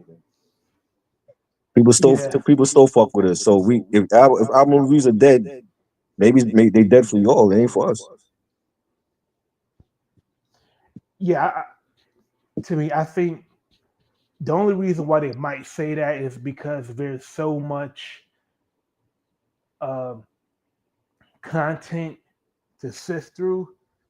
So a lot of people listen to podcasts more than albums, but there's still a market for people that want Of to course there is. read, album reviews, I or want I to hear people guarantee you sing on. when that Nas and Primo album drop, everybody gonna do a review on that. Yeah, because Everybody's gonna do a review on that. There might be platforms waiting to just to do a review on that. and they may only do like a they may skim through the album just to get an overall feeling about the album Yeah, and the songs, but they're still going to do a review on the album because that- Nas and Primo they're exactly. that important. If it's a new album and it just came out and we do a review on it, well, guess what? That's the review and the album reaction all in one. Yeah, It don't need to be two separate videos and if because people if we do an album reaction live stream and we hate it or we like it, you already know how we gonna feel about it. and if we don't like it, at least we listen to the album in Exactly, full to come to that conclusion. exactly. You know what I'm saying? So no, album reviews are not dead. It's just it's everybody trying to do it and they can't do it. That's the problem. It's like people trying to do it and they can't do it. They don't know what the hell they talking about. Or they don't even know what to listen for. Right. I'm sorry. I can't do fucking Wu-Tang Clan all the time and fucking Busta Rhymes all the time. I like different shit. Hmm. If I feel like getting on here and talking about Wham, I'm gonna do that. And guess what? It's gonna get a lot of views. If I want to talk about AZ, I'm gonna do it. And guess what? It's gonna get a lot of views. You know what I'm saying? So no, album reviews are not dead. It's just too many motherfuckers trying to do it and they can't do it. You may have lost people by saying Wham because they'll know about George Michael. We don't know Nah, about the '80s. they We don't don't. know about pop music. They don't. I did all that shit years ago. All that shit was like 600, 700 views and all that. 1K. But Bone Thugs. I did a Bone Thugs. A Brooklyn nigga doing a Bone Thugs review that goes 1K. How many niggas could do that? Hmm. Not too many. You got to beat it in that era. They say we ain't have no Wikipedia and Google back then. Like niggas just had that shit in their brain. You know what I'm saying? And It was embedded like a tattoo and shit. I just remember this shit. our Wikipedia was like Source Magazine, certain Yeah, trade publications, and the liner notes. right. Exactly. You can't get that on streaming. They ain't showing no liner notes on streaming. Yeah, even with streaming platforms, man, like the user like the user interface, they're so hard to navigate. Like sometimes I'll just give up straight up. Mm. I'll just wait till it turn up on YouTube or wait till it turn up elsewhere. I can't do it, man. Can't. I need a physical copy. I need to feel that shit. You know what I'm saying? Pause. I need to feel that shit because it's like streaming is good. Like when you want to hear the album as soon as it come out. But then if you actually want the album, I want the album. I want to show it off. I don't want to just have it on my phone. Like, yo, this look, I got the album. It ain't the same. Yo, when you get like a physical album, it's like for me, I'll hang it up like it's an art piece. Yeah, I've seen people do that too. They have like they wall mantles and they put the album on the wall. And I got crates. That's where it go. Yeah, You know, I got the milk crates. That's where the albums go. You know what I'm saying? Because I'm running out of space for them. So it's like that's where they go. You know what I mean? I think if I put all of them on the wall, the wall would collapse. yeah, and even with like I can get a general sense of when something is becoming top heavy. Right. So like I have like a golden thumb rule is Yeah. that like depending on like the square footage of the room, Hmm. I try to keep things even and lined up. Yeah. So with a wall, if I can get like three albums to hang up vertically, Hmm. I try to maintain that pattern until I fill up the wall. I need But I then need like a vinyl um s- shelf for like a good 400 or 500 like on my favorites. That way I ain't gotta be digging through no albums for something I want to just get to. You know what I mean? yeah, like because you could hang up, you could build a mantle, Right. that can fit, uh, that can fit your albums. And it's even easier once uh, once get a lay of the land as far as like what you want, as far as like how many albums you want on the wall, Right. per shelf. Yeah. I need one of those like vinyl holders and shit. You know what I'm saying? But like yeah, like Ray Sean is an up and coming reviewer. Like I'm not gonna be doing this shit forever. You know what I'm saying? Like this is great, but I want to do other things, and this is just like a stepping stone for me as a content creator. But that's why I moved away from doing reviews because I didn't want to do that shit all the time. You Hmm. know what I'm saying? Once you do that shit all the time, you get stuck in that lane, and then people want to just hit you up to do that. I'm like, nah. There's other things that I like to discuss besides music, and that's what I've done. You know what I'm saying? But when I'm done with it, it's gonna be Ray Sean y'all gonna be looking at. It's gonna be Mike. It's gonna be Triple T. You know what I'm saying? They the ones that's coming up behind me and Reg. You know what I'm saying? It's gonna be them. Support their channels. You know what I'm saying? You know. Oh, man. This is dope. Definitely look out. I got a vinyl video I'm dropping. Shout out to Darrell D. He tagged me in his recent vinyl tag challenge. I think that was Monday. He dropped it Sunday or Monday. I'm gonna drop that before the end of the week. It's like 20 different vinyl challenges. I did one for the Black History Month. That was great. Shout out to Stanley Troy from Belgium, my Belgian brother. I did that one. But yeah, this one is gonna be all rap, and I'm gonna have fun with it. And then tomorrow we doing Public Enemy takes a nation of millions to hold us back. That's gonna be on Reddish channel with the homie Ant Camp Tyson. I think he's back. He should be back on his vacay, but we're gonna be doing that with him. And stay tuned. There's gonna be some fun stuff coming up. I'm gonna be doing some IG lives in the upcoming weeks. As well as Awesome. doing stuff on here with the homie Rocker, and we got the NFL draft coming up. We gotta talk about that. NBA playoffs coming up. We gotta talk about that. Gonna be fun. WrestleMania is coming up. Definitely want to do a WrestleMania stream. For that. I want to do that with the the wrestling junkies. My group chat I'm in with the wrestling heads. But they don't like going live about wrestling. They like going live about hip hop. I'm like, I gotta get them on live though. Mm. You know what I'm saying? But I'm trying to do a WrestleMania live. You know what I'm saying? Definitely gonna do that. So it's gonna be a lot of good stuff coming up, man. I mean, Word up. all right. Shout out to you. We definitely gonna be back maybe next week. No doubt. So when is the draft? Is the draft next week or is it the week after next? It's around the 25th. All right, so if not next week, then week after next for sure. And then we got NBA playoffs is like that same week, I think. Mm-hmm. So we got to talk about those two things. You know what I'm saying? Knicks right now going against the Pistons. That's going to be interesting. Oh man, I can't wait. I can't It's wait. going to be a The good shit one. talking. Let the shit talking begin. That's gonna be wild. I know when once they start winning, you're gonna be hitting me up. I'm like, oh man, come on, man. I know it's going to be vice versa. You're going to get the same thing.